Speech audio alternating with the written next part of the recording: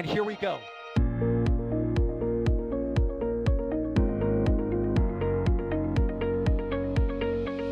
We have liftoff. Propulsion continues to be nominal. R68 chamber pressure looks good. Following up. Water towers fly! Yes! They go down to nominal. Flight downside FD off. Bring in FD off. It's orange! Oh my god! Decollage. What is it? Put that in the big bag, 343 unfolds to go. Indeed. We rise together, back to the moon and beyond. The methane would be igniting the flare, correct? Yikes. You good? Sure. We don't need any more of these.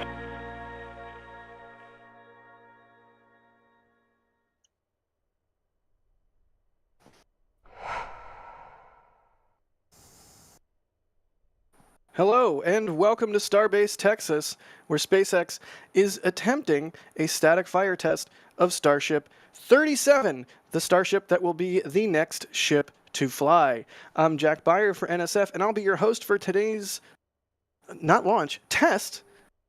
And as always, I'm joined by our ever-competent cohort of co-hosts, starting off with Mr. Adrian Bile. Adrian, how you doing? Doing fantastic. I mean, this is gonna be a very, very interesting one, as we have quite high stakes, I would say, today. So yeah, excited for it.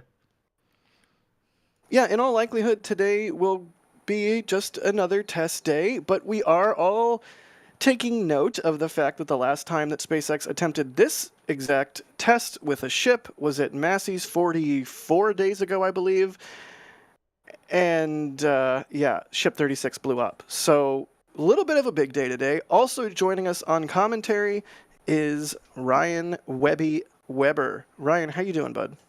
I'm doing fantastic. Were you about to say launch before? You don't have to worry about that. So you excited, Ryan? This is going to be a great test today. Hopefully 6 engines, right?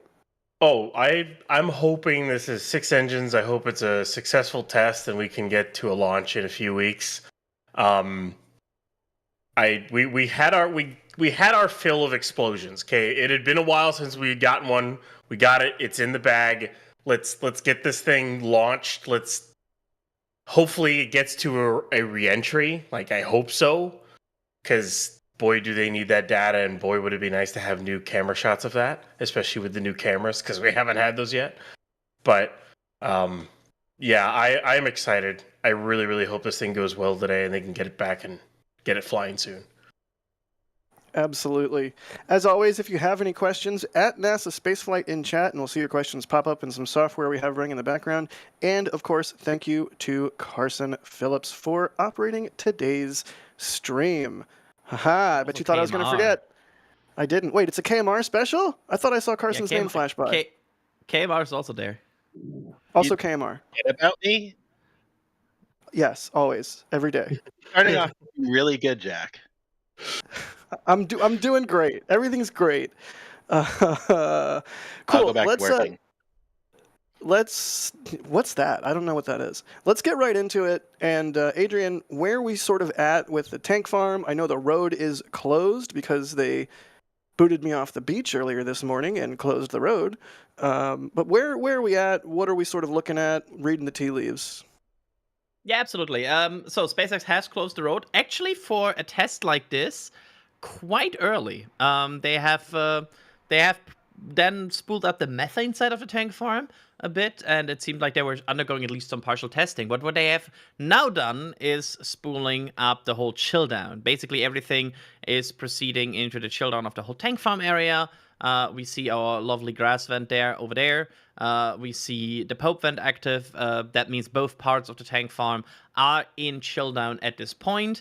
And of course, with the tank farm active and everything, our very much expectation for today is, since they did a single engine static fire yesterday, this is most likely preparation for a 6-engine static fire of a ship on the orbital launch mount later today. Good deal. All right. Well, I think we should just jump right into some questions. But before we do, I want to note that there is a poll in the chat. Yesterday, we saw a single-engine static fire test. Today, we are expecting, based on how this sort of pre-flight testing has gone, to see a 6-engine static fire test. So the poll is 6-engine test, but for how long? Just a couple of seconds, 6 seconds, up to 10 seconds, or longer. But remember the deluge limits. I'm going to go with up to 10. I feel like that gives me enough wiggle room to be right in a lot of cases. Oh, man. But yeah, let's jump right into it.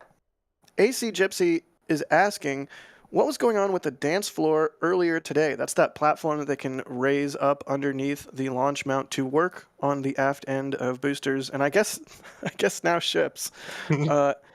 Ryan, what was going on with the dance floor up? Any indication of what they might have been doing? It's kind of hard because we can't see through metal, but Probably just checkouts, and they also use that to get access to the lower part of the mount as well. So probably just checking things out, doing some final inspections after the single engine, and getting ready for the 6-engine static fire. Kind of like making sure all the RVAC bracing's good to go, that kind of stuff. So Methane Man in chat has clearly had their caffeine this morning or afternoon or whatever it is anymore. What is time? Methane Man said, we're dancing. Because Yeah. dance floor. Why would you use No, a dance alright. floor if you're not dancing? Like that's if it would be in a maintenance floor for a rocket, it would be called maintenance floor for a rocket, right? Right. Let's see. Oh, I heard a whoosh. But my feed is frozen. Somebody talk. We are seeing X post by Elon Musk that is saying that they are right now tracking a launch of Starship again mid-August. And I mean, I'm gonna say this, Ryan. Maybe I'm over optimistic here, but that doesn't seem terribly unrealistic at this point, right? I could see them being ready to go by the 14th or 15th, which would be mid-August. 14th because it's a Thursday, and of course it's a Thursday, and they're going to launch on a Thursday. I mean, I could see it. You know, it shouldn't take too long to get it all situated up. If not the 14th, I would say I could see it the next week after that, or something along those lines. But yeah, I would say mid-August. So yeah. So yeah, it seems delightfully plausible. I have no disagreements. Exciting. I mean, hopefully they can get the test done today. Now, one of the things that has definitely happened in the past with static fire tests is them having to roll the vehicle back and replace an engine and then repeat the test. Now, that's always possible. They could get all the way through a static fire today and still need to further do more testing. But Yeah, hopefully this is it, and they can get a flight done early, mid, somewhere in there in August. The great thing is, Jack, this time we will get an amazing indicator if they are really done static firing. Because they will take down all the Starstool, whatever, adapter attachments of the OLM. And I bet you that they will absolutely not do that before they are not 100% sure that they are done static firing this ship. So that's a very safe indicator for us that they are preparing for a launch once this ship is off the pad.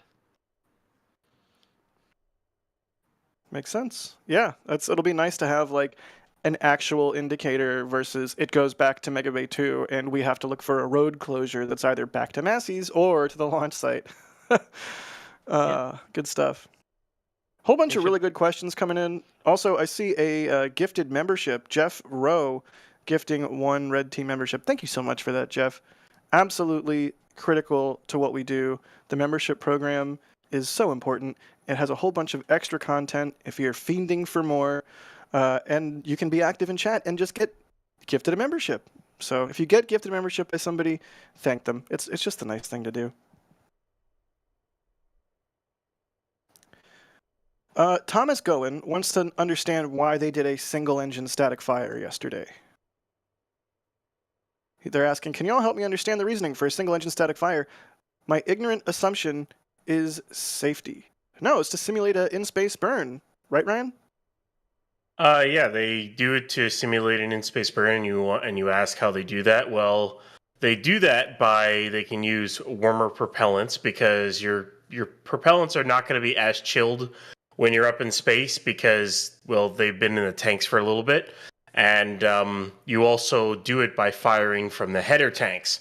So for the sea-level engines, the three centers on ship, there's a valve that they can switch between using the main tanks and using the header tanks.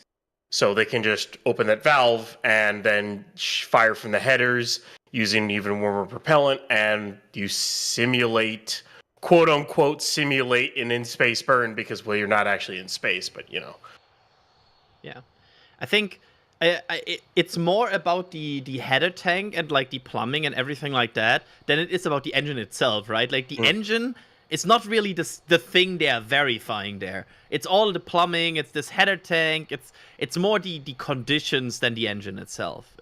That's how I always have looked at it, right? Is that a correct assumption in your opinion? I would say it's more of testing all the plumbing because you have to remember the header tanks are up in the nose. So those transfer tube lines run all the way down the ship and down to the engines. The methane header runs to the methane transfer tube, and the LOX one runs all the way down. So did you hesitate? Did you almost didn't say transfer tube? I can neither confirm nor deny. Ryan? Hey, I stopped myself, Jack. Okay? Okay? Good deal. Y'all keep the questions coming. Some good ones are in the queue here. Also, I want to thank Starship Spaceflight. They say, hey, NSF, with a super chat.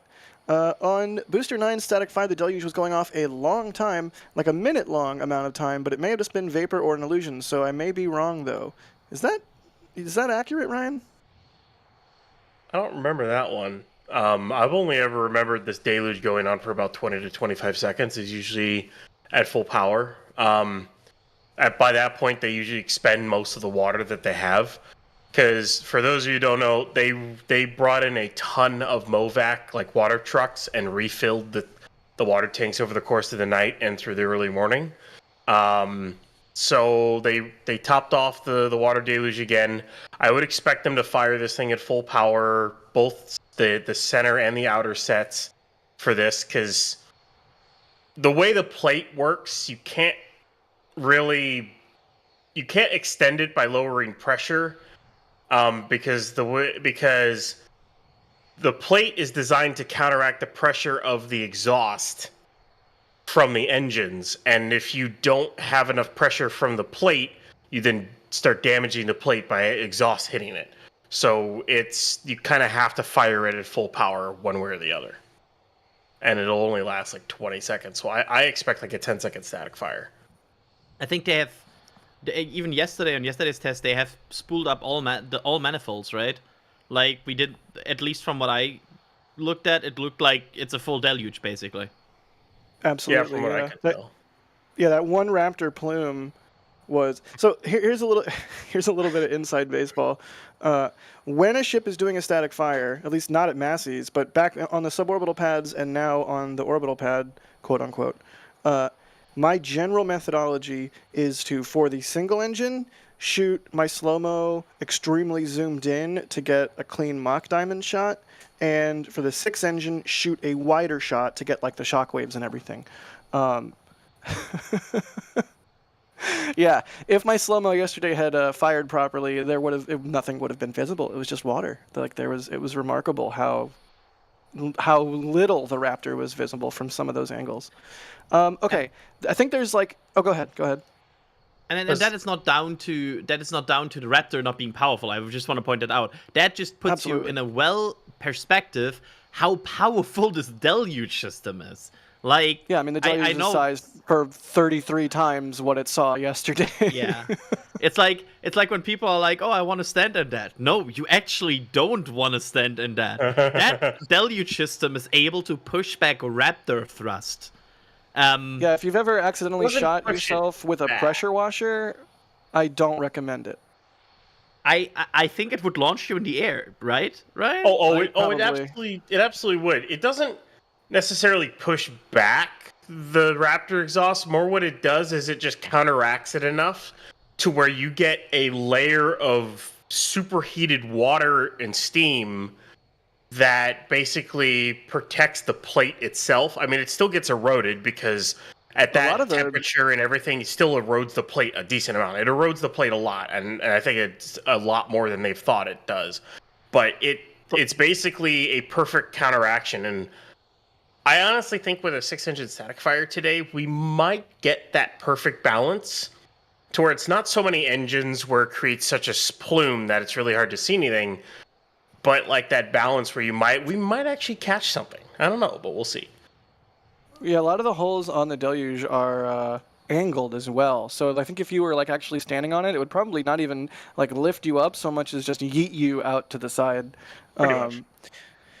Okay, so I think there's like 3,000 people in, and a lot of times when we get closer to a static fire, the view counts, the people watching will understandably spike. So I want to, for the dedicated people who are in early when it's just Pope vent, not even OLM vent, I want for all of you right now to just really quickly know that there is a link that's going to be in chat to the store. We have recently shifted warehouse operations. I'll let Adrian explain. But there are 7 full stack plushies left. 7. And we have a comment here from Leah Larson 6174 saying, I've been trying to thank you for a couple days now for putting the Starship plushie back in the shop. Mine will get here in a couple days. You're welcome, Leah. We're so glad we were able to find those. Adrian, what's the deal with that? Yeah, so we as Jack very, very correctly said, we are in the process of changing warehouses. And we always have a bit of a replacement stock because, for example, shipping companies, I mean, they can screw up, right? And we want to make good when that happens. So we always have a bit of a reserve for certain items, especially these special items we produce. The Starship full stack plushie is one of them. And so in the transition of warehouses, we found some of these replacement units that we first made available for members Capcom and above. They got first shot, so you saw like some patches there also that we're no longer getting, that members got to get. And we are now rolling this out further after our members had a chance to get you the plushie. Again, we have less than 10 units available here. This is a very limited amount. This is not something we produced recently. This is literally the old reserve stock that we just found on warehouse transitions, and that's why we're making it available, because, well, Right. That's way better than having it in a warehouse. Yeah, I mean, it's the kind of thing where all of our stuff is kept in a space in a warehouse, and when we're moving it all to a new space, it's like, oh, hey, what's in this one random box in the corner? Oh my god, 7 more full stack plushies. So yeah, if you want one, if you never got one, if you were super bummed because you're a dedicated viewer and you're here in the stream early, I figured I would bring that up early and let you all have a chance to snag one of the very last one of those that we have. Can I quickly say something about these Hawaii shirts while we show them? Our Hawaii shirts that we have available. I've seen some people wondering about the price. So first off, they are made in the US. We have done that. We have researched a lot about these Hawaii shirts. And these are not like some very cheap print on like something that you don't want to wear. I love these Hawaii shirts. They are ultra comfortable. They are very well made. We had a very, very high quality control to find an Hawaii shirt that is like really, really, really proper made, and that's why they are the way they are. I can only recommend that if you want to show you a bit of like a summer SpaceX swag. I think it's an amazing thing. And they are they're not like a Temu cheap kind of thing. Right, made in the U.S. That's honestly my favorite thing about them. I don't know if you're a Smarter Everyday watcher, right, Adrian? I just binged his series on the Smarter Scrubber, and it's like, yeah, we should make things here. Yeah, logistics and everything. So yeah, that's why they are the price they are. But again, I think they're worth it. I have one here. It has been my summer shirt. Nice. All right, let's continue on. Ryan, Abel George Wilson is asking, what's with the Starlink box? We saw a Starlink box, the Pez loader, moved over to Megabay 2 today before they closed the door on us. Open the door, you cowards! Let us see what you're doing in there. But what do we think's going on? I think they're going to try to test the box on Ship 38 because they place Ship 38 with the heat shield side towards the wall, so that they could lift this. Initially, I thought it was just for heat shield work because when they orient the ship that way, they can't actually install engines with the work stands. It's because of the way that the actual platform is made. But they decided to just roll out the Starlink loader box, which we've been waiting to see for months on end, and they just roll it out. It looks to be like nice and environmentally sealed, like they're going to load actual Starlinks in it, and then I guess they're going to try to figure out how it's supposed to attach to the ship, how they can keep it clean between loading the Starlink from the box into the Pez and keep it, cleaned and everything like that. So my guess is they're trying that on 38 because if they break something on 38, it's not really that big of a deal. It won't delay anything. If they waited to do it on 37 and they broke something on 37, then 37 might get delayed, and you don't really want that. So that's why they're kind of testing it on 38 would be my guess. I have a tinfoil hat theory, if I may. Okay. This is complete and sheer speculation, to be clear. But all of the previous Starlink dummy loads that we've seen have been with the Megabay 2's door open, right? Also, there's one plushie left. One plushie is left. Good luck, whoever. Good luck. I hope there's not more than one cart. Oh no. All the other dummy Starlink loads we've seen have been with the door open. Now the door could just be closed because they're using the box. I do wonder, maybe in part because the door's closed, and in part because they're using the box, if they're doing tests not with dummy links, but with actual factual big version 3 Starlinks. Now, we have no idea, no way of knowing that. Again, the classic Starbase tragedy of not being able to see through metal. But, interesting that we finally get to see the Pez loader used, and they're doing it with the door closed. Dang it. I kind of think they are doing it with actual Starlinks. They know how we're the about dumb at that links time, work. right, Ryan? We're about there. I mean, they probably want to make sure this Pez system works with the actual Starlinks. They know how the dumplings work. They've used it on more flights than I think they ever wanted to use them on at this point. But I don't think 30. If people think this is an indication that 38 is going to go to orbit, no. Even with a perfect flight from 37. I straight up don't see the FAA giving the green light for 38 to re-enter over Mexico. I straight up don't see that happening. I think an actual Starlink flight where they load real Starlinks on board for launch and go to orbit and deploy them, we're talking like S41, S42 or later is what I'm thinking. Because they even said it, that they're not expecting to do this until, summer of 2026 or something along those lines is what they've even stated on their website. So I think this is just a test load, just to make sure the systems work. Wait, I have more tinfoil, though. What if they, at some point, deploy actual Starlinks in the same way that they want to deploy the dummy links, and they just don't care and deploy them suborbitally? They could do that, too. That would kind of be a flex. I feel like SpaceX, in some ways, with Flight 10 and 11, they need a win. They need a way to show people sort of that same proficiency and give them the same feelings that we felt, say, when they first caught the booster, and everyone was like, "Oh my God, they caught a booster already on Flight 5? What the heck is going on?" It would be kind of a small, but a kind of one of those moments if it was on Flight 10 or Flight 11 or something or whatever. They're like, "Haha! By the way, they're not dummy links; they're real Starlinks. They're going to re-enter, but we're testing things, and we're just that far along." That'd be cool. I don't think they would necessarily do that, but it would be cool. Go ahead. With actual Starlinks, if I'm not mistaken, they would need an FCC license to actually deploy real Starlinks, right? Because they have the transmitter and everything on them. Unless they did some kind of stripped down version or something, like maybe it didn't actually transmit, but it was. I don't know, but I would think they would need an FCC license to do that. I don't think they have one to do it yet, unless I missed one. But yeah, who knows? Who knows?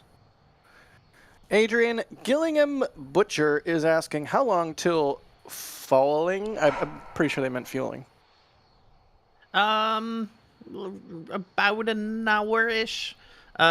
Bit less potentially. They are close to the OLM vent. Actually, the OLM vent should start any like minute now. We are fairly close, and we are just waiting for that. And once that has happened, we will then have a bit of a better understanding how long this will take. Because remember, it's not like we have the greatest amount of understanding how this test will work. We have a theory how this will work, and that is very similar to Massey's. That, by the way, is a replay that you're seeing right now. That's why I'm continuing to talking while the Deluge is firing. Yeah. Also, you can see the big red yesterday. But yeah, we're looking at some replays. Again, that was a single engine. So today should be this time 6. Much better looking.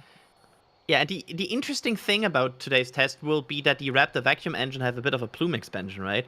So it will be interesting with the clearance of the stand if we will see a very different, the very different plume than usual. That's sort of another thing, Adrian. Replays. Gotta love it. Back when they were static firing ships on the suborbital pads, the aft of the ship and essentially the plane of the nozzle exits was sort of level for the most part, not exactly, but level with the base of the stand. Like there wasn't a lot of stand underneath it. However, on this setup, on this MacGyvered setup that they've built, the ship is almost up in the air above the stand a little bit, and that first bit of plume is going to be all inside the stand and orbital launch mount. So the bit of the plume that we'll see is going to be like further down the plume than we would normally, like this bit would normally be hitting the ground and just looking like red flame. I don't know. I'm very interested to see what the exhaust is going to look like on this test. Yep, it could be very interesting. I think it could be pushing more outwards than we are used to. Neat. Well, hopefully we see the OLM vent start up shortly here. I'm trying to will it into existence. It worked a couple times in the last couple of days, but alas, I mean, I am just a man. I am not a wizard. Yeah, sometimes you need to. You cannot see the OLM vent and all of the stairs, right? Oh my god. We have so many questions in the queue that are like, when do you think the stair vent will start? And it's like, oh my god. I don't know if you have the panel open, but if you want to laugh, you can go through there and see how many people are ripping on me. Also, people like Ari who's asking, can they static fire in the rain? And my answer is, yeah, probably. In fact, just the other day and then we all look at the ship. If you want, go ahead. I think before we went live, I said to the members, because we were hanging out a bit before that, like nothing ever bad happened on a 6-entrance static fire ship day, right? So no, nothing. We are performing jinxes. Nothing bad has ever happened when SpaceX has done Starship engine testing. Nothing. I mean, I think we can even just go more blanket. Nothing bad has happened ever. Oh no. What? They have just extended the closure. Oh no, what? Excuse me? They 9 p.m.? Yeah, we'll work on getting you like a proper imagery of that, but they are extending the closure to 9 p.m. Central. I feel like we just talked about them doing that yesterday. Yeah. Why would they do it now? Yeah, why would they do that now? Why would they do it now once they're into chill down? Unless there's a issue, maybe. Yeah, it's an amendment to the country's temporary closure of Boca Chica. We will we'll work on getting you the document. Stand by. Huh. But yep, there it is. Amended country. There's the original. It's still original 7 to 7. But there has been, I think, in the bottom there should be somewhere an amendment in a document. Oh yeah, there it is. 7 to 9.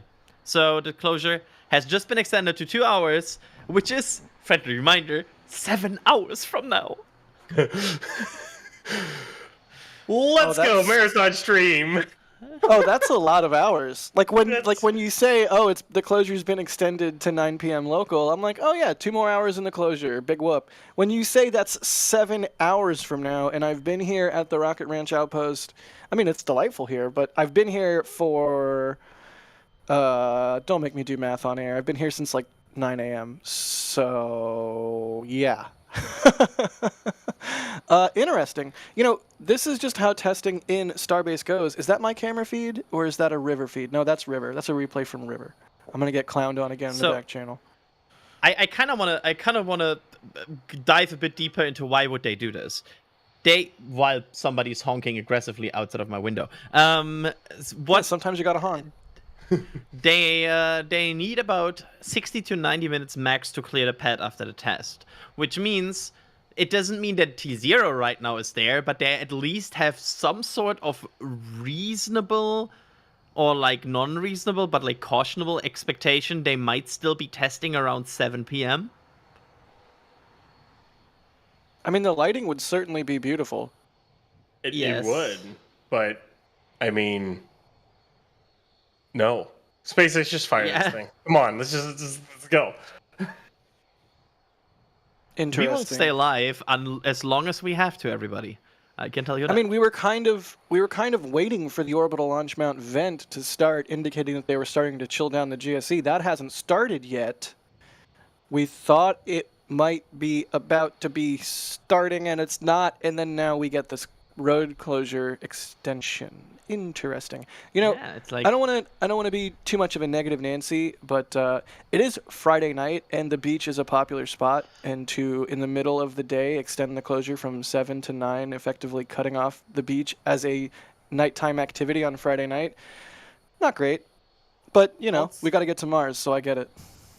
Also, it's a late evening closure on a weekend. I think there's a time cutoff after the weekend if they have the road closed that cuts into their yearly amount how often there are weekend closures allowed. Basically, after a certain time on Friday, it counts as a weekend closure. Right. So they wouldn't do this like without Lightly. Reason. Yeah. Right. You know, it's funny. It's funny because after 7 p.m. is considered nighttime according to the environmental assessment. So if they were to fire past that, they would technically be going against the environmental assessment, which wouldn't be the first time that they would try to do that. 36, and like 35 and like 34. Yeah, but yeah. Let's count all the violations of the environmental assessment so far this year. What about this whole 60-second static fire time of ships per year?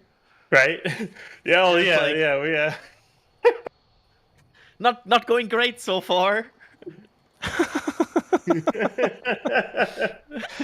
Let's see. I want to thank some people. Giovanni Anginelli, thank you so much for the 10 curly L's. They say, been an avid watcher since 2020. Nice. You guys do an amazing job of making aerospace tech accessible to a wider public. Regards from the UK. Regards from Starbase, Giovanni. Thank you so much for the kind words and the support. New Glenny in all caps. I love ya. Whoever this is. I have no idea. I swear. I didn't put anyone up to this. I promise. I love that I didn't. Oh my god, it's amazing. What's up, dude, Glenny? With a super chat saying, first, it's their name. No, it's their name, Adrian. It's their actual name. And they did a super chat. So I should thank them by acknowledging them and, yeah, you know, New Glenny. They said, for the first ship catch, assume version 3, will they not catch booster and catch ship, send ship for a few orbits, and give time to remove booster from pad, or modify Tower 1 to catch V3? I think anything's on the table. They could very easily catch the boot. Well, I don't want to say very easily. They could potentially catch the booster, have the ship orbit enough times, and rapidly place the booster down, and then have the ship come down. I forget how many orbits max. I think it's like 4 or 5 they can do before they have phased, and then it's got to be a lot more orbits than that. I could be way off, but also, as Ryan loves to say, Pad 1 is not long for this world, supposedly. I'll believe it when I see it, but that's what everyone's saying. So Pad 1 could be retrofitted for catches alone. Adrian, I'll let you go first, and then Ryan, I will let you romp through the fields of pessimism. Since you once again said Galenia, first say Hoppy, and then I will say that I think after 2 orbits they should already start to phase out. Because if you imagine how much translation you have per orbit in a normal LEO altitude, like look at the ISS for example, how much it changes position with every single orbit it does. So with 2 orbits, they should already be like several hundreds and hundreds kilometers downrange.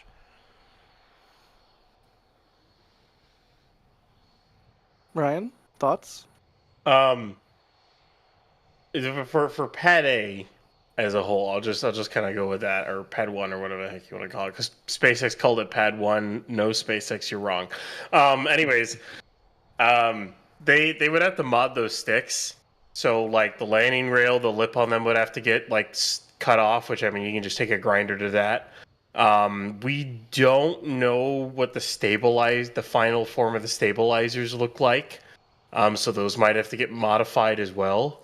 Because they have, as anyone can see, they haven't been installed on the other pad sticks yet. So yeah. So I mean they could try to modify it and use Pad A to catch the ship, but I honestly think they would try to catch the booster and ship on the same pad, but they would have to safe the booster, put it on a stand, roll it away, then catch the ship, because you're not catching both on the same... You're not catching a ship with a booster on the pad. I just don't see that happening. That's really, really risky, especially on like a first or even second try. I could see them catching the booster several more times and getting to a point where they can set the booster down, not necessarily even on the mount itself, or it's down on the mount. If they need to do any QD stuff, they do that really quick, and then they set the booster down on a ring wall next to the mount and then land a ship on it. But that's probably a ways off, iterations away. But I could, this program is still in the prototyping phase. We'll see how it goes. I'm still waiting for the SQR or whatever that is an octograbber kind of thing and is a robotic thing and doesn't have to be driven around on SPMTs by a human. And it comes out of a little like doghouse thing behind the launch tower. And yeah, but someday we'll see. It's early days still. This chill down is, by the way, way longer than expected. Well, the Pope vent just started going a lot more like pressure building on the methane side, so maybe they're getting close to the OLM vent. But yeah, it is kind of taking a bit. It's definitely a deviation from what we thought in terms of speed. I do see, because they're only running 1 methane subcooler for this, because ship only needs 1. They don't need all 4. To subcool the methane for the ship, because you're not putting much methane on board. That subcooler is definitely going. I don't know about the 2 locks that they've been using the last 2 days. I do not know if they're frosty. I'd have to go find a camera that has a view on those. But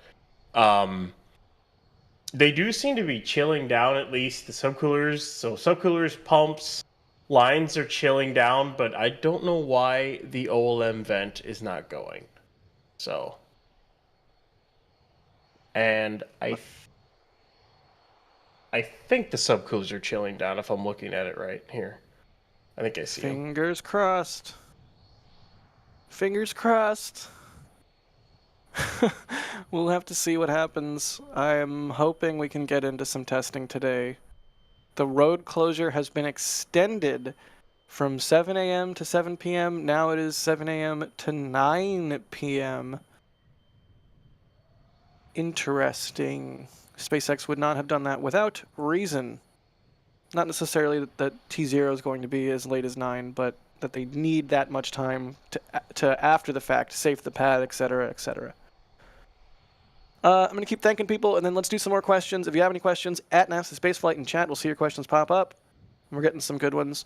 Starcrafter NL, becoming a Red Team member. Awesome. We're running a members multi-view for this stream, and we do that for a bunch of our streams. If you don't want to hear us yap and you want all the camera views, check out the members multi-view. It rules.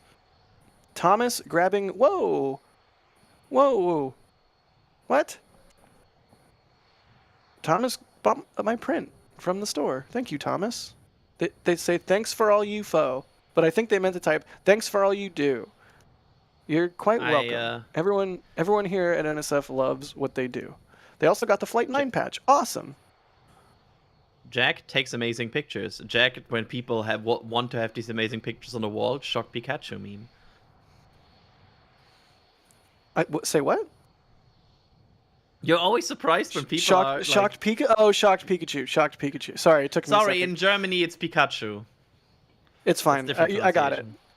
I appreciate it. I don't take praise well.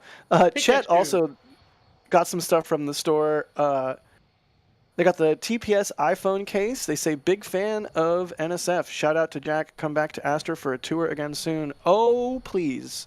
But you know what they're gonna ask me is, do you guys have hardware? And I know you have Rocket 4, and I'm excited to see Rocket 4. But I saw Rocket 4 the last time I was there.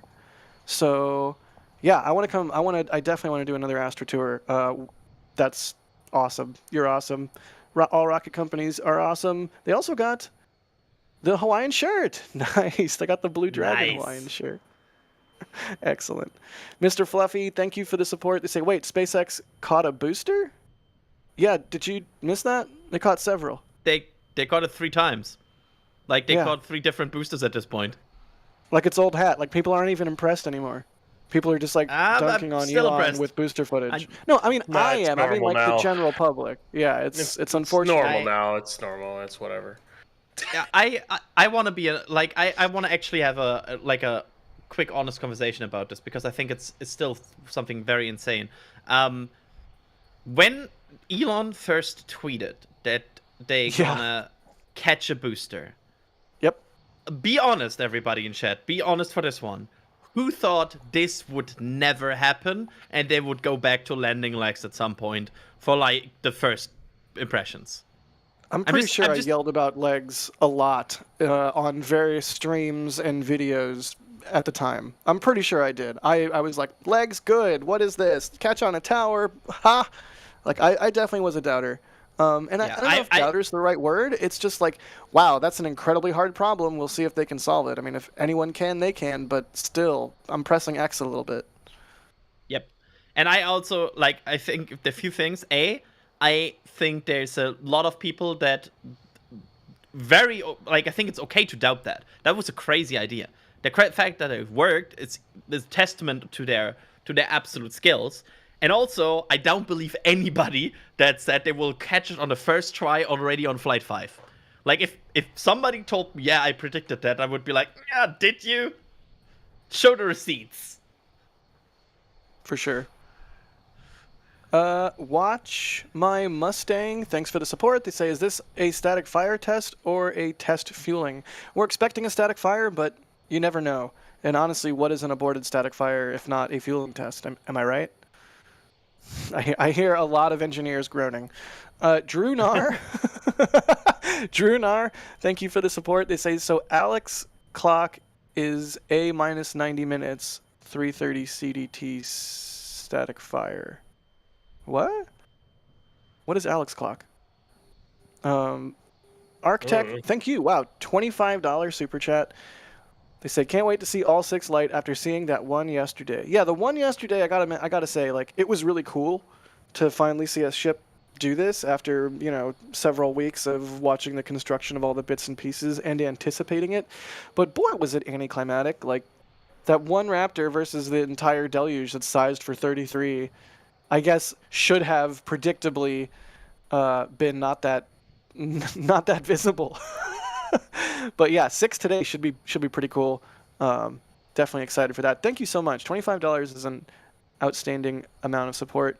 Speaking of which, outstanding amounts of support, Bideford coming through with a $50 super. Thank you so much, Bideford. Wow.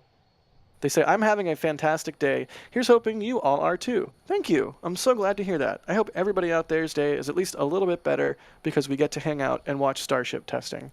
There's at least that. I can make bad jokes. I can make Adrian groan. Ryan can give us information, and then I can make Ryan groan, and then maybe I can make chat groan, and then maybe like 1 or 2 people will smile a little bit extra, and that will be great. Bideford continues. Thanks, Jack, Adrian, and all the others in NSF, as well as the fellow nerds. Writing a contract while watching this static fire. Go SpaceX. Thank you so much, Bideford, now and always. Adrian, what were you going to say? Were you going to say not you? I said Hoppy, just to make you groan. I am like intently watching for this OLM vent, like just waiting for this thing to start as you guys are talking. You know when you're like at a red light and you're trying to be like, and light turns green now. And now. Son of a now. Yeah. Yeah, that's basically that. My favorite. I'm gonna say it. I'm sometimes watching Minecraft YouTube videos. My favorite Minecraft YouTubers once made a joke where they constantly were like, "And the diamonds are just here," and tried to basically do that for 20 minutes. And there's cars. Oh. At the pad.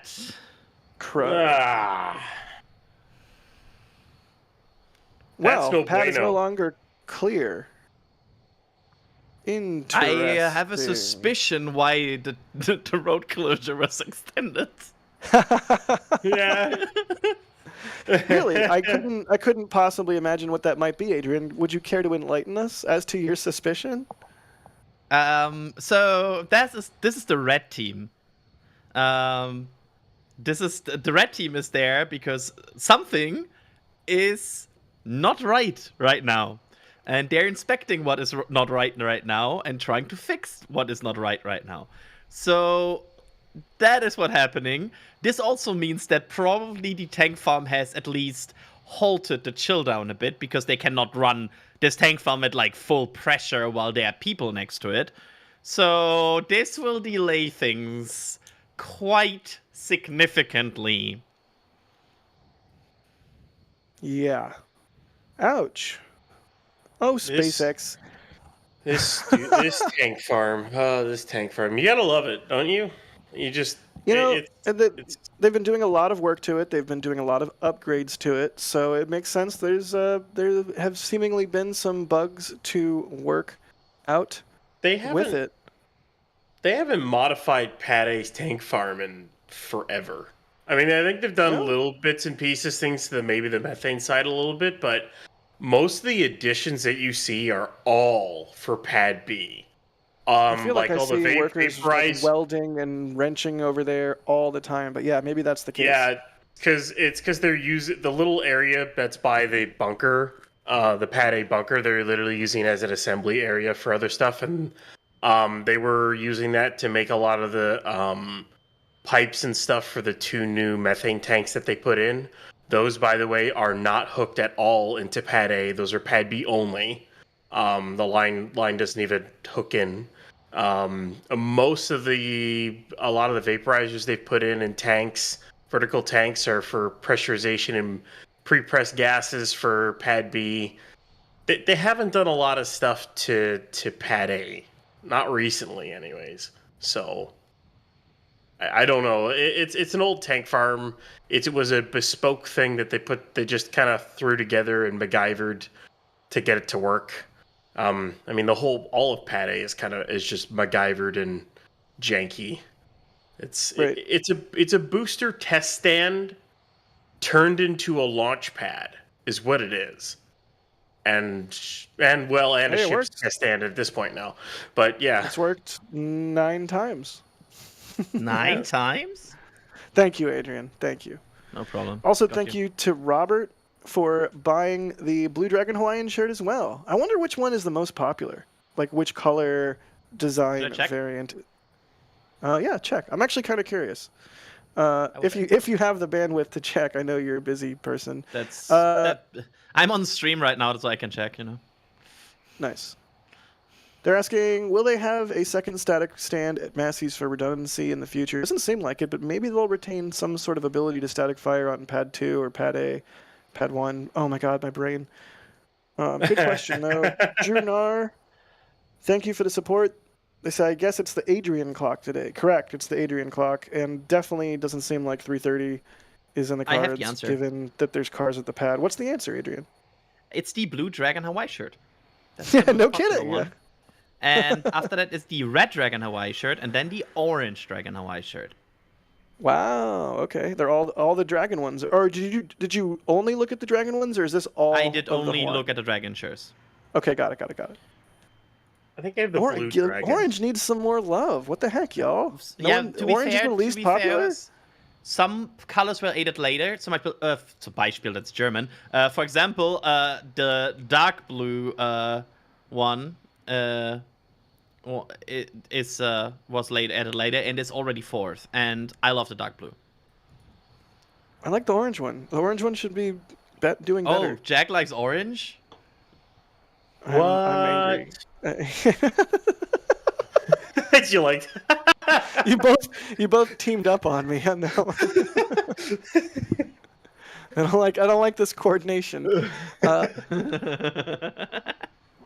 do like Cornbreadimus though, because they did a super chat. They say, when port and starboard lights on ship? What? No space traffic? Port and starboard lights would be cool. I Mr. think Fluffy, let's start with numbers on the vehicles on all of them. I would settle for numbers. I'm actually worried about this because with the Giga Bay coming into play, it will get harder to track which vehicle is which, especially new ones. So we will have to pay good attention. I'm sure the community can do it. They will probably. I mean, there are people that identify boosters of Falcon 9 by soot marks. But I'm just saying, numbers would be great. They would. Mr. Fluffy, thanks for the support. They say Crew 11 isn't talking until 3 a.m., so let's go. Space Pope with a $50 super. Thank you so much, Space Pope. They say, bless this test. Another one of those supporters that comes out all the time. Go ahead. Thank you, Space Pope. Even with the red team at the pad, that Pope vent is still chugging like they're trying to build pressure. Like it is. Yeah, it's I'm wondering if it's like basically keeping up pressure right now. It's kind of like a nothing else spools up, but they just let this run. Or I'm just saying this could also be part of the symptom that they are trying to investigate right now, right? Like something could leak, they cannot build up pressure, the system tries to build up pressure, but it's for some reason not doing it. So maybe they're troubleshooting something like that. I'm trying to see where they went. They went past and went around. I'm trying to see exactly where they went. Because the control bunker is over by the lock subcoolers. So I don't know where they actually went to do anything. I think they went. I mean, it's hard to spell. Like the parking location, sadly, is always the same. They always park at the Pad 2 tank farm, and then walk into there. And the problem is, it's like it's very close at this point. So it's always a matter of being lucky that they're in an area where we can actually have cameras, right? Because like I also see one of the methane subcoolers keeps venting as if it's chilled down as well. I don't know about and I think the lock side is also like they're literally right there to start the OLM vent, but for some reason they can't. Whether it's tank farm, whether it could be a vehicle issue. Either it's a tank farm issue or it's a vehicle issue. Like they don't want to start the OLM vent because they need to figure something out. Or something else. I don't know, but something's going on. Something weird. I feel like the fact that they have extended the closure though actually opens the possibility that they have to do a full restart. Like it could be a situation where they potentially need to basically stop and start again. We'll see. And And I think that's why they're holding where they're at right now, because it's pretty easy to restart things from where they're at, because they're like the tank farm is chilled. Tank farm itself is chilled. It's just the pad is not. So. Yep. Continuing to watch and see what happens. Adrian, did you count the cars? 3. I think it's 3.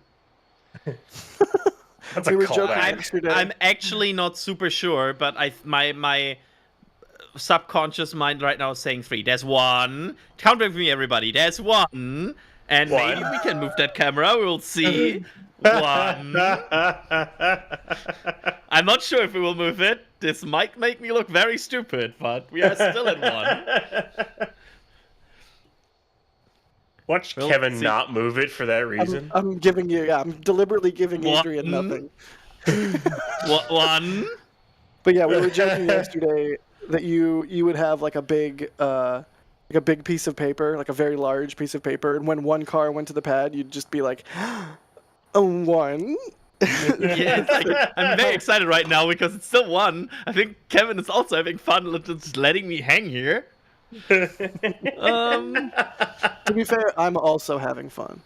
And I hope everyone out there in viewer land is as well.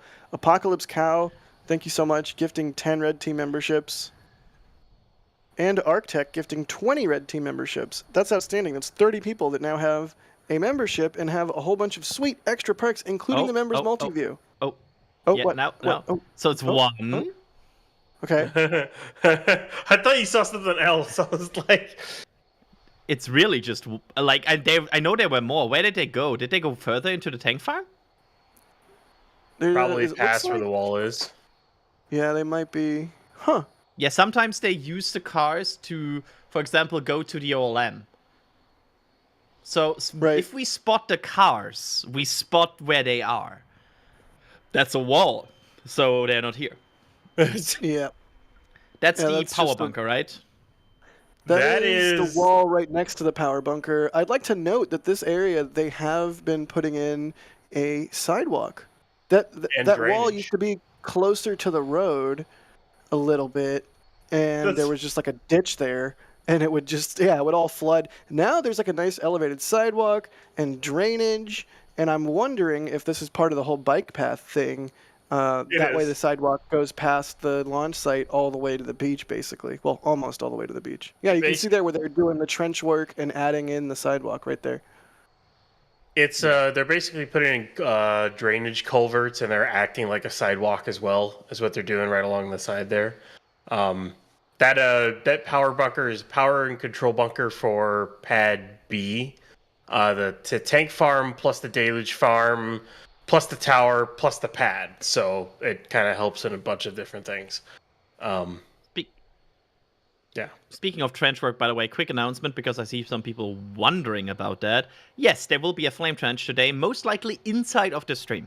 So EJ will join us later. Sawyer will not be on today because Sawyer was at the Cape today and is still returning from the crew launch. So I will step in for Sawyer, and Jack, EJ, and me will have a flame trench inside of the stream here because, well, we kind of want to see the static fire as well, and we might be here for a few more hours. EJ's gonna kick me out. It's so mean. So mean of him. That's correct. It'll be like a turducken in stream form, and instead of a duck inside of a turkey or whatever, it'll be the flame trench inside of this. I'm hungry, okay? Get off my back.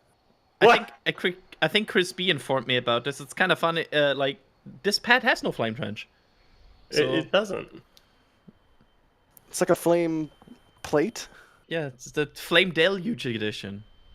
Flame. I gotta say though, we gotta call it back. That's a wall, so they're not here as an all-timer line now. I'm just wanted to say that. I mean, that's true.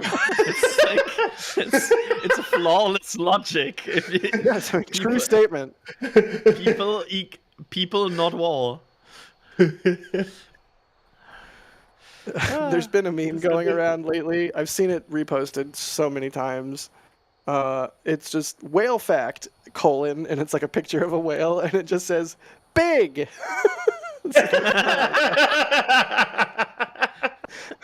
I mean, that's true. Yeah, it's true fact. Good stuff. Dreamland Tales Roblox theme park is asking, when will Crew 11 dock to the ISS? Adrian? Tomorrow, but I don't know I think the it's like exact time. 3 a.m. I will have that look Depending on up where on you are. next space flight. If I click on events, it is about 3 a.m. 3:12 3 a.m. a.m. Eastern? Central? Eastern. Okay, Eastern. awesome. So that's 2 Shout a.m. out to next week. Central. That's 1 a.m. Mountain. That's midnight Pacific. And yeah. So on and so on Thank you. and so forth. Also, speaking of Crew 11, Bruce Gordon saying, thanks for the great Crew 11 coverage for the past couple days. You're quite welcome. We take crew launches extremely seriously, probably the most seriously of anything we do here at NSF. Not even probably, definitely. Yeah. So I'm glad that you enjoyed the coverage. I had basically no part in it, but I am but one part of the entire team, and Kevin and the whole entire Florida field team and the whole entire production team and the whole entire commentator team, and I'm sure the chat mod, like everybody has been busting their butt to do their very best job they possibly can on Crew 11. So props to them. I've just been here toiling in static fireland, but that's the point of having an awesome big team that we have. Quick update on where they went with the cars. They went basically past the white security truck and then next to the road wall and the tank farm pump. So that would be the methane site most likely, because I think if they went to the lock site, they would have just went to the second gate, or they went further. Interesting. Interesting. Moto Kenzo asking a question. Keep your questions coming, y'all, at NASASpaceflight in chat. Doesn't have to be a super chat. We'll answer anybody's question if it catches our eye. Moto Kenzo is asking, Jack, has the border checkpoint been removed from Texas Highway 4? Yes. In fact, I am so delighted to say that it is no longer there. The Border Patrol checkpoint that has caused so many traffic snarls and been responsible for, I mean, honestly, probably years of lost human time. When you factor in every single human being that gets caught in that checkpoint, or that got, past tense, that got caught in that checkpoint traffic jam for like 45 minutes to an hour and a half every single day at shift change. Oh man, times 2,000, 3,000 people, times 2 years, 3 years, 4 years, that's a super significant amount of human hours that got eaten up by a inefficient one-lane checkpoint. I'm not even saying don't have a checkpoint, just like one lane was clearly not enough for the amount of traffic going through there. Yeah. Happy to say it's been removed. Who knows if they'll replace it as they refurbish and improve Highway 4. I don't know. I'm still in a state of shock and denial. I don't believe it's really gone. So we'll see. As of right now, yeah, when you are leaving Highway 4, or when you're leaving Starbase, the checkpoint you used to have to go through is no longer there. Now, that said, there has been, commensurate with the removal of the checkpoint, a marked and dramatic increase in the presence of Border Patrol themselves in Starbase, like in cars, driving around, as well as law enforcement in the form of sheriffs, deputies, and whatnot. So I think maybe they're, instead of spending the dollars on the checkpoint, they're just spending the dollars on actually having boots on the ground, driving around, which I guess kind of makes more sense. Like the checkpoint's sort of it's like a very obvious thing to avoid if you're nefarious. Does that make sense? It makes. Yeah. Anyway, I'm glad the checkpoint's gone. It seemed inefficient to me. That's my opinion. And yeah, that is the state of things. Sorry, a little bit of a rabbit hole there. I just saw somebody in chat mention asking if the test will be an hour to an hour and a half, and I kind of want to word it like they pull their teeth. There is a very likely chance that this test will not be in the next 60 to 90 minutes if this goes on, because yes, they could start the whole event in any minute now, but I don't think that will happen based on the current events. And there's a good chance they will continue to new chill down. After that, they would have to do the pad showdown. After that, they would have to do fueling. So I think it's pretty safe to say that at this point in time, the test is at least 2 hours away. We are like, and this is just take this with a grain of salt. Basically, once the OLM vent starts, then the clock starts, and you're about T-minus hour and 15 minutes or so, hour and 20. That's basically where you're at. But the OLM vent needs to start first, and it hasn't. So yeah. And there's a good chance with the team there, like, it's not like the team's about to depart, right? Like, we are not seeing them preparing to depart the pad. It's usually pretty obvious. Yeah, you can like see them ambling back to their cars, kind of putting tools away. Like it. Yeah. Yeah, and there's probably security parts of this, right? They have to do a full staff count. Like, it's a short staff count, but they need to make sure everybody is gone. There's a reason. The security van is basically there because the security will close out the pad again. It's always the last car to leave. It's always the one that closes this out. They're there to make sure this pad is clear again, because it needs to be clear. Absolutely. Safety is a top priority. it is still interesting at how much they're still chilling down the tank farm side. Like basically what they're trying to do is whatever the issue is they're trying to fix it and get over the hurdle, and then just push straight into pad chill down is what they're trying to do. And hopefully they get it done soon. Cross fingers. Yes. I'm crossing them. I agree with that. I mean, I'm crossing them. I'm gonna say it again. The state of the tank farm right now could also be the problem. Like, maybe something is not changing states as they would like it to change. And they're stuck in this right now and venting out, like, chill down. It's possible. I mean, we don't know if it's vehicle side, if it's ground side. We just gotta watch and wait and see what happens next. Michael Pilnick saying, losing phase depends on cross range during descent. This is when we were talking about would they catch a ship after having caught a booster, and how many orbits can they do before they go out of phase. So losing phase depends on cross range. That's how far the ship or a vehicle can travel during its entry in a horizontal direction. Like if you think of the shuttle coming in, it had, Chris B's going to be mad at me. I don't remember the exact number. I want to say 1,400 kilometers of cross range. I don't think that's right. Don't quote me on that. I'm probably completely wrong. But it had a lot of cross range. That's why it was a big winged thing. That was kind of the point at a certain point in the program. Anyway, I digress. Cross range. Reentry is a long process. They get to steer the whole way. That's true. That is true, Michael. But we don't know how much cross range Starship has. And we don't necessarily know. I mean, I think we can assume. Ryan, correct me if you think I'm way off, but look at the space shuttle's wings. You know, big honkin' delta wing that generates a lot of lift. I mean, yeah, the shuttle fell like a brick, but also that wing did generate lift. Versus the flaps on Starship, which, I mean, they're not even aerofoils. They're really more just control surfaces more than it's like. I'm not saying there's no cross range. Famously, Falcon 9 has plenty of cross range because it can use its fuselage to generate lift. So, yeah, Starship can generate lift, but I don't know. Ryan, thoughts on cross range? They'll be able to get some, obviously, because when you fully deploy those flaps, you'll be able to get some kind of lift. I mean, the vehicle itself will have a lifting body, and then the flaps will kind of give some of it, but you're not going to have any cross-range capability like Shuttle had, like not even close. They'll get some, and they'll be able to steer very nicely with the flaps. They'll definitely be able to steer with that, but I don't really know what kind of cross range they'll get once it's all said and done. Because also, the more they stretch the vehicle, the bigger of a lifting body it's going to end up having. So they keep adding rings to it. They technically will keep increasing its cross range, which is kind of funny, but not by much.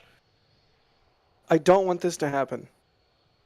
To be clear, I don't want this to happen. Uh-oh. Uh-oh.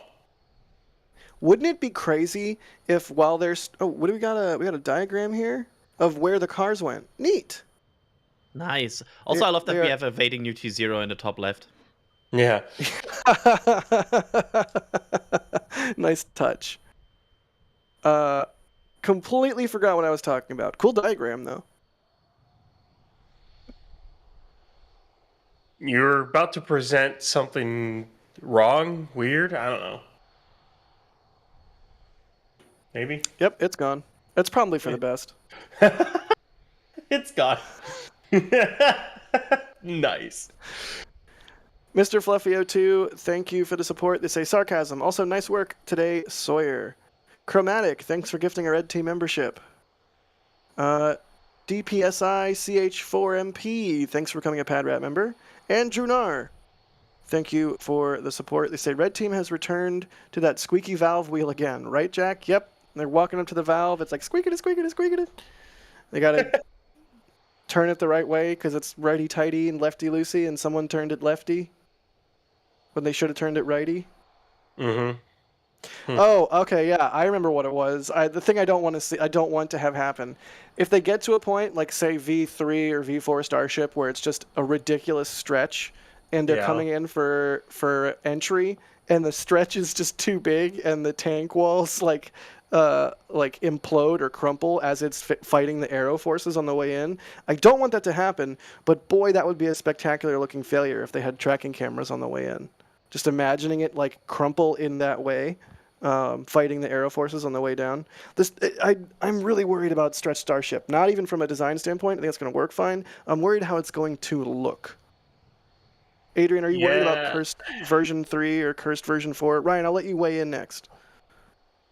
No, I don't. So I don't believe in any cursed vehicles. The problems that they have found in Block 2 they could have probably also sparked at some point in Block 1.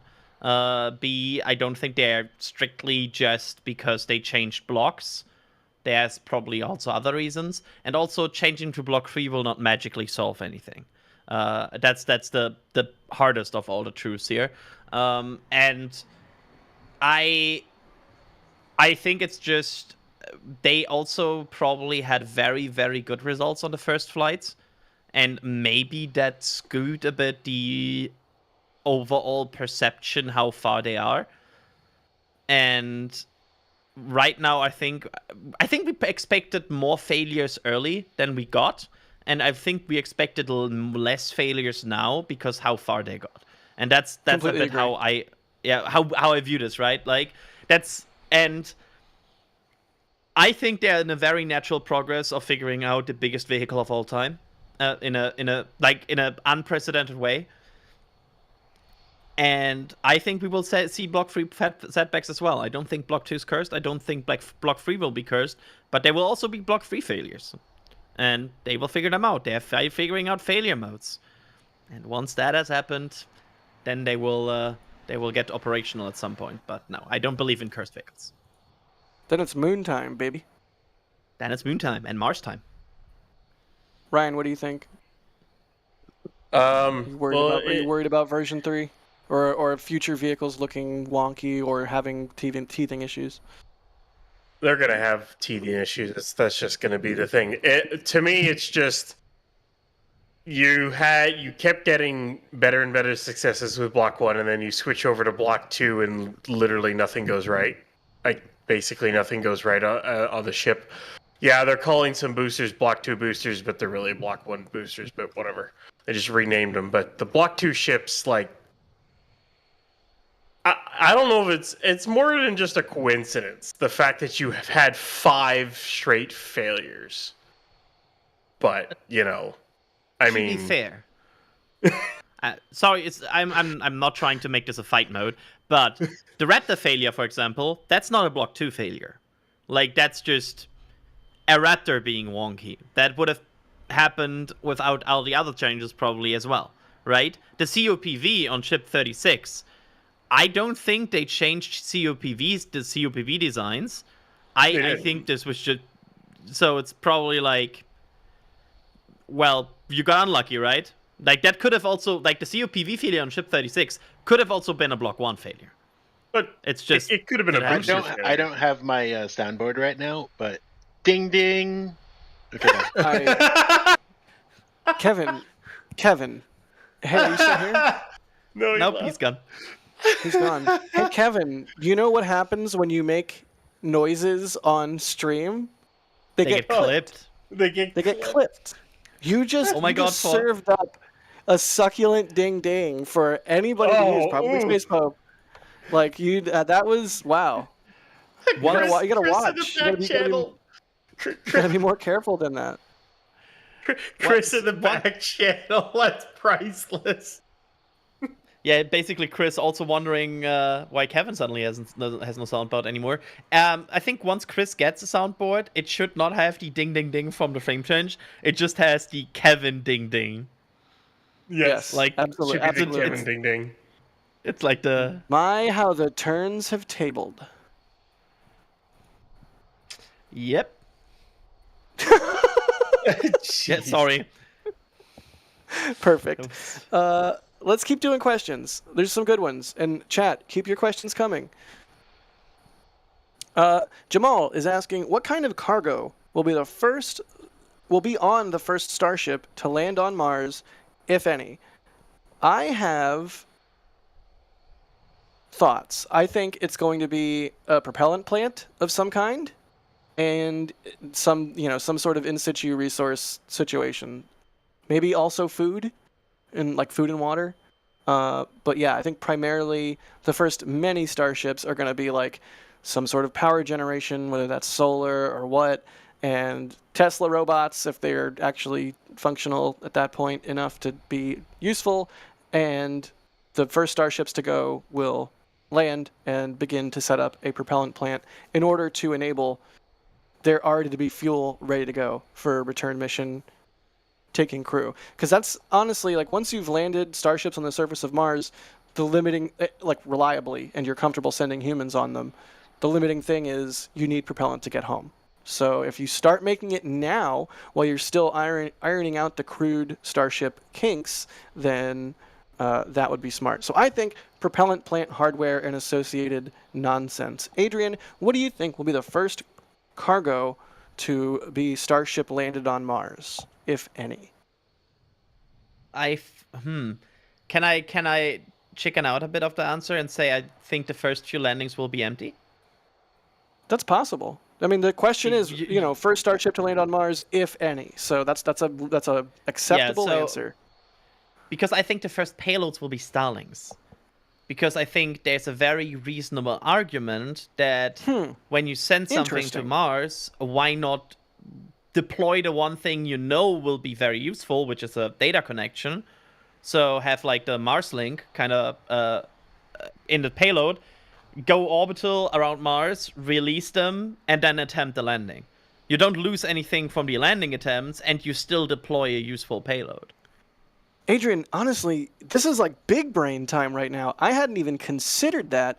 And the thing is when you have right now when there's a spacecraft on Mars, there's only so many spacecraft orbiting Mars that can either be tasked as a relay for telemetry or that can be tasked to take a look at, hey, did this thing land? Where did it land? How did it land if something went wrong? So if your theory happens, then Starship could be basically like setting up its own telemetry relay for its re-entry so that SpaceX gets the most amount of data possible from the ship and can understand as much as possible about Martian entry with a vehicle that huge, which has never been done. That's genius. I like your brain, Adrian. Thank you. I always assumed that Starlink would be, like, I assume basically wherever Starship goes, Starlink will basically the first payload. Starlink will follow. I mean, I've definitely thought about Moonlink. Like, part of the reason why Lunar Gateway makes me grouchy is because it has that near rectilinear lunar halo orbit, or whatever the heck it's called. And the only reason they're using that, a primary reason they're using that wonky frickin' orbit, which I hate for a variety of reasons, is so that they have constant connection with the Earth. They never lose line of sight, so they always have connection. It's like, well, do we really need to put a space station in a really inconvenient orbit if we just put some Starlinks around the moon, and then bingo, then you have connection whenever, wherever. And so and this genius. And this is a topic that scientists have screamed about for 10, 15 years. Oh, by the way, the Pope vent is dying. Oh, good. I will quickly make a statement about this, about the need for communications, because we are already in a position where we cannot pull every single data from all our big telescopes because we just don't have enough bandwidth as humanity in the deep space networks and other communications. So we need communications to, like, yes, we can send so many more cool science payloads to anywhere in the solar system, but you also need to retrieve the data. So if you want to do that, if you want to get actually some use out of your missions, beef up the communications networks. Absolutely. I could not agree more. Your ideas are intriguing to me, and I would like to subscribe to your newsletter, which actually I will send you does have a the newsletter. RSS feed. Thank you. Ryan, what do you think? Cargo on the first Starship to land on Mars, if any? I mean, I do like the Starlink idea, but I think a lot of it's going to be like, you need like power generation capabilities to start and habitation, especially if you're going to be sending humans right away.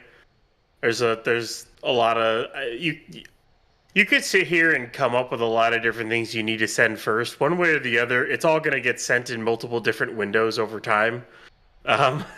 It's just one of those things. You need habitation, living quarters,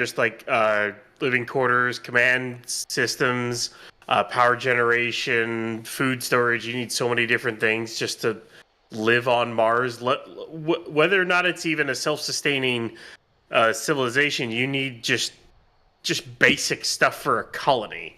And Starlink is going to be a part of that, to be able to, if you land at different points on the planet and make different colonies, Starlink can help communicate rather than trying to lay fiber across the Martian surface, which would probably be a bit of a pain. If you say fiber 3 times, Ryan Caton appears. Yep. Fiber. I would venture to say, though, if anyone knows how to build communication networks in space, SpaceX knows how to do that, right?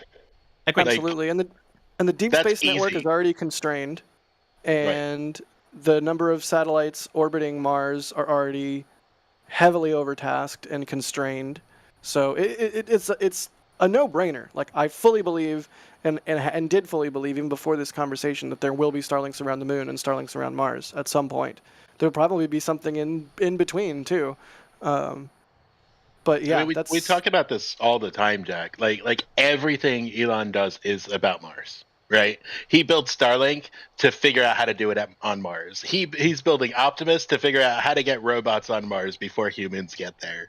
Starship is about the Boring Company is to drill underground on Mars. It's like everything he does is about Mars, and I bet you there are companies that are associated with SpaceX and Elon that are doing all these things, and we just don't know yet because it's not in the public eye yet. But you know what? He'll be ready. The company will be ready. Ooh. And the Pope vent is ready now too. Hooray! It's going again. That's a lot of pressure that was released there. I love that Kevin has just realized that we will be here for probably the next 3-4 hours and was like, you know what? Commentary time. Yeah, I mean, I'm just sitting back there. It's a thing. Yeah, we'll be here bits. I suspect this might be a beginning of a new chill down. Whee! That's what the Pope vent makes as a sound, yes, Jack? Yeah, that's the sound it makes, yeah. No, I think you're right, Kevin. I bet a lot of smart people, too, that have worked at SpaceX that then wanted to move on and found their own companies are out there. I mean, a lot of smart people work at SpaceX, and a lot of smart people work at SpaceX and then move on to do incredibly interesting things as well.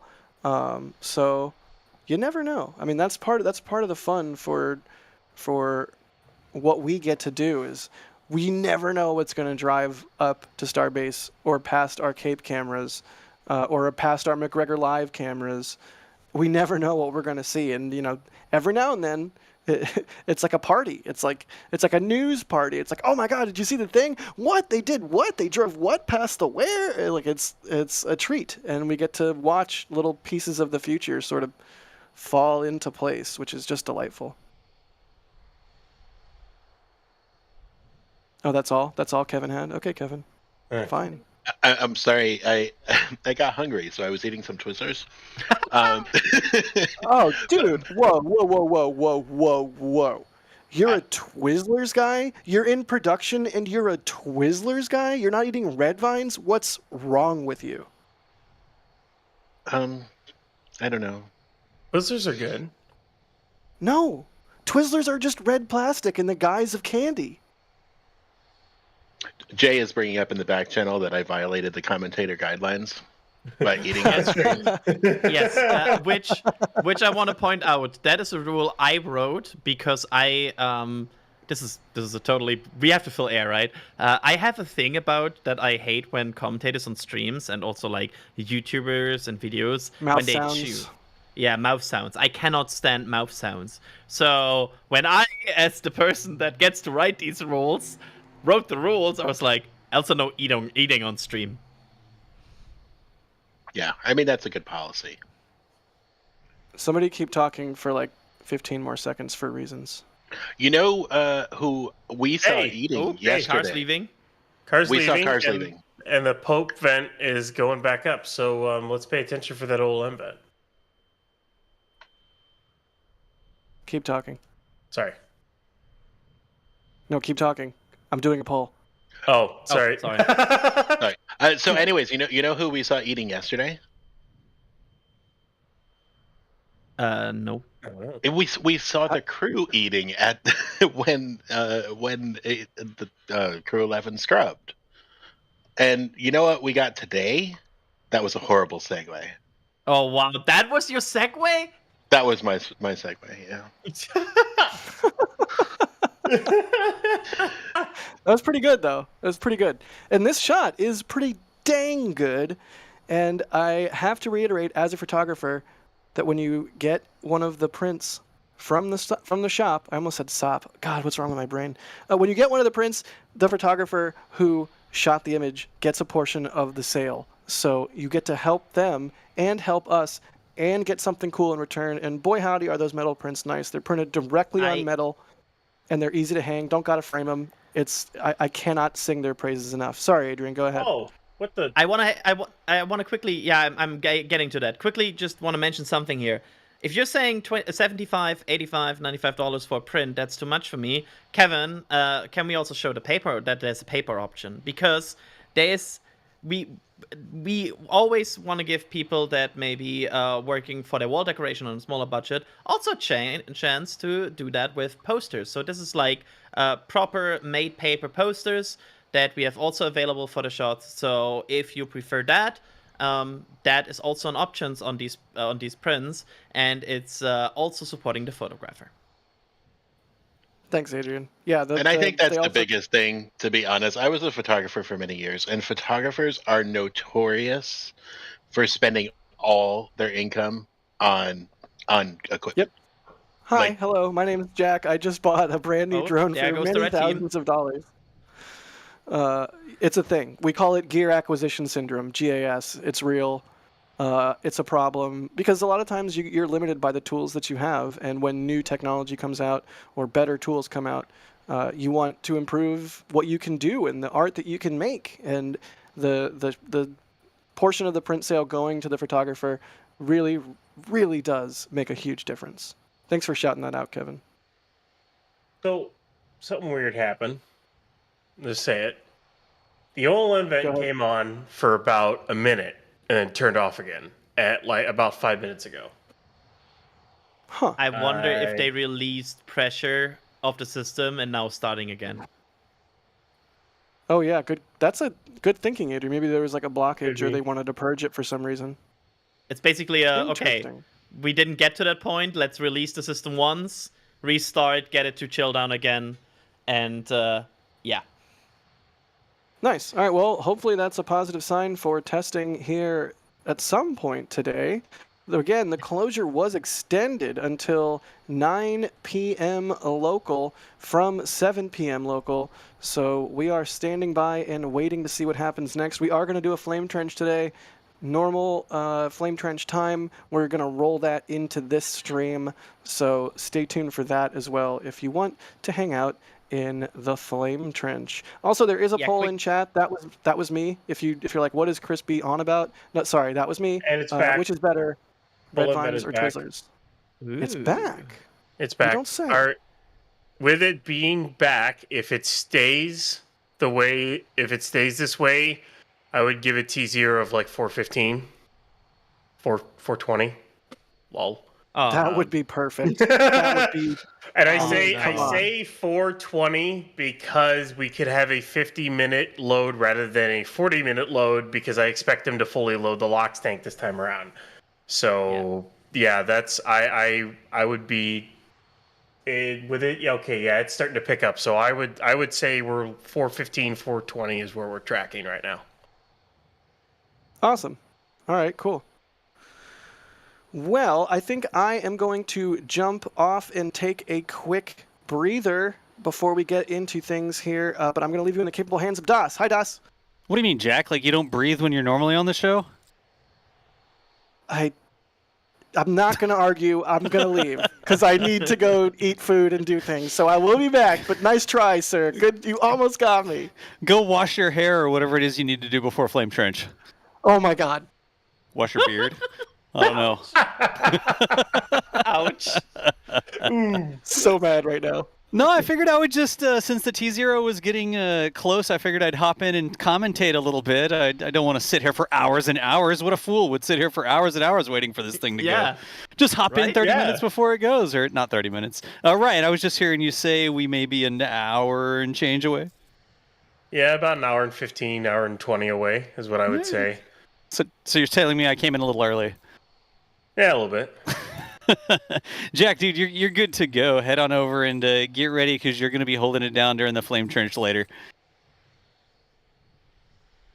Jack's already gone. Jack's already checked out. Yeah, he's gone. He's saying. Look at that. It's been a long time since my name has been on the little pop-out card in the upper right-hand corner. Yeah. That's like a thing. Anyways, don't let me interrupt you. I've been sort of keeping up with what's going on for the static fire, and I know y'all were just saying the cars left the pad, so that this place should be clear again. And what, they're going to start filling propellant? Is that discoloration on the bottom of the thing? Like, give me the dime tour real quick. It's a bit early for that. It's the OLM vent has just started, so the next thing that will happen is the chill down. Here that they will chill down all the lines that go to the OLM and basically all the associated lines with that because you also don't want to cryoshock them. And this will go on for about half an hour to 50 minutes. And once that is completed, then this OLM vent will stop. And that is really our sign that propellant loading will start. So we are basically one step before the propellant loading. Nice. And seeing in the upper left-hand corner, it says awaiting new T0, which, it just changed. As soon as I said that, it changed. I assume that means that we're calculating or divining or reading the tarot cards to try and figure out what the new T0 is. Yeah, about 420 is, I think, the current expectation. Nice. Because it's not like SpaceX gives us a T0. I wish. That would be great sometimes. Although, it's also more fun this way, right? Like we have to guess sometimes. Guess. That can be more fun because then when you nail it, like I think it was yesterday, I was thinking around 145, 150, and they did it at like 151, 152 or so. I was like, you get close, and you kind of feel accomplished that you actually guessed it right. Nice. I was around yesterday. I was watching the static fire that happened, and I've been doing commentary on the Starbase summaries we put out, right? How's the stand been doing? Like, we haven't seen any leaks or massive problems or anything like that with it. It looks like it got through the single static fire fine, didn't it? Yeah. Absolutely. Go ahead, Brian. I was gonna say, yeah, it looks like it's been doing just fine, especially, and I don't see any leaks out of the QD or anything. They also had the aborted static fire tanking test, basically, is what they did. Yeah, I think it was, Wednesday at this point? But yeah, it's all holding together just fine. You know, they just kind of threw it together and it's working. So, you know, it's 1.5 months. They just came up with this, threw it together, and here it is, about to do the 6-engine static fire. Delightfully janky minimum viable product to put propellants in the ship and hold it off the ground, huh? Exactly. Or MacGyver, for short. What do we like MacGyver more than delightfully janky? Do we have like a style guide how I'm supposed to talk about this thing? Or Starstool, as Chris has been calling it. It's like a star 8th apple or something, though. It's not even the height of the stool. It's so thin, it doesn't need to be very tall. Yeah, a full milk stool would have been funny. Yeah, but like they got it all the way up to the QD. Oh, man. Oh, jeez. Yeah, that would have been a sight. Like, good deal. Well, what were we doing? Were we answering questions, or were we just reading chat, or what was the plan? I literally just stepped in to hang out for a little bit because Jack needed a break, so I don't want to mess with y'all's flow. No, we were just answering question a bit and also talking what we're seeing. I mean, right now it's relatively consistent for now. Both tank farm areas are chilling down, which is always a good sign. But besides that, just hanging out and getting ready here. By the way, did you see that the road closure was also extended? Oh, no. Yeah, they extended it to 9 p.m. Is that good or bad? I mean, it extended, what, an hour, 2 hours? 2 hours. I mean, I would have worded it like that. They at least have the potential right now that they could go longer. Which means they are probably expecting... I mean, right now we are tracking a static fire way earlier. They could still get this done way before the original closer end of 7 p.m., even with detanking. But of course, they have very thin margins at this point. So they probably extended just to be safe. Maybe if they have one more checkout, they would already need that and need to go a bit longer, all the way to like 8 or so. Cool. I'll just scroll through chat, and if y'all see something, let me know as well. But D. Lucy asking, okay, how long do we wait now, please? I think maybe about an hour. No guarantees, because this isn't like a launch to the International Space Station or anything like that, D. But you may have about an hour if you need to go and get a snack or something like that. You may have a little bit of time. But that's probably the current best guess. In fact, we won't even put like a timer on the screen. It's still that far out, right? Do we have frost yet? Colin was asking. We haven't seen any frost. Maybe on some of the lines, but not on the ship itself, right, y'all? Right, Yeah, Ryan. I'll start naming people. Right, Ryan. Yeah, we have frost on the primary locks and methane supply lines going to the going up through the OLM. Those are getting chilled down as we speak right now. Yep. There are valves that separate those from the lines you see right there, which is the makeshift QD. Those will get chilled down once they start to go into prop load. So basically what they'll do is they're chilling down those lines, they're getting frosty. Once they're at the correct temperature based off of their temperature sensors, they'll close the OLM vent valve and they will stop recirculating the methane. Once they do that, they'll open the valves to those lines, at which point they'll start flowing liquid propellant through those, chilling those down, as well as chilling down the QD and then the ship and everything else. And then that's when we'll see frost on the ship. Yeah. So here in this shot, you see that one line that's like white, right? That's a frosty line, isn't it, Ryan? But that's not going to the ship. That's going through the rest of the infrastructure to get stuff up to the top of the OLM, or the bottom of the OLM, really, I guess, huh? Yeah, that line stops right below the booster QD. It's the primary, the one you're seeing that's really frosty is the primary LOX line. And that's where all the ventiges come out. Basically, they're just dumping liquid oxygen out the vent, and it's just vaporizing into gas as soon as it hits the nice hot Texas air down there. Nice. I know there was an entire conversation about standing in that because it's nice and cool. NASASpaceflight not responsible, by the way. Don't do that. Not a thing to do. Please, very cold. Let's see here. If these questions have already come through, y'all can be like, dude, we just answered those a couple minutes ago. But I came out of a meeting into this. Somebody was asking, why do they need to do another static fire? They did one yesterday. Why do they need to do another one today?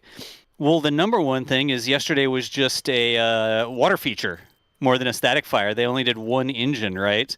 And we mostly saw the Deluge system make a huge splash, and we barely saw any fire yesterday. So today, the thinking is that they're going to go for more engines, because that's the normal process, isn't it, Adrian? Yeah, sorry, I just zoned out there for a moment. Can you repeat the last line? That was a box coming onto the screen. Normally they do a single engine or a subset of the engines, and then they do all of the engines. Yeah, I mean, if you think about the flow, right? Like they have to. Right now, it seems if your testing requirements is we have to do both tests. We have to do the header tank singles engine, and we have to do the 6 engine. If you want to do them in any particular order, you might as well do them in the order where you do the test with less risk because less methane first. That's always how I approach the reasoning why they do it in that particular order. Gotcha. I'm clicking on a link that Kevin sent me here. I'm sure that it's safe for me to click on, but let me see what Kevin is setting up here. I think it's potentially some drawing capabilities. It's toys. Yeah, it's toys. Yep, it's toys. But that's the normal thing. Like they'll do cryo tests, then they'll do a subset of engines to make sure everything's sort of working. I thought it was interesting. They called it a what did they say in the tweet? Like a space burn, or what was the terminology they used? Wait, I'm searching for the exact in space burn demo. In space burn demo. Yeah. What does that even mean, though? Like, it's not in space. There's no vacuum around it. It can't be the same temperatures in space. Ryan, what are they getting at if they say that it's a in-space burn demo? Is that just marketing?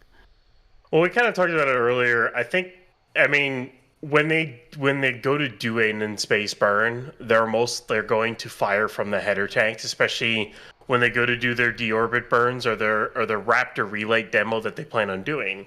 They'll likely use the header tanks to fire that off. And in this case, they're likely testing the header tank plumbing, the header tanks themselves, valves, and everything else like that. So yeah, I think that's what they mean by it more than anything else.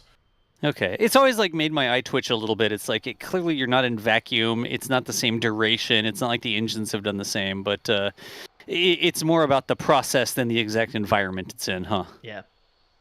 Yeah, it's more this the whole plumbing, the everything that is basically tested. It's not even that much about the engine itself. The engine is test fired at Massey's and at McGregor, and the engine will also be fired during the 6th engine. So it's not like even about the engine itself.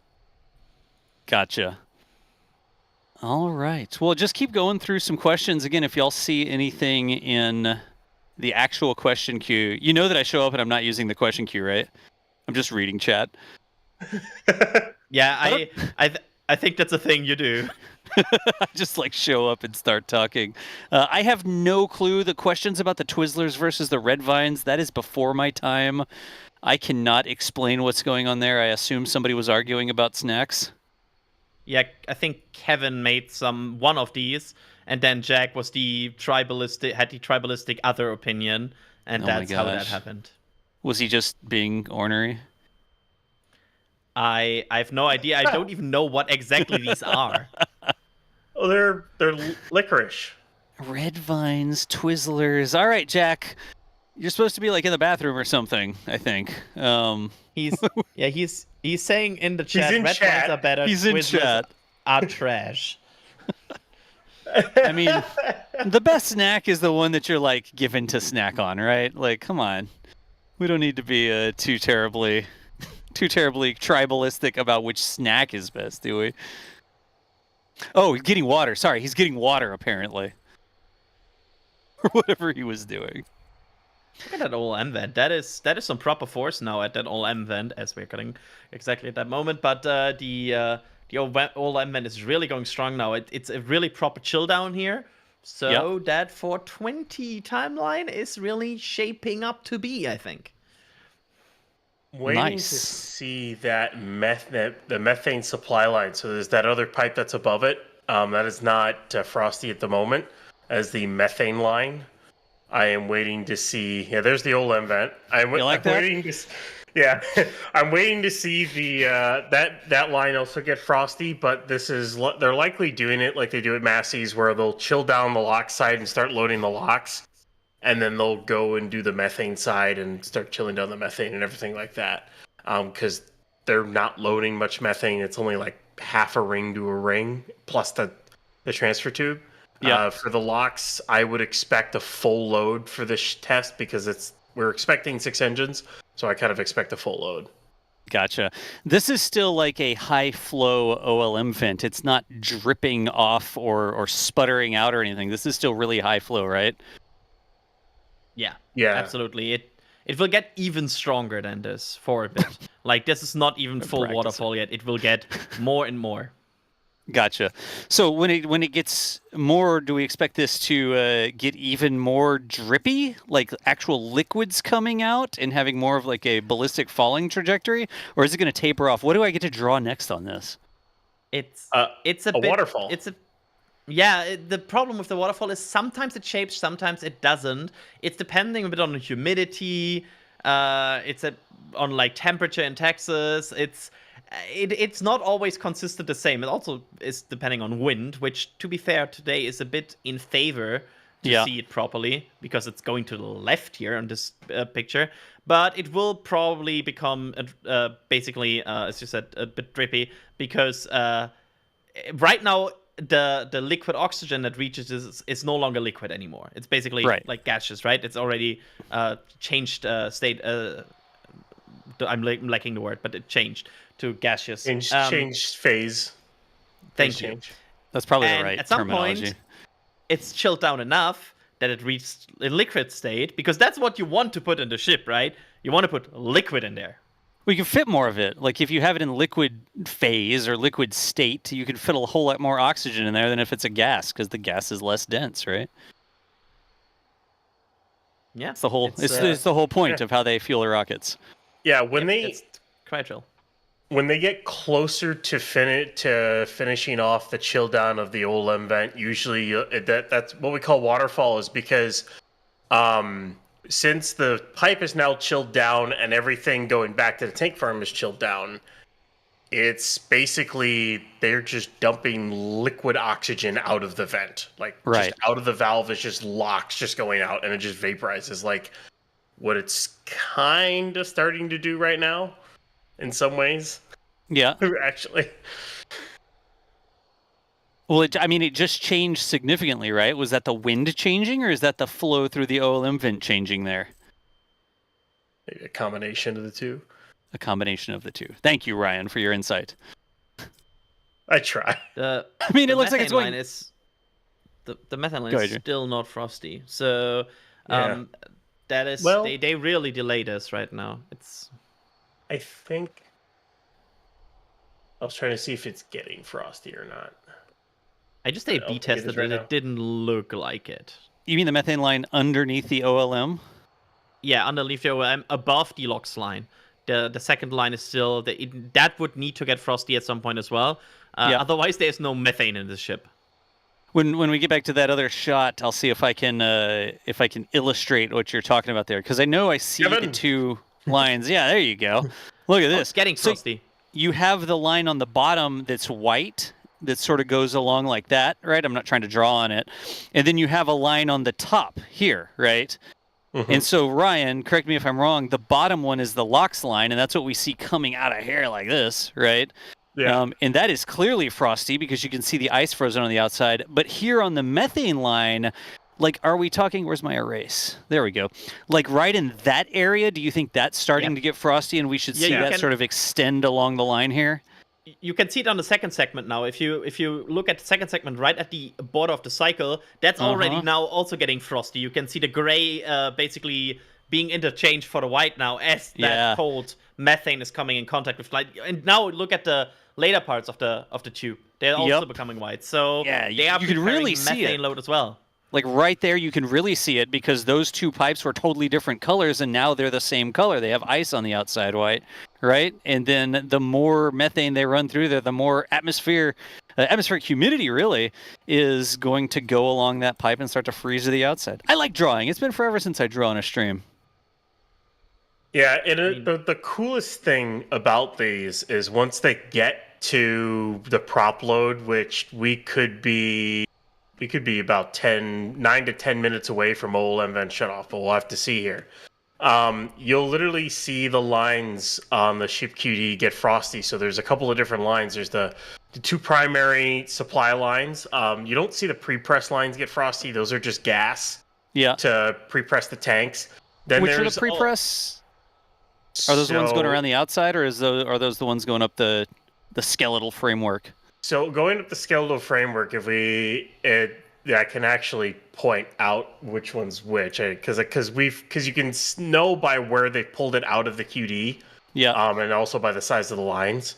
There's the two primary supply lines. There's two pre-pressed lines, and there's a methane reclaim line. So like when they go to put methane in, they don't vent it off like they do here with liquid oxygen. What they do is they put it through the reclaim line and take it back to the tank farm so they can recondense it and reuse it. Gotcha. So they don't have to vent it out. So it's always cool to see like the lines actually get frosty and know which one's which on this setup. It is cool that you can sort of see that, and we've seen this stuff operating, or we see how it's plumbed in enough, right? That you can sort of surmise what's currently happening by the visual things you see on the screen. The frost is especially useful because it's almost like a loading bar indicator or something. It's like that one's turned on. Look at it; it's starting to turn white. Yeah, it's there will be another few lines we are right now seeing that there will be also engine chill lines, which I think are right there next to the door, right, Ryan? Like these are the small ones, the very small ones you can see there right over that go over the OLM. That's like right over here, the ring. isn't it? Yeah, exactly that. These are the engine chill lines. So as soon as they will start preparing engine chill, which will happen probably in about half an hour, these line will get white, and that indicates to you, hey, they're chilling down the Raptor engines in preparation for ignition. They have those on both sides. Are there some that come around this side and some that go around the other side? Yeah, they hook into the engine chill lines that are coming out of the aft flap hinge. So on old Block 1 ships, they used to do it out of the skirt and kind of out in the open. On Block 2, they routed them down through the aft flap hinges. And so the hoses hook into those, and then they split them off into like 4 on each side. Yeah. And then they basically just pipe them in with a B-nut into the engine chill manifold, which is where the booster engine chill hooks into with the breakaway hoses because, well, Booster 7 happened. So yeah, gotcha. Hey, real quick, Aaron Winter just joined in. Are we seeing an abort of the static fire test? That's not where we're at right now. We've been watching the lines start to get their ice. We see different things sort of spool up and turn on, but the indications that we are able to visually observe right now don't seem to indicate an abort. They seem to indicate that they are continuing to tick forward, and our timing guess on that was it may be around an hour. Well, there's no exact timing. New stand, new way of doing things. We've only seen it in operation once. Yesterday we got some information, but your current guess was about an hour, right, Ryan? Based off of from now, I would say we are even like 55 minutes away. Okay. If they follow the half-hour chill down for the OLM vent, it should turn off in about 5 minutes, and then I'm guessing at least 50 minutes for prop load because they probably want to load the LOX tank full. So, yeah, that's what I'm guessing. So let's look at that. If the LOX vent, the big vent we see going to the left from that view, stops in about 5 minutes, that validates some of the honestly educated guesses we're making, right? Yeah, pretty much. All right, let's see what happens. Let's see if in 5 minutes that spools down or stops or starts to trickle or changes in some substantive way. All right. I never mind like reiterating sort of where we are because people are coming and going from the stream all the time, right? But right now, still standing by for hopefully a more... Did anybody else feel let down yesterday because it was a static fire, but you could barely see it? It was like so exciting because the stand worked. And their field expedient system for static firing the ship after Massey's destruction happened, I was like excited that it happened, and then I was like, that's visually looks like the Bellagio. It's the problem with this Deluge system. This Deluge system is built to sustain like the power of 33 Raptor engines, and they run it basically full force. So one single Raptor engine has basically no shot at doing any visual dent into this. So I'm more hopeful today because of course they will also fire the vacuum engines. Yeah. And that with the nozzles not being optimized for sea level, we should see some plume expansion if we are lucky. So maybe the plume will look very, very weird below the OLM because there is some clearance there versus the static fire stand at Massey's where we never really saw the plume, right? And here we could see some weird interactions in the flow. Interesting. One or the other, we'll be hanging out here, seeing what is going on. I am about to go out there and replace this wide camera. It's like the pixelated camera here. I know that's the Skycam. That's like a just in case, put this thing out. One of the flights, I took that camera and I pointed it directly up as the booster was coming down to land. But man, that thing's got some cross-hatching in the sky. That was a funny moment because I think we checked would the booster be right above it when the landing happens, and it turns out yes. We're like drawing it from the side, yeah. That's the abort zone for Pad A. I mean, the camera didn't cost that much, so. I still have some footage from that I've never released. I pulled off the SD card a couple flights ago when that booster was coming in, and I think it's sitting on like my desktop. I need to post that up for the members or something like that, probably. Just needs to remind me to do it at some point. Vector 2.0, has it happened yet? No. A lot of people really want to know if this is going to static fire or not. We think we're less than an hour away from a potential static fire. Since a lot of people coming in asking that questions, it's not done. The viewership on the stream is going up, not down right now. But it has not happened yet. So that says yesterday. Yeah, it's the recording from yesterday. We need opera music to go with that water feature. Yeah, there's really not that much besides water. For the people who can't tell, the static fire has happened at this point on yesterday's replay. Yesterday's. It's just, yesterday's replay. It's just not visible. Adrian, I hate to put you out. I can tell I get a chuckle from Ryan every time I say that, but when I say water feature or Bellagio, do you know what I'm talking about? It's isn't that a hotel in Vegas? Yeah, you got it. Yeah, it's the musical the water big water show. feature. Yeah. They had I know it from Formula One because one year where they did like a big feature show there while they're going to the podium. Nice. I appreciate that you know that from Formula One. Yeah. That's how I know the Bellagio. Wait, what? Did somebody Did somebody just open up a little hee-haw door and throw a comment into the stream and then disappear all of a sudden? That's kind of what it sounded like. It was like, hey, by the way, just my headset. I was wearing my headset, but not. It wasn't plugged in. So when I chimed in, I wasn't on my headset. So that was the delay. It was me freaking out and plugging in the headset because wearing it does not equal headsets plugged in. Didn't Elvis or didn't what's his name? Evil Knievel jump that phone? I don't know. I'd have to look that one up. Chat, help us out. Did Evil Knievel jump the water feature in Vegas on the Strip?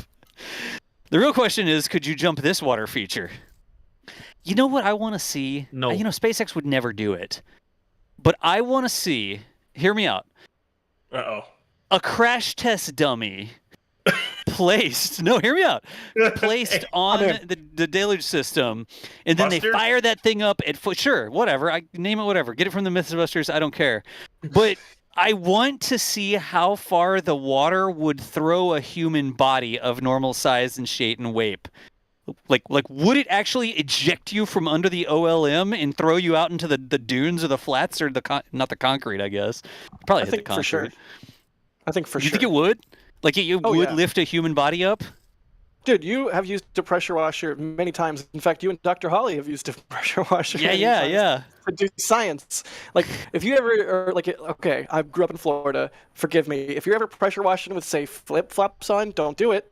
But if you're ever doing that and you accidentally, raise your foot, it doesn't feel good, right? That's just a little baby pressure washer.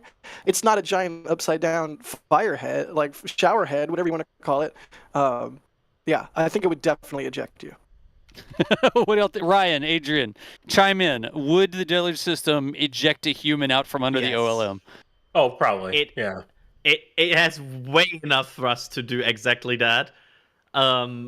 It's probably gonna throw you quite a bit, and I'm also gonna say it's rather unoptimal for your health. Man, I see. I don't know, because there's what's the distance in between each hole on the plate? Could you fit between holes and be really skinny and the water misses you? Probably take the skin off the sides of your arms if you try to rip an arm off or something. The more I think about it, I don't know if it would throw you as much as vaporize you. The water? I think there's enough pressure in there to literally blow you apart. Really? It's more than a pressure washer, and it's way more. And now imagine 200, 300 pressure washers basically pointed at your skin. Okay, but is the PSI driving this water the same as a pressure washer? And then you got to think through it too, right? I'm in the ocean. I'm on Boca Chica Beach, and I get into the water, and a wave will definitely push you. Because a wave is 100% density. It's all water, and your body is 100% being pushed on by the wave. All water, right? But then if you get to a fire hose, a fire hose will push you. A fire hose is a lot more velocity than a wave, and less volume, less surface area, but a fire hose will definitely push you, right? So how does each hole coming out of the Deluge plate compare to a fire hose? I think they're smaller than fire hoses. Each hole is bigger than a fire hose? Not the hole. I'm talking the pressure. When it comes to the Deluge plate creates the water pressure it has to equal what's coming out at the end of a Raptor engine. Right. And a Raptor engine is going to just destroy you. So the Deluge plate is about the same pressure as a Raptor because it has to fight it. It's the same or more basically at the plate. So if you were standing at the plate, you would basically be getting hit with the same pressure as if you were standing under a Raptor engine. If one of the streams was hitting you directly. Yeah. Yeah, right? But there's the holes are very, very spread. You cannot fit a human between the holes. Between the holes, you couldn't hide in between the holes. No, they're more centimeters apart than more. Yeah. So and by the way, the OLM vent just went into waterfall mode, so we're getting close to it shutting off. So we maybe be pushing to 4:30 or so, but it's going to waterfall mode now. Because we're 4 minutes past the estimate there, right? We were looking at 3:30, thinking that if it turned off around 3:30, that 4:20 timing was maybe right. But here, since it's still going, that pushes the best guesstimation of a T0 that they're going for back a little bit. Basically, yeah. The T0 basically keeps getting pushed back at this point until that OLM vent gets shut off. Yeah, gotcha. All right. Well, y'all yell at me if I'm talking about something that I find curious or interesting to talk about. Would the OLM water system blow you out from under the OLM? Now, if you were on a surfboard, I bet you it would just blow holes in the surfboard. Yeah, I think the surfboard would just be a lot of surfboards after a second. So it's become we need a crash test dummy strapped to a surfboard under the OLM, but it needs to be like a Kevlar surfboard or something like that that the water won't just blow to pieces. And then we see how far the crash test dummy strapped to a surfboard goes. Yep. I'm sorry. I think we would need a. I think we need a very resilient crash test dummy, because I feel like there's also a chance the crash test dummy just gets obliterated. No, I mean, I want that. Like, I want the crash test dummy that, it's got the little impact sensors on it.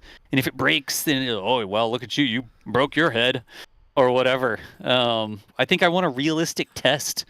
How quickly does ballistic gelatin, like, melt in water? Good question. Hey, Jack. I'm just imagining the, like, cockpit voice recorder boxes that are, like, completely crumpled, and it's like, well, we couldn't read it, but we could look at the tape on a microscope and see the ones and zeros and figure out what the data is. It's like, if you did put a dummy in there instrumented like that, good luck. Good luck reconstructing the data from the shreds. You'd be like finding pieces of crash test dummy all over the dunes afterwards. You're like, I got an arm over here. Yeah, shout out to anybody that's looked through the dunes or the flats for SSDs or memory cards. Oh, yeah. We've all been there, am I right? All right. So continuing to count down, y'all, we're watching for the status of that vent that comes off the side of the OLM. When that thing ends, that's one of the check boxes we can check on our list of things that we know. Right, and we think that when that turns off, we should be under an hour. But it's a test. Things can always happen. There's no guarantees in this. It's not like that starts a timer that the bomb squad has to defuse, right? I will quickly mention what I'm just seeing in chat, because we have CSI Starbase in chat saying 80 psi of water is enough to cause serious injury. This system is operating at like 6,900 psi. That's definitely more than my pressure washer. It would destroy you instantly. Yeah. This is... And OLM vent is off. Look at that. Loading. Or nearly off, for that matter. So, Ryan, help me out. Like, what happens? Now the vent has stopped. That means that they're either not flowing things through there anymore, or if they closed a valve and the thing that they were flowing is now flowing somewhere else. What exactly does the closing of that vent tell us? So the closing of that vent tells us that the lines that are going from the bunker all the way to the OLM and that valve are now chilled to the correct temperature that SpaceX wants them chilled to. Right. The next step is you open the lines up to the QD, the booster QD, and you then chill the supply line that goes up to the makeshift ship QD and to the ship itself. Those will get frosty. Then they'll start slowly filling the tanks, basically starting to chill down the tanks as well, the actual ship tanks. And then once everything's at the correct temperature, then they start their fast load and they go. Gotcha. Yeah, about 40 to 50 minutes away from the test now. Oh, that was a neat trick that the 3 top pips came in while this camera kept moving. Yeah. Kevin's got new tricks. Kevin's having fun here. It's not as cool as the cube zoom, though, but... I saw the cube zoom. I totally saw the cube zoom. We don't have to encourage him. We don't need to do that. And there is the line. The supply line. So it's the top... Yeah, top middle. Top middle, you see that line that's frosty. That is the ship locks line, or the primary locks line. That's frosty right now. So, and we will now see frost on the outside of the tank in basically a minute, because the only thing that has now to fill up is the lower bulkhead. Once that is then filled up, it will start to touch the side of the ship, which will be these vertical stingers you can see there. That's basically the area where it will touch it. And then inside of these vertical stingers, we'll start to see frost build up, and I think we already see a bit. It's hard to see in the beginning, but once you see it, it will rise up quickly. It rises. If they go as fast as they can fill up to a ring like every 2 minutes. Nice. And then, so everybody sees what we're talking about here. Coming up the side, there is definitely a frosty line right there. And Adrian, what you're talking about is ice starting to appear on the ship itself, right? Correct. or I guess it'll first go condensation, so you'll see it get darker first, and then you'll start to see it turn white as the condensation turns into ice. Yep. Thanks for that cloud exactly in front of it, but I think we are starting to see it appear. There's already a bit of discoloration at the top, but it will become very obvious in like 30 seconds from now. Gotcha. This cloud, it's just the way that it is. It's one reason we put cameras in every direction, right? This camera looking right between the pumps there on the left-hand side and the valves at the bottom, and then we can just barely see the ship. But it's such a good angle of the lines actually filling the ship there. I think we've got 2 cameras at this position, a zoomed-in one and then this wider one. The ship looks delightfully shiny. Is that just me? It's they're getting better there. You can see the discoloration, by the way, on the LOX tank clearly. It's I think there's also, it's hard to see. Is there a frost ring already? I hate that it appears right at the stingers. I don't think so. The funny thing is that discoloration on that LOX tank. You see the 3-ring discoloration. That's just because of the rolls of stainless steel that they use have 2 sides to them, and they use the kind of matte side on that one. I think it's booster 15 that has like a ring section like that as well. You're talking about the color difference up here, right, Ryan? Yeah, that's just the other side of the steel rings was basically used. That's the reason why it looks that way. So right now that doesn't mean anything, but we're looking much further down. We're looking in this sort of area here, because here you've got the skirt. The ring above that one. That one right there. Like the that? Stringer ring. Stingers, yep. like inside of that. At Gotcha.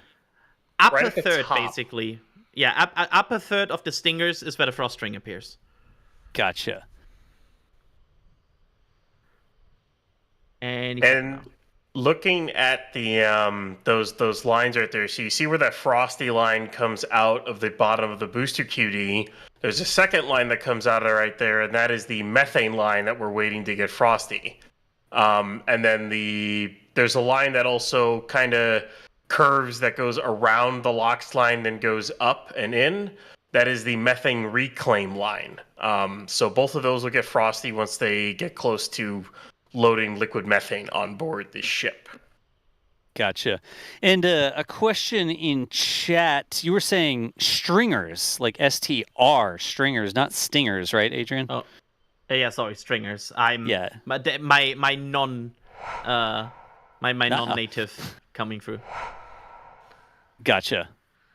You're talking about the little bumps, like the ridges that go around the outside that are sort of a connecting point reinforcement between 2 different parts of the tank or 2 different tanks or something here. Here it's between the aft end and sort of, what are we calling it these days? The attic or something like that, and then the tankage above it, right? Exactly. That's exactly the lower bulkhead is exactly at that area. That's why the frost also appears there, because that's where it stops, and then the outer tank wall that you see is also the inner tank wall. There's not like a tank inside this tank. You see the tank.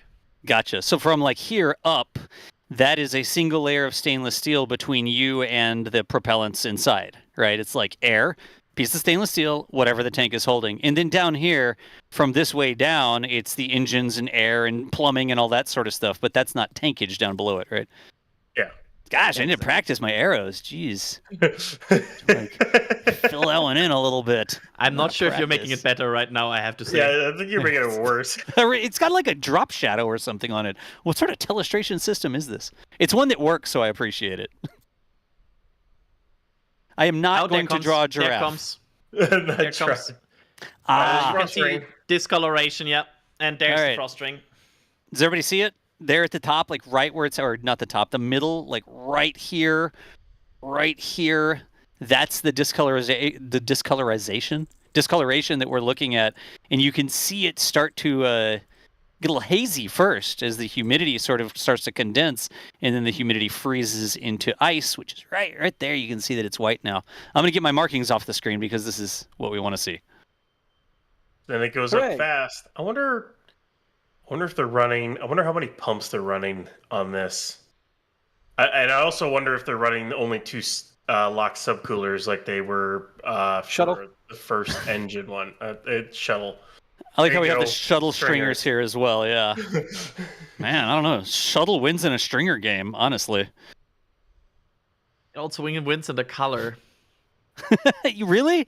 It's You like orange. the Sophie orange more than Yeah. the stainless steel, the clean stainless lines, like it's somebody's Do I have- kitchen faucet? Do I have to repeat what my favorite rocket is? It's Delta Right. 4 Heavy. It's all orange. It's all orange, except for the white parts. Yeah, that's true. It's orange. Also, it's like half DK. Also, it's like half DKSP standard parts. The standard KSP part's nice.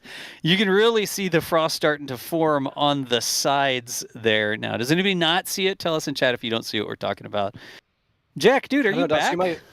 you might have to like draw on the screen some more to show me where it is. I'm not sure where what frost is or what it looks like. I can't draw frost, right? It's like when two water molecules really love each other and they get really cold and they huddle together really closely, they make a crystal, right? Yeah, they don't even move anymore. I'm just going to stop that ananalogy because once we get to frost that's big enough for us to see, it takes a lot of water molecules involved in that operation. Oh my god. This is 30 minutes of Friday DOS on the stream. I want to meet 4 to 5 hours of Friday DOS on the stream. Baby, oh no, I'm seeing things in the back channel I shouldn't read out. Yeah, don't look at that. Don't look at that right now.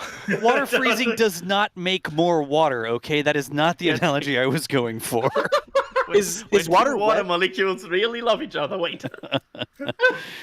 Water's not wet, it gets other things wet. Jack, thank you.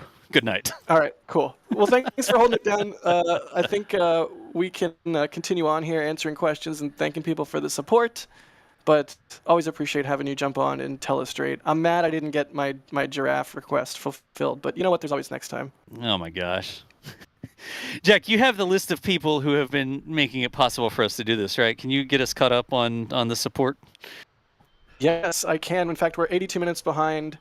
Holy cow. So let me run through some of these as we continue to watch propellant loaded onto the ship. Hooray! We got a little bit worried there with that extension of the road closure that we would be around for a very long time. So hopefully they'll get this propellant in the ship and get the test going. In the meantime, Anonymous grabbing a bunch of stuff from the shop, the Flight 9 patch, Flight 8 patch, Flight 7 patch, Flight 6 patch, and Flight 2 patch. They say, I'm only missing the patch for test 1. Nice. We're glad you could grab all of those and fill out your collection. You got to catch them all, much like Pokemon. Joe Dog McKeel, thank you. Oh, really? That was worth it. You're gonna scoff at that? No, we're good, Jack. It's all good. Continue. Okay, moving on. SpaceX needs to hire a cosmonaut with a big wrench for times like this, they say. Fair? Dwayne with a store purchase, getting the red Hawaiian shirt. We're having like a color race, DOS, like a fight with the colors because orange is the least popular, blue is the most popular of the Dragon Hawaiian shirt variant. So I want more people to get the orange one, but hey, getting the red one is cool too, as long as we dethrone the blue one. Nice. No, the blue one's amazing. I got a blue one. I ordered a blue one, yeah. Yeah. I want dark blue rice. I love dark blue. Also, I just came back from quick break. Is that giraffe on? It's gone. Oh. Wait, were you doodling while I was looking at the Jack, panel? you had no clue, dude. Oh wow. I was gonna do like for every bit of support, I drew one part of the giraffe, but then I just drew it.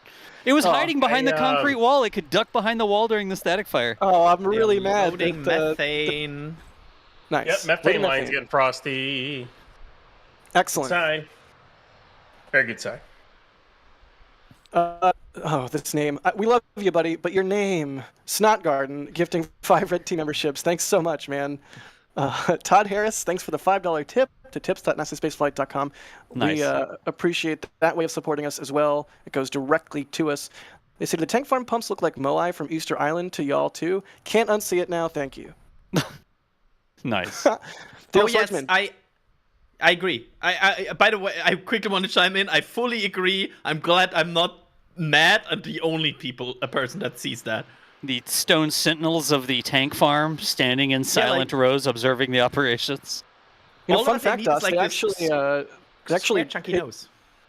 They caused extinction of their entire civilization making all of those pumps, because they had to cut down all the trees and the pumps.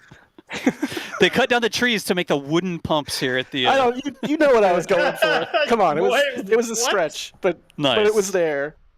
Thirdsman, thank you for the tip, a $10 tip. They say you skipped my last tip. Did we skip it? Did we? They say opinion. It's an Raptor accident 4. if we did. Yeah, absolutely. Raptor 4 should be a rotating detonation. I think that's what that is. RDRE, reaction engine. I think that's what that stands for. I say this because a group called Venus Aerospace just used one to launch a sounding scale rocket, proving RDREs can in fact be high thrust engines. Also, they're just That's cool, I guess. Rotating detonation engine. Yeah. Yeah. Those are nuts. I'm excited to see what they do. They're super efficient. I'm sorry if we skipped your last tip. I swear I would not have done that intentionally. Drew Nar, thank you for the support. They say, whoa. Mars Link could mean real time, except for the time for the signals to travel through space. Mars entry video.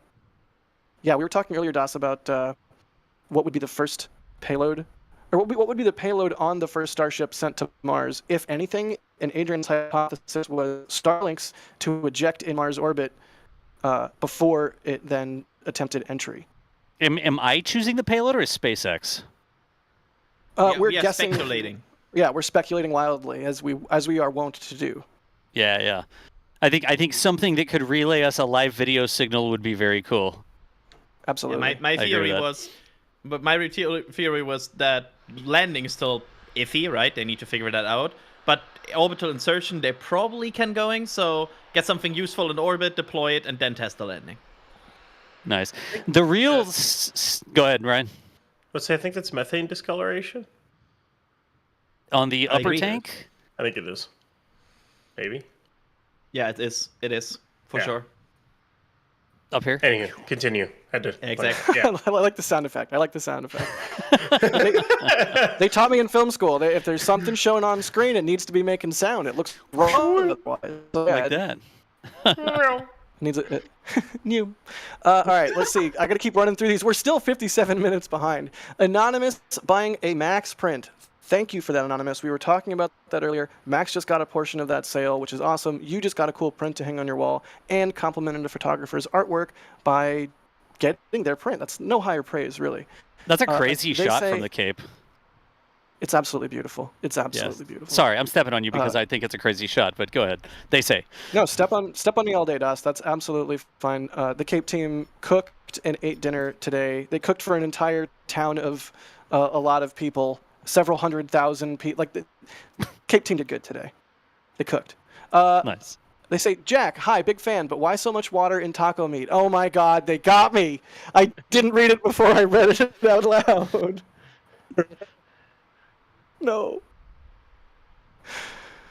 We can't. No, we can't. We're fueling the rocket right now. This is serious stuff. What I heard what's going on?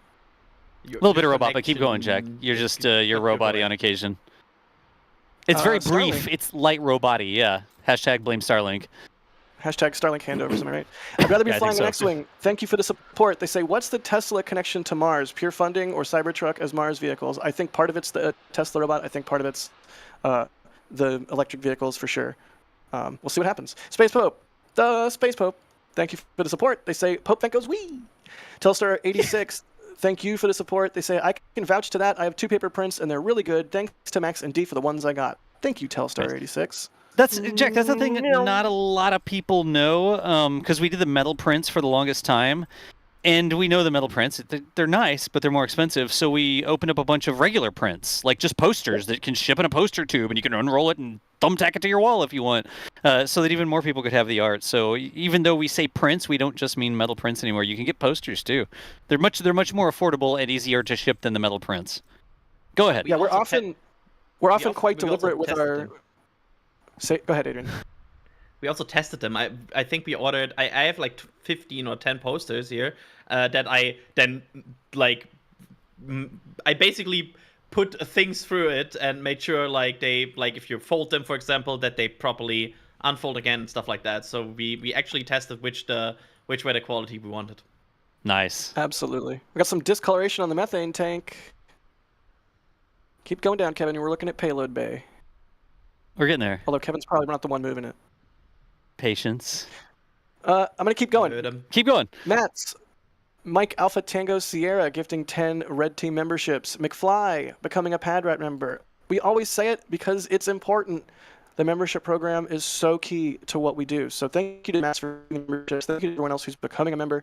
There's a whole bunch of different cool perks and extra content if you are looking for more. There you can see the discoloration, the not frost, the condensation on the outside, where it's a little bit darker there in the middle of those rings. And yep, it will not be a lot of that, because the one day, the one way how they buy down risk is to load a lot of logs as a counterweight, and basically just the minimum amount of methane they need. And since they also have the transfer tube inside that they also fill up with methane, and then the common bulkhead, there's not that much more methane they need. There will be a bit methane over that, and there you can see the start of the frost ring now. Okay. But besides that, Ryan's they got don't something. have any more methane. I think I got a revised T0 of about 415. Looks like engine chill started. And Oh, 415? That's about T minus 20.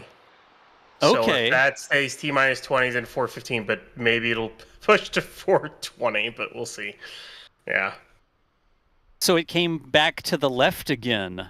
Things don't often move left, but we thought that it was a little bit delayed going into 430 because of the waterfall vent timing. But then, because we're into engine chill, that looks like it might scoot it back forwards.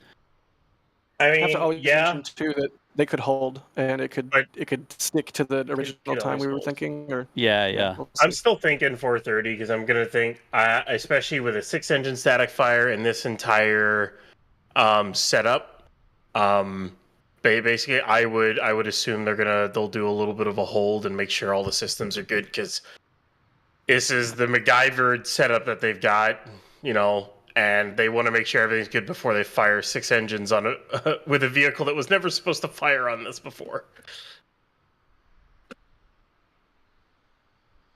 Exciting. Paul Washington, thank you for becoming a Padrat member. Almost done. I want to make sure everyone is appreciated because we can't do this stuff without you guys. Mordecai, thanks for the support. Ninja Decimator. Pew, pew, pew. They say, sorry I'm late. We can go now. Thanks for the support. Rippity, thank you for becoming a Red Team member. Space Pope, I'm not going to read that. Does anyone else want to? I'm not going to.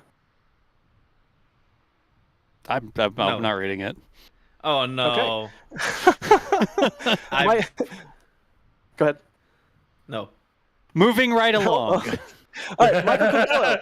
As always, thank you, NSF, for your great coverage and insightful information. You're quite welcome. Thank you for the $20. It really means a lot and makes a big difference in helping us do what we do. Likewise, Graham, thanks for becoming a Capcom member. You now have access to Discord. Pop into the Discord and say hey, and enjoy all of the different channels there. We've got food chat. We've got like a makerspace. We've got a gamer channel. And of course, a whole bunch of different rocket-oriented channels in the member Discord. And you get access to the pre-show and post-show to the Flame Trench, which nominally would be starting 30 minutes ago. Are we doing the flame? When's the Flame Trench? Is that right now? When's the Flame Trench happening? So, so there is in theory a document and a plan for the show. We will adjust. We'll probably talk about the topics we want to talk about potentially later here. I also have the news to bring that EJ will not be on today's Flame Trench or this stream because he has informed me that his GPU, this graphic card, just died. Good times. So, jeez, that's no fun. Usually PCs needs graphic card for stream. Be on stream. Can we get some Fs in the chat for EJ's graphics card? EJ's graphics card, nice.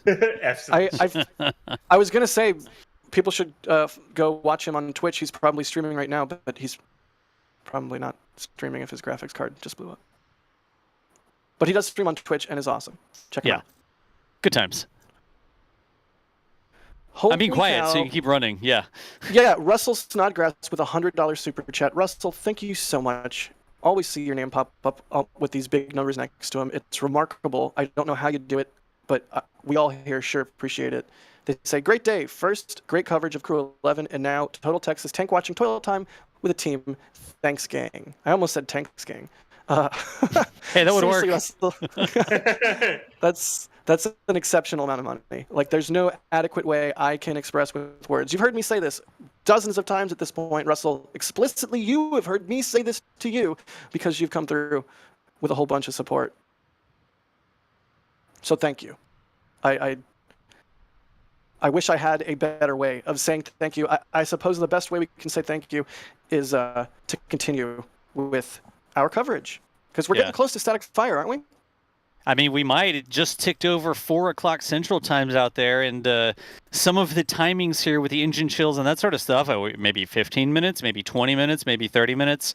It doesn't seem like it's 8 hours, is I guess the statement to make here. So the signs are shaping up that a static fire may be happening sooner rather than later. Did we get through everything, Jack? I was trying to be quiet so you could speedrun the support. No, you're good. You're good. Bideford with a $20 super. Thank you so much, Bideford, as well, for all of your support over the months, years, all of your support. They say, okay, contract completed. Now I can enjoy the static fire. Welcome, DOS, to the static fire today. No more red team today. Estimated time to static fire. Thank you. Very soon. I also will chime one more thing in regarding timing. There is a very interesting timestamp coming up, which is 420, and there has been a surprising amount of Starship tests exactly at 420. I'm just saying that if they can line it up, they sometimes tend to do that. They may shoot for that. Yeah, they're like funny number, haha, and put that into their target, and that can happen. I'm just saying that. I guess there's one way to find out. We'll keep watching what happens here. But like you said, there's a lot of frost on the LOX tank at the bottom there, and there is not a lot of frost on the methane tank up at the top, and that is what we're expecting, right? Yes. Yep. It's a counterweight. They want to make this thing as heavy as possible, because if the ship is heavy, there will be less stress and less strain on the clams and on everything that is holding it down. Yeah. Because it's heavier by itself. It's just the mass of the ship and the propellant inside of it that are sort of holding it down versus, we need to build a really strong set of steel hooks to hold this thing to the ground. We don't want it to turn into a dynamic fire like over in China. Wouldn't it, China? Yeah. Yeah, that was Tianlong 3, and the funny thing is they used their test stand from Tianlong 2 with the expectation, it will just work. Well, it didn't. Good deal. But same story, folks. We are hanging out. Almost 10,000 of you hanging out with us. I don't know if y'all know who we are. Is there anybody that's new to the stream right now, or is everybody here in this stream? Oh, yeah, we've seen this forever. Anybody just stumble across this and wonder what the heck's going on? What is this? An official NASA channel? They don't sound like they work for... We don't. We don't work for NASA. We work for ourselves, and we like rockets, and we talk about them here on the YouTubes and the X's and other places, I guess. But anybody new to the channel here? Are you NASA? Nice. I like how you capitalized every other letter there. Here's SN2. I'm new. What am I watching? Who are you? Visible. Let's see. New people are always welcome. That's true. I laugh as well. Not an official NASA channel. I haven't heard the NASA thing for a while. I guess it's because we're NSF, right? Been around since Hoppy. What's going on? Wow. I think most of the people here are just telling us that they've been watching literally forever, like as long as we've been doing this. Well, if you haven't yet, you know how to get back to the channel. Like, you can subscribe. We do live streams. We have cameras all over Starbase. We covered the crew launch from the Cape. We had a different team of people out at the Cape. This camera that we're seeing right now, this is permanently installed off-grid over there at Starbase. This camera that shows that vent is based on a trailer that we move around. We've got an entire team and a set of assets out there that we can get because of all the support that Jack reads. The more support Jack reads on this show here, the more camera equipment we can deploy out there.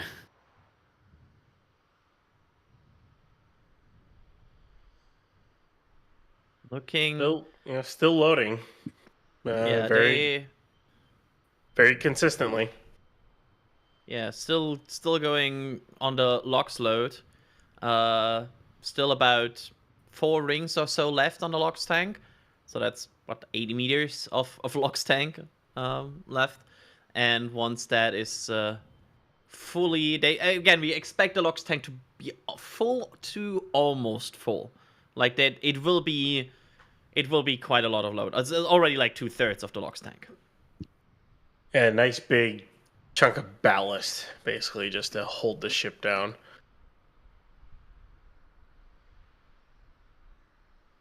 So, yeah. We will see how this progresses from here on out. And they are already venting a bit. They are venting a bit out of the LOX tank because, of course, if you imagine the LOX tank, there's a gas at the top because LOX will start to boil, and they have to constantly now let that out to fill more liquid oxygen in. And I think we have your back, Jack, right? I may be back. Sorry, I was a little robot-y there, here and there. Hopefully, I'm better now. If not, I will continue to troubleshoot it. But sorry, what were we thinking? What time are we thinking? I'd give it another 15 minutes, give or take. 15, 20. we seriously think 4:20 maybe? I get anywhere between 4:20 and 4:30 is that's where I'm thinking at this point. A 10-minute window here. I think the evidence, the visual evidence we can observe supports that sort of window, and we wouldn't put it past them to target 4:20 because haha. Right. And yeah, like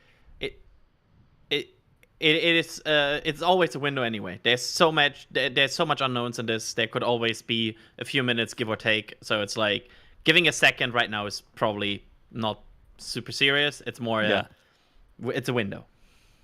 Plus, it's the new temporary system, like the field expedient system of getting the ship to do this here on the OLM. So the timings are definitely flexible, shall we say?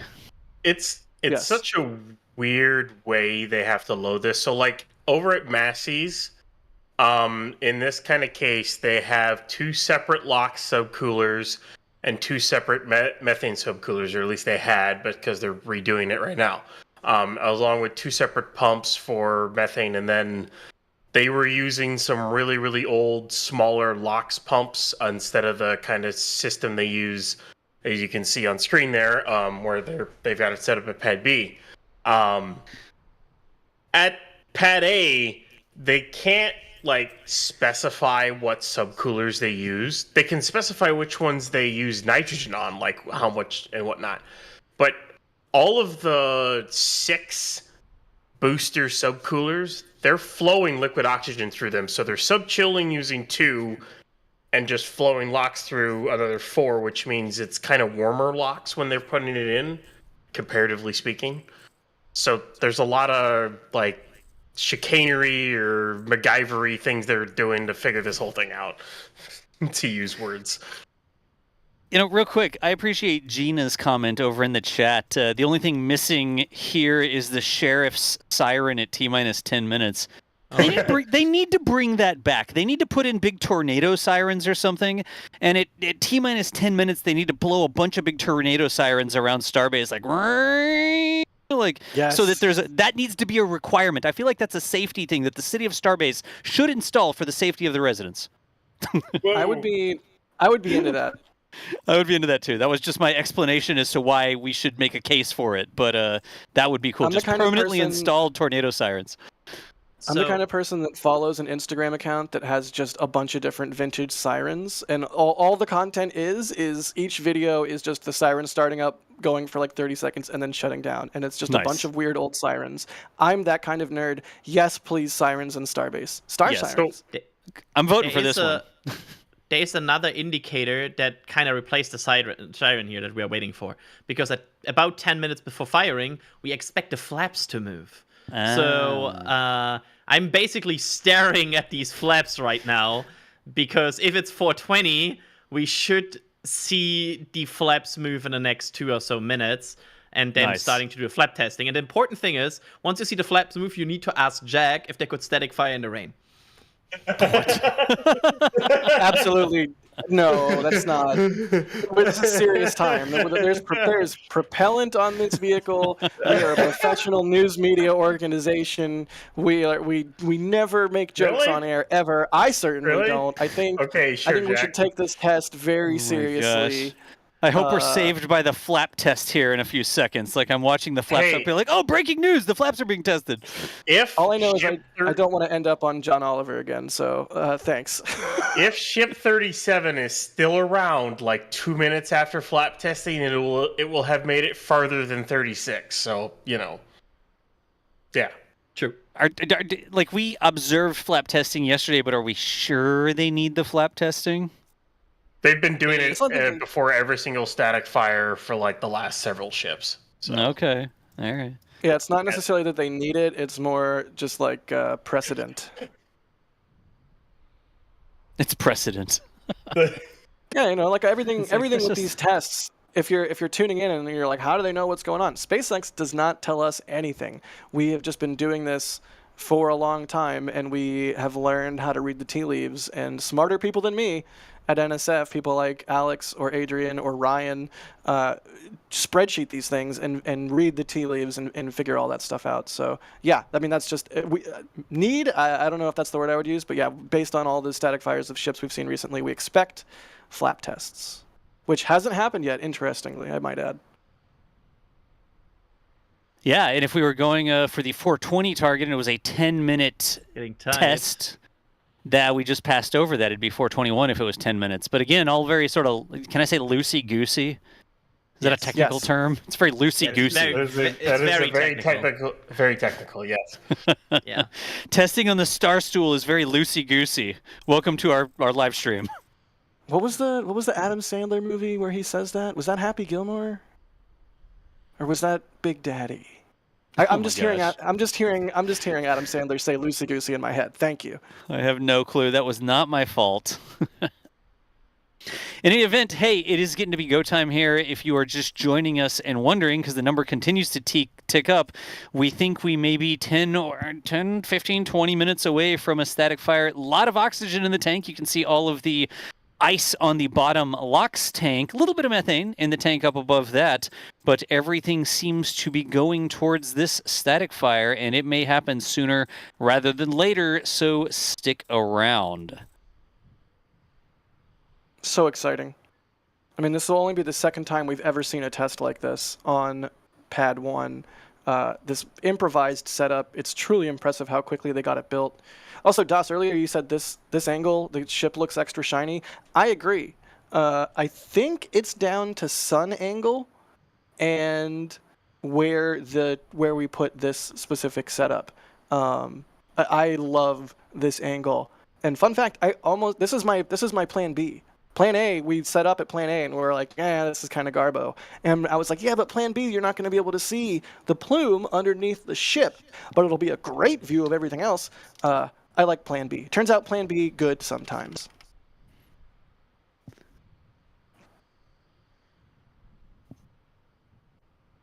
Continuing to wait and see. Those waiting, because we've seen that in the past with static fires. And we expect that again today, hopefully as an indicator that we're getting extra close. Now, there are other indicators further down the timeline, things like the detonation suppression system starting up, and of course the water deluge starting up as well. So lots to look out for, and we are keeping our eyes peeled on everything. If you were like, oh, keep showing insert camera here, and you want more camera angles, we do have a members multi-view available to all of our members that shows a rotating view of all of the different cameras in a multi-box sort of format. The members multi-view rules, and also it has like not us talking. So if you're one of the people out there who understandably doesn't like to hear my voice, hey, I don't either, you can check out the members multi-view. Can't recommend it enough. And the membership program, absolutely key to helping us do what we do here at NSF, which I don't know if you can tell, we've got a lot of cameras pointed at this puppy today. A lot of cameras. I'm sort of hoping several of mine work out because realistically, if everything goes well, green lights to Malibu, we'll only see this sort of test on Pad 1 4 times. 2 with 37, 2 with 38. So, we're only going to have so many chances to get imagery of something like this ever. in the history of the Starship program. And this will be one of those kind of iconic images and iconic moments. Like, do whatever it takes. Whatever it takes. And get it done, because we got to get to Mars, baby. Yeah, we're waiting on flap testing, and then after flap testing, the next big thing will be the return of the OLM vent, which will indicate LOX load finished. Flaps. And flaps. Nope, go back. They just moved. There they go. There it is. All right, they're moving. Awesome. Okay, so if the 10-minute rule holds, which again, it's loosey-goosey, as Das said, also Adam Sandler. If the 10-minute rule holds, 425-ish is what we're looking at.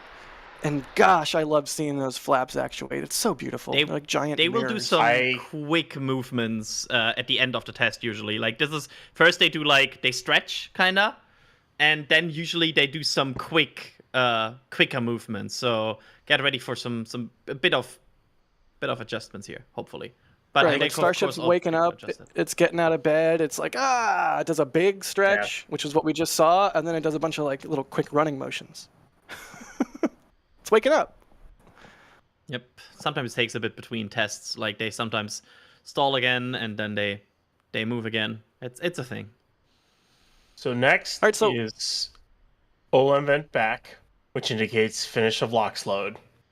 And once that's done, the OLM vent will then shut off again in order to close everything. They'll basically purge down all the lines, purge everything, vent down the interface between the ship and everything else. So kind of just clear propellant out. And then you'll see the DSS come on, and then the Deluge will come on, and it'll fire. So I like your optimism there. I hope. It's rare. Hope. It's rare optimism. Go and buy a lottery ticket. NSM doesn't condone gambling.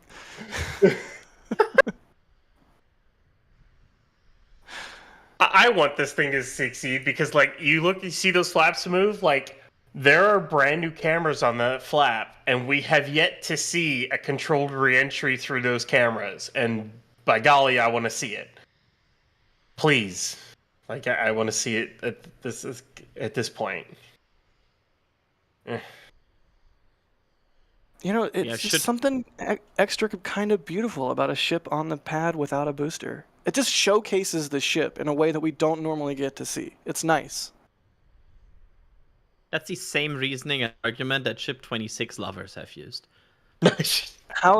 In what way did Ship 26 showcase anything? I'm just saying. Okay, wait, I take it back. I guess it did showcase uselessness. It showcases tribalism. Okay, no, that's me. That's just me. Sorry. Yeah, Jack is very much showcasing tribalism.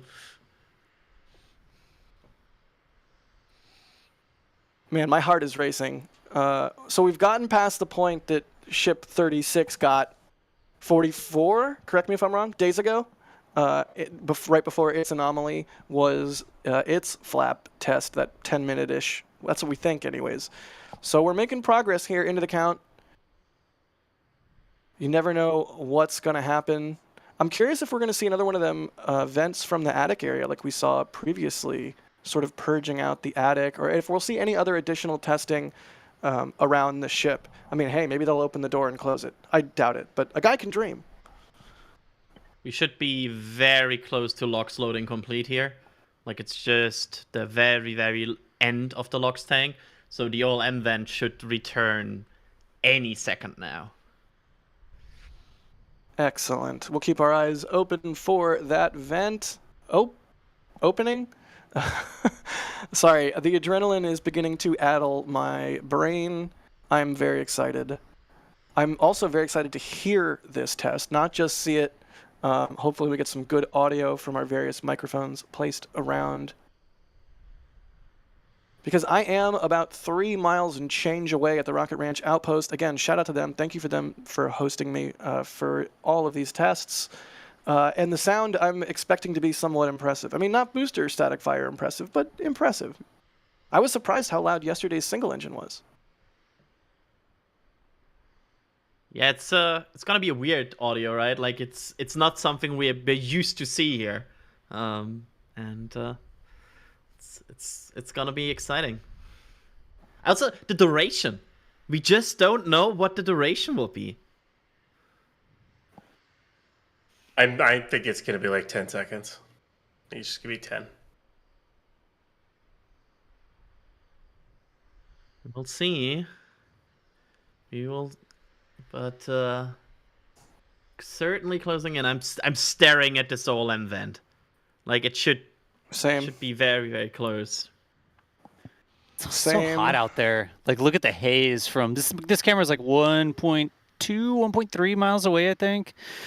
Yep. And it is just hazy. It is toasty out there. Are you melting, Jack? Well, no, because I'm at the outpost and they have a nice little media mini split office room. Yeah, and it's actually quite nice. But if I was outside right now, yeah, I would be actually dying. It's bad. I mean, we're in the throes of summer. We're in that point of summer where it's truly, truly like bakingly hot, like dangerously hot. So if you are planning on coming out for Flight 10, please make sure you bring like appropriate clothes to wear in the sun, like lightweight long sleeve things, hats, sunglasses, all that stuff. Like it's oppressively hot right now. Water, yeah. Lightweight summer merch from the Summer Merch Connection I begged for. Oh yeah, good call. You don't have any of that. We just put it in the shop. But I was like, the cotton shirts are a little too hot for being at Starbase, I think. And so we got some like super moisture wicking synthetic lightweight shirts that should be on your way, Jack. I'm wearing one now. One of the test ones, actually. Nice, excellent. Frank, I see you in chat. Says love hot weather, bro. So do I. I'm a desert rat, like in my heart. I love hanging out in Death Valley. I have a bunch of photos of me sitting in Death Valley next to a thermometer that says like 114. I love it. Nice. It's a dry heat though. It's a dry heat. The humidity is brutal. That's really what does it. Also, something about being close to the equator. OLM vent. Oh, OLM vent. What does that sign? What does that tell us for timing, Adrian? Any thoughts? I'm still going with 425 to 430. I'm thinking 425. It's kind of, this whole event, it's usually around 4 minutes or so, 3-4 minutes. So I would say it's about 425 on the money. So certainly in there yet. We are. That means LOX is completely loaded. Methane is also, I think, wrapped. So this I guess I should is probably fully loaded here. I should probably make sure my camera is rolling. Somebody say something cool that sounds cool while I do that. It won't static fire until we get 3,000 likes. No, I'm kidding. Cool. That's terrible. That's absolutely terrible right now. That was your brain instantly coming up with something. It was either that or it was like another LOX is too super cool. I'd like to stand in that because that would be cool, but we've already said that like 15 times. We just jumped 400 likes and we had the 3,000. I meant 5,000. Sorry, no, I was wrong. I did my math wrong. I meant 5,000, not 3,000. My bad. Amazing. Adrian, Ryan, is there anything visually we should be watching for that's like an indication it's going to go right now? I mean, the Deluge will be a big thing. Yes, but is there anything else that's a tip? DSS? Yeah, the DSS will start up within 30 to 40 seconds of it going. Okay. There's Look for the also a amusement sound. park mixers. It will be hard to hear it, but if you have tank farm sounds, there is a weird sound that happens at about T minus 45 seconds. It's like a very weird psh sound, like a that suddenly comes in. Yeah, and there's the vent down exactly, and there's multiple instances where I think Ryan, Alex, and me have sat on a static fire stream, heard that, and we're like, oh. It's a very distinguished sound. It's so weird, but you can just hear T minus 45 seconds. Nice. So visually, we're going to look for the amusement park mixers to go off, the misters, the DSS to go off underneath the OLM plate, like the bottom of the OLM, the bottom of the top, I guess you could say. Look for the misters to come on there. Then we'll see the big splash of the deluge. The water will come out from the bottom. And then if all goes well, we should see a static fire, hoping for potentially 6 engines here this afternoon at Starbase. If they're targeting 425, the DSS should be on any second now.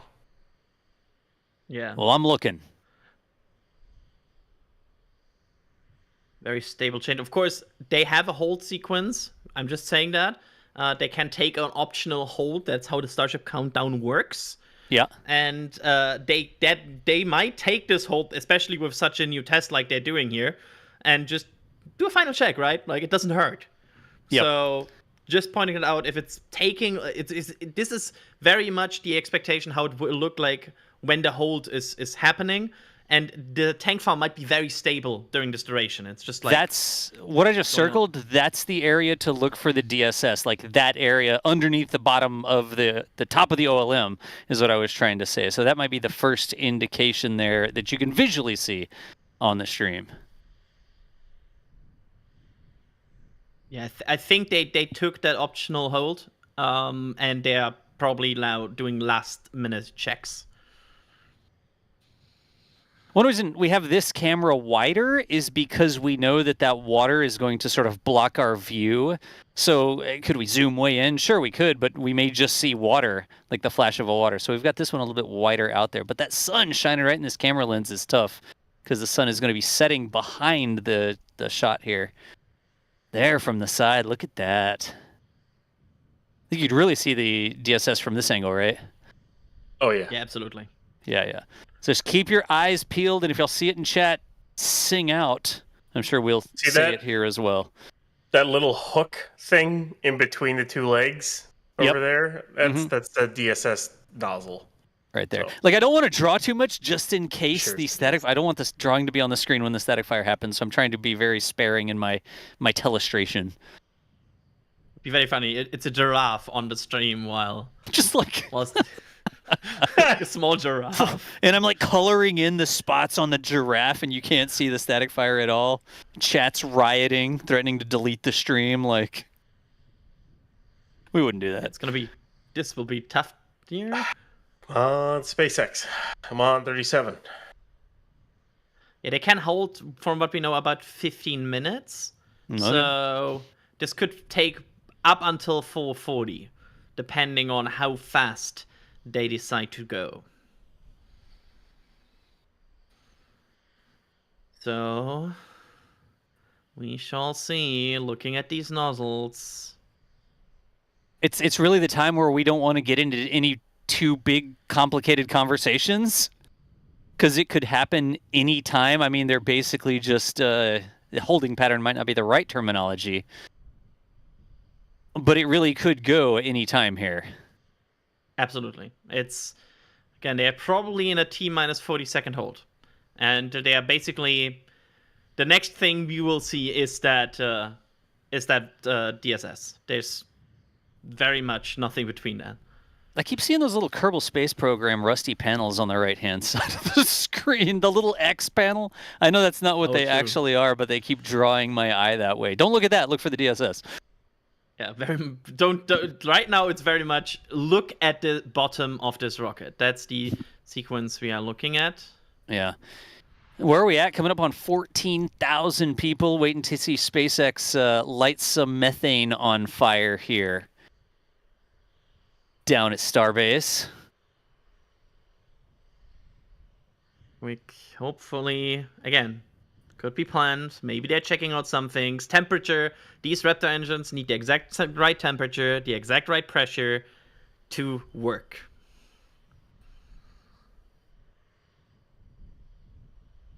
You can see some of the locks dripping down and hitting the ground. Yeah, hitting the ground down on the bottom.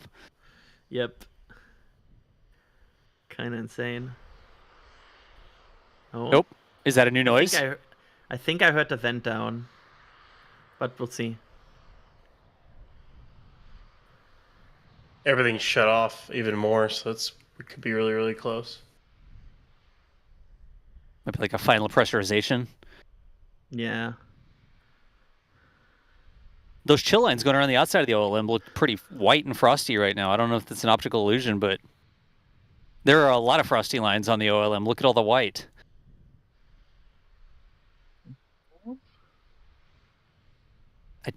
We keep saying OLM. OLM is the launch mount, the big stool-looking thing that it's sitting on. That's the launch mount, the orbital launch mount.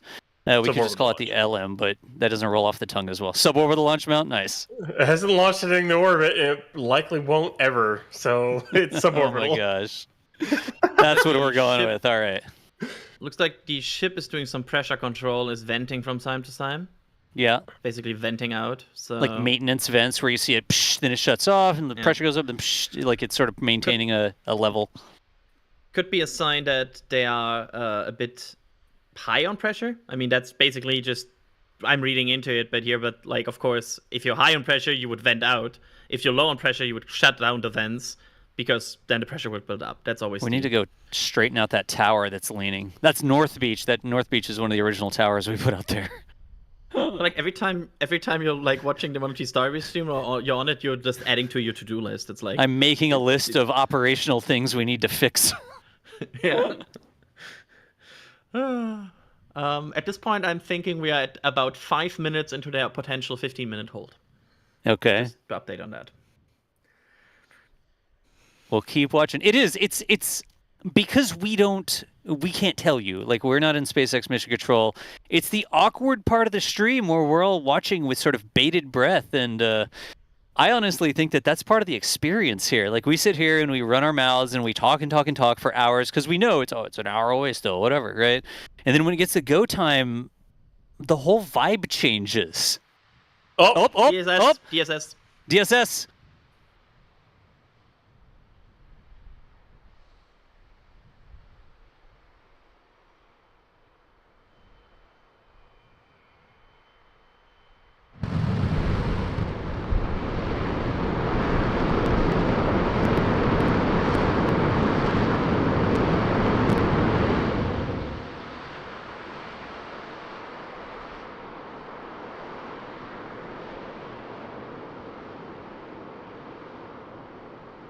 And there you go, folks. That is what a static fire on the launch mount out at the first pad at Starbase looks like when you get a ship out there. Oh, a lot of steam, a lot of vapor. Can already talk some analysis. I saw 2 ignition sequences, which means at least they ignited some sea level and some vacuum Raptor. We, of course, will see more the more we see the replays. But I already that was very, very clearly visible. You saw 2 ignition sequences. Yeah. Yeah. I think they ignited both, all 6. Or at least 2 sets, right? Yep. Initial depress. That is also very good. Yeah, usually a fast return to depress is normal. Like, long holds after tests, always a bit iffy because they're most likely looking at it, but this is a very fast move into detank.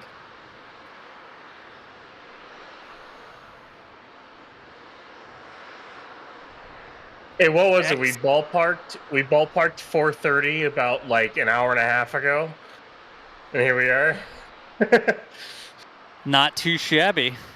Jack is working on some slow motion, I think. Jack, did the slow motion camera respond? It worked. It worked. Nice. You gotta love Starlink Mini, baby. Now see, here's the thing. I could try to compress it remotely, but the computer it's connected to is not made for that. It's not. It would probably overheat and die. So is this at CP11 or where is it at? It's near CP11, yeah. It's near CP11. Yeah, so when the road opens, that'll be the first thing I do is run out there, grab that, and my stills cameras. Hopefully the stills cameras work too, because I really want some imagery of this event. Nice. All right. So how does everybody feel?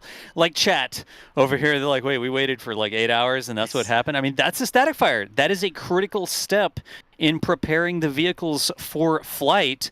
And the fact that the vehicle's still there is definitely a plus. It didn't explode, so it's got that going for it, which is nice. But that is an important step in checking all this stuff out so that they can proceed towards launch. Now, the official word is going to come from SpaceX. Like, we can watch it. We can say, oh, it looks like they lit 2 banks of engines. Did they get 6? Was it full duration? We can guess, but the official word will come from SpaceX. They post this on social media normally, and we will see if that comes in quickly here, where we can repeat it, but we will see what SpaceX says. Is there anything else to do with the ship here on the mount, or are the next steps, if this went well, take the ship off the mount, undo the conversion work, and then bring a full stack out here. Ryan, Adrian, who wants that one? Yeah. Well, next step is take the ship off the mount once it's all detanked and saved.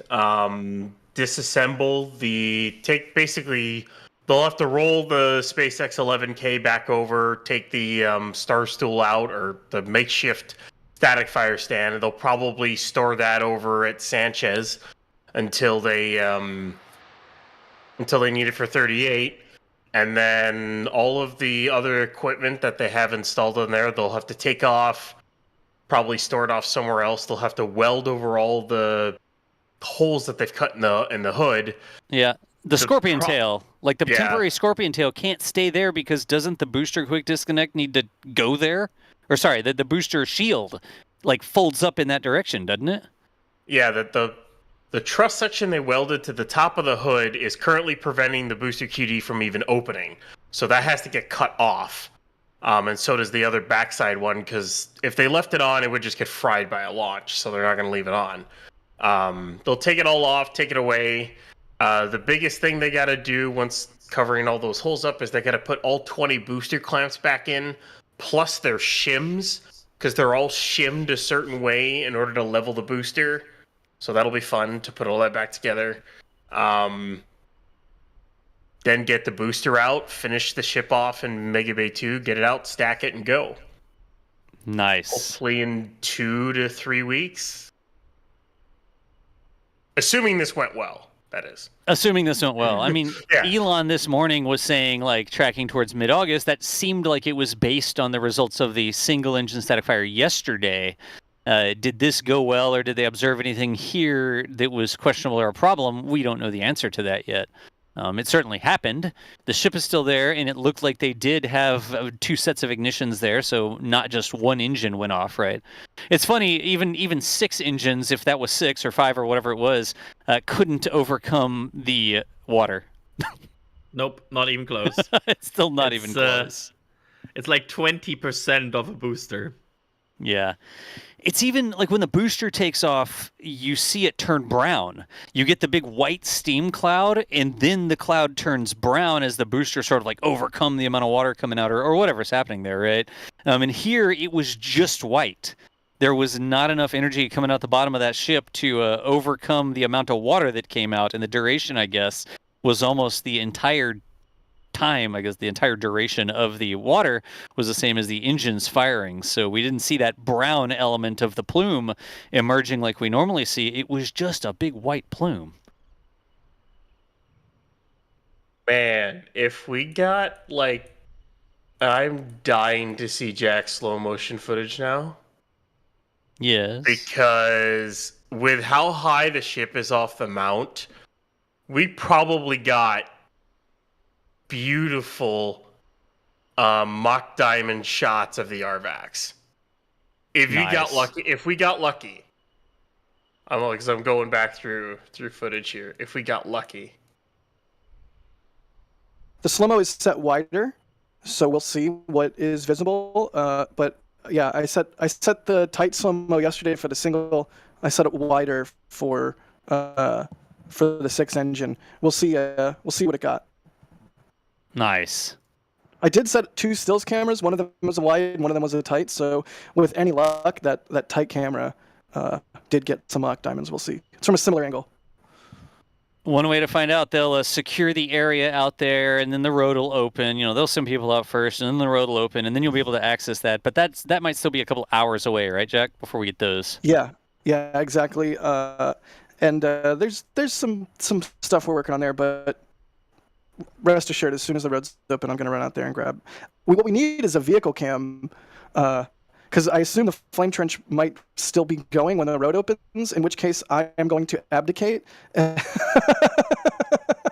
run to the beach, because I don't when the road's open, I need to grab my equipment off the beach because it's on the beach. So yeah, but I'm excited for that. Good deal.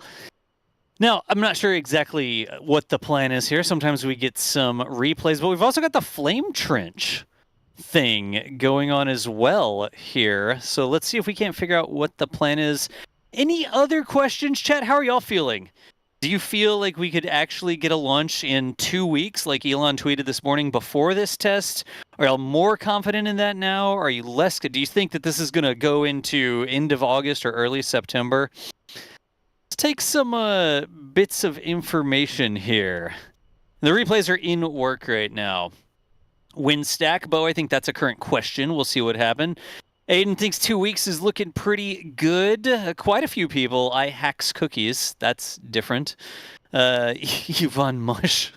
Okay. A lot of people thinking that it's 2 weeks. Totally plausible, says Kamen. 3 weeks minimum, Methane Man, with a little bit of hedging there, it sounds like. Michael Thompson thinks it's the week of the 18th. I see a lot of August 18th around August 18th in here. August 15th, maybe 2 weeks, a week and a half. Wow, somebody wants it to happen sooner rather than later. That was Starman. Roxy says 9 years till Mars. Nice.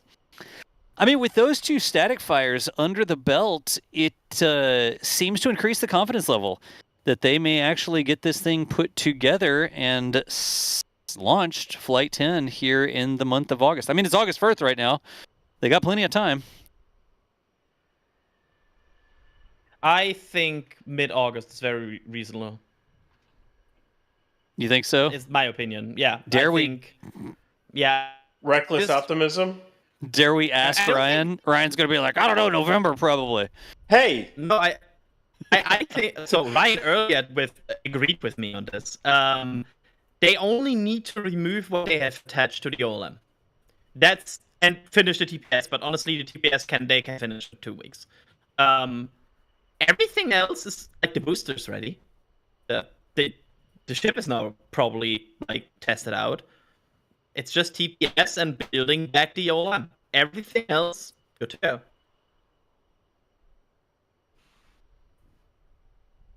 Good deal. I'm going to make sure Jack is working on making sure the slow-mo and everything like that is good. I'm going to see if I can't hop in. We do want to say thanks to the folks who came in here and helped us out. There were a couple bits of support that happened. I just have to click through to the right thing. I'm pretty sure this is going to be a Starbase event, right? Possibly. Yes, it looks like a Starbase event to me. Excellent. Let me just read them here. Bideford, thank you so much for the super chat. Says, such a beautiful 6-engine static fire. Very confident we'll have a Flight 10. Yes, it's all caps with an exclamation point. And says, so happy. We always see Bideford's name over there supporting what we do. So thank you once again for always showing up. We've got Mr. Gamer, who tossed a couple bucks into the Jack Internet Connection Fund. It's always a balance. Like, Jack, it's good for Jack to be there close by, right? But Jack could also be on the fiber connection back at the bunkhouse. Well, if he's at the bunkhouse, then he's 30, 40 minutes away from picking up his cameras. Here, he's like 10 minutes away from picking up the cameras as soon as the road opens. So the balance there, but we appreciate you tossing a couple bucks into the Internet Connection Fund. ODST Moody, and so the entire community let out a collective sigh of relief. Go on, Ship 37, make us proud. Appreciate the support there, ODST. Michael McLeod said, you guys are great. Thanks for your amazing coverage. Appreciate you making it so we can keep doing this, Michael. Steve was a pad rat, or continues to be a pad rat in the pluperfect? How do you conjugate Romans? I don't know. Anyway, we appreciate the support. Sheriff Tracy gifted some Red Team memberships a couple minutes ago. Mr. Gamer also said, gotta love Starlink while he's lagging. He was talking about the Starlink Mini that was deployed next to the camera, Mr. Gamer. That camera was remote triggered, and a Starlink Mini on battery power was the internet connection for that camera control. The way it works with the slow motion is you need a way to tell the camera when to start recording and stop recording, right? You can't use a timer. You can't say, oh, start recording at 3 o'clock, because who the heck knows when the static fire is actually going to happen. So he was using a Starlink Mini as his triggering connection. But in any event, throwing some dollars into the Cheesecake Fund. Jack. Am I a robot? Hopefully not. Really We hear quickly. you. That Starlink Mini was on a battery that could be topped off by solar, and I was like, no way is the test going to be late enough in the day that I'm going to be low on battery. Uh-huh. I should have deployed solar, but luckily it didn't happen at like 7 p.m. because then it would have been dead because I didn't deploy solar. But it did work. Thank you, battery-powered Starlink Mini, for allowing me to log into that camera and say go, because otherwise it would have overheated many hours ago. Nice. This is how we learn, right, Jack? That we should deploy the solar if we have time to deploy the solar. Yes. Also, I don't even want to tell you what okay, I'm going to tell you what I learned yesterday. Are you ready? Okay. You're going to Yeah. be so mad at me. I can't believe I'm doing this. Before the show, I swore everybody in commentary to secrecy and told them they could never bring this up and they could never speak of it again, not even to tease me. And I'm about to say it live on air. Okay, I had the slow-mo rig set up yesterday. I had a lot of time yesterday while we were waiting for the test to start. So I was logged into the slow-mo rig and messing with settings. Yes. Can you see where this is going? Normally, Jack, the rule of thumb there's a lot of things you could have done wrong, so I'm still not narrowing it down. Okay. Normally with the slow-mo rig, it's one of those things where it's like, when you are in the steady state, do not touch anything. Well, yesterday I was touching stuff on the computer, and I was like, oh, okay, let's make sure the network connection is good. Let's see. Oh, the Wi-Fi is active. That's interesting. It's plugged into the Starlink Mini via Ethernet. What's the Wi-Fi connected to? Is it the Starlink Mini, I hope? Because if it was connected to CP11, then I might expect to get DMs from people who are like, hey, your stupid slow-mo rig's crapping up CP11. So in order to avoid that, my very smart brain was like, well, it's plugged into Ethernet with the Starlink Mini. I'll just turn Wi-Fi off. Did you check that the internet connection was working on the Ethernet before you made that decision? Gus, I'm just a man, okay? I'm just a man, all right? I'm not a smart man. I'm just a man. You know what happens when you make an assumption, right? It makes an ass out of you and some guy named Umption. It means there's no single-engine static fire Ship 37 slow-mo video is what it means. Oh, no. Hey, it happens. Anyways, I've aired my dirty laundry on stream. Everyone's never going to let me forget it. Hey, look, replays. That is one of the things, like turning off your internet connection when your only way to talk to the device is via potentially that internet connection is one of the most quadruple checked things that you can ever do. And the worst part is it's not even the first time I've ruined a thing by turning off the internet at a time that I really shouldn't have turned off the internet. I wasn't going to say that, but since you are, yeah, you're right. Don't turn off the Starlink at T-5, folks. Just don't do it. Not a great time to try and switch the Starlink from the generator to something else or something like that. Not a great idea. I think I'm back. I did a quick overtake by our robots overlords here. Apparently. Nice. Welcome back. Yeah, we can hear you. Nice. Cool. Hey, let me say thanks to a little bit more support. I don't want to do too much. I know people grumble sometimes, God, they just thank support so much, but we really could not do this. All the different camera angles, the fact that Jack is out there, we could not do if y'all didn't keep, tapping the little tip sign thingy there. Troy L., you have any advice for trying to time a trip to see Flight 10 and what to do when there? It's tough, Troy, especially if you're driving 4 days down from Canada. SpaceX announcing a date? Maybe you could make it if you wait until SpaceX announces a date. Sometimes we get 5 days or 6 days. Some days I think we've gotten 3 days of official confirmation. You can watch the notices and stuff like that, but that might not be enough certainty for you. Right? Because that is a long 4-day drive all the way down from Canada. You should definitely make sure that you anticipate being there for some number of days. Don't ever take a trip to see a rocket launch and be like, well, I can be there for 1 day and then I have to leave. You should plan your trip to stay there for a couple days if you can. But I'd keep watching the notices, keep up with all the things that we're reporting, like and subscribe, whatever. Watch the Starbase updates is going to be a big one because we have analysis of the notifications and stuff that are going to come out and what they mean for your Starship viewing dreams, right? That's probably the biggest thing. Go ahead. Also, if you want to know specifically, how to read the tea leaves and what we do to know when a launch is going to happen. Das, you did a video. There's a video, yes. There is a video that talks about the various tea leaves that we have. Do we have? I don't know if we have a command for that or not. I feel like we should, but I don't know if we do. If not, mods maybe could spam the link a little bit. That'd be awesome, because it really is. It's a useful video. Like, if you don't have time for that, understandable. You don't have to be the tea leaf reader. That's our job. So you can just pay attention to our content and socials and blah blah blah. You know the drill. But if you want to know, if you're like, I gotta know, how do they know? How do I know to trust them? Because we're not just like, trust us, bro. That's the very last thing we here at NSF will ever do. Yep. So. That video does exist. Yeah, good deal. But Troy, the only other rule, and the replays are going to keep going here. I don't want to overanalyze the relays or the replays. Oh, actually, we might want to analyze this one. Let's see if we can see some ignitions here. There's the DSS, and then I'm going to go right on because I have one more bit of advice for you, Troy. All right, there's that. Now, the water. Yeah, clearly there's the ignition, but the plume of steam, you can't really see much here because the water's blocking it and then the steam is blocking it. So we'll wait for SpaceX to tell us exactly how they feel about the static fire. But Troy, the last rule of visiting Starbase is if you are out and about and you see somebody from NSF, we got the NSF truck out and about, you see us wearing NSF logos on us because we're out there, we're carrying cameras or robotic cameras or something like that. If you see us, come up to us and ask us for an NSF patch. Everybody in the field is supposed to carry around a stock of like little flag patches, NSF flag patches, that we give away. And the way you get one of those, you can't buy them in the shop. If you have one of those patches, it's because you came to a rocket event and you found somebody from NSF and you asked them for a patch. They're supposed to have a patch to hand to you. All right.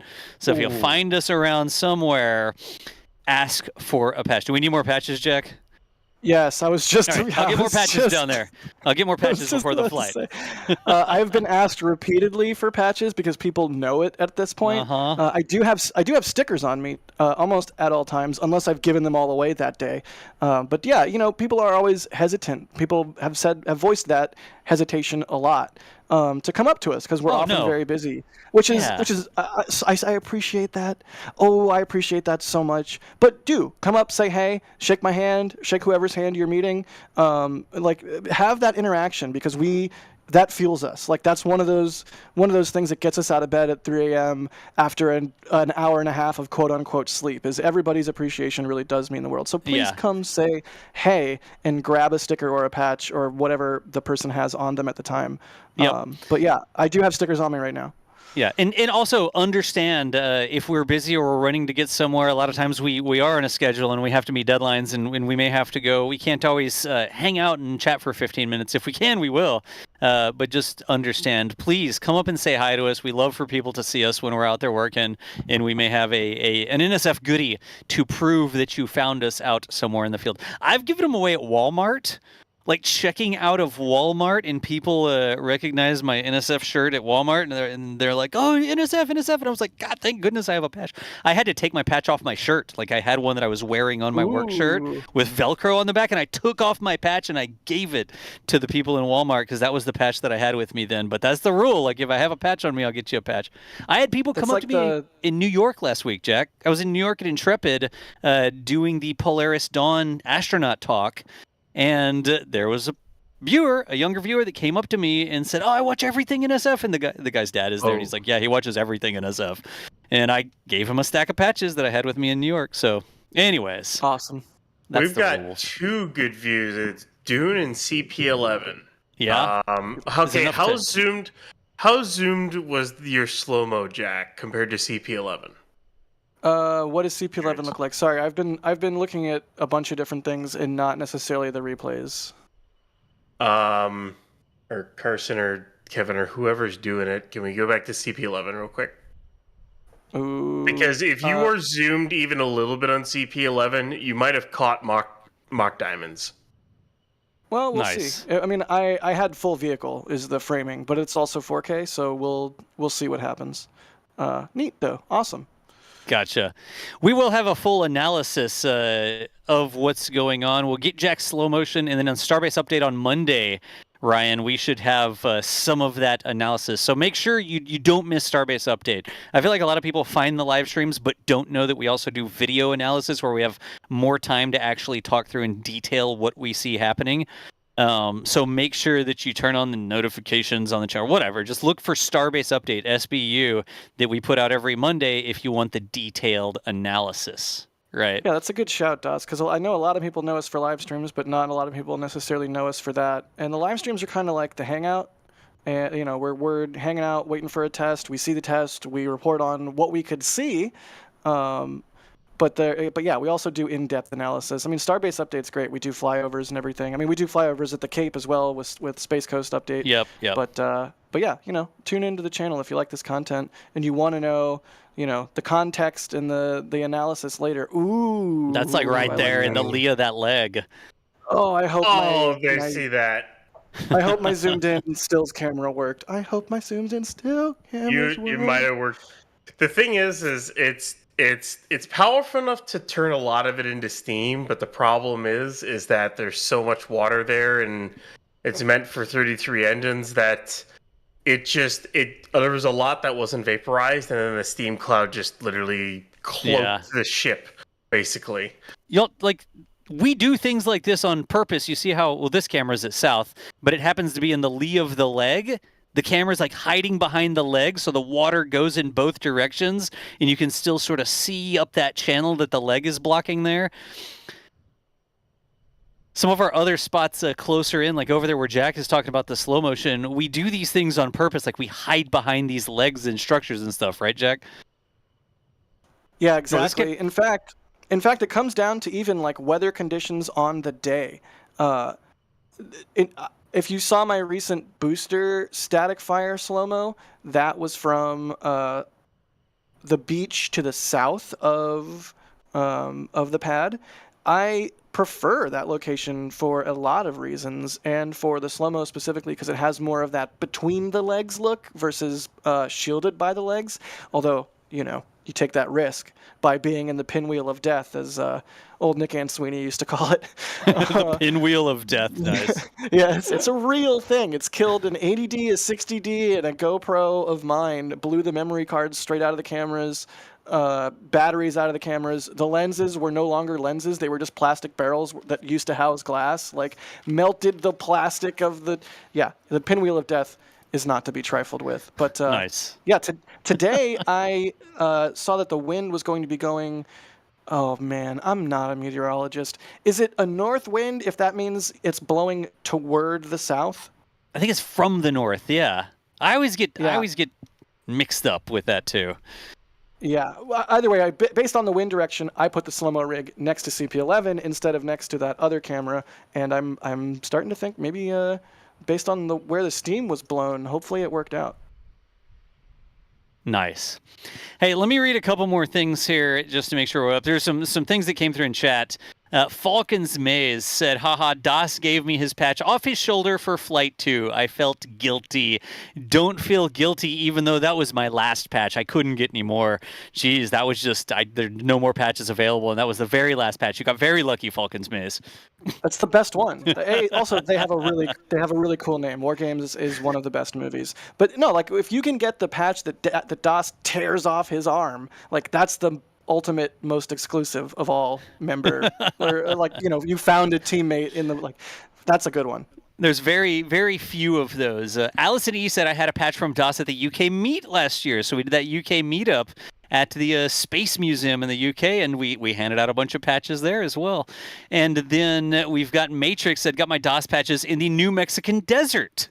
Another thing that we support was the STEM event, that student rocket launch competition. It used to be at Spaceport America, was at a new place this year, but that is another place to find us. It's not just around Starbase that we are, but find an NSF person in the wild, and we should have patches for you.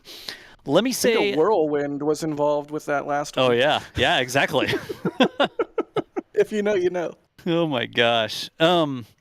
Say thanks to just a few more people. Diabetic Kid, appreciate you. I remember your name all the time over here in chat. Thank you for the support.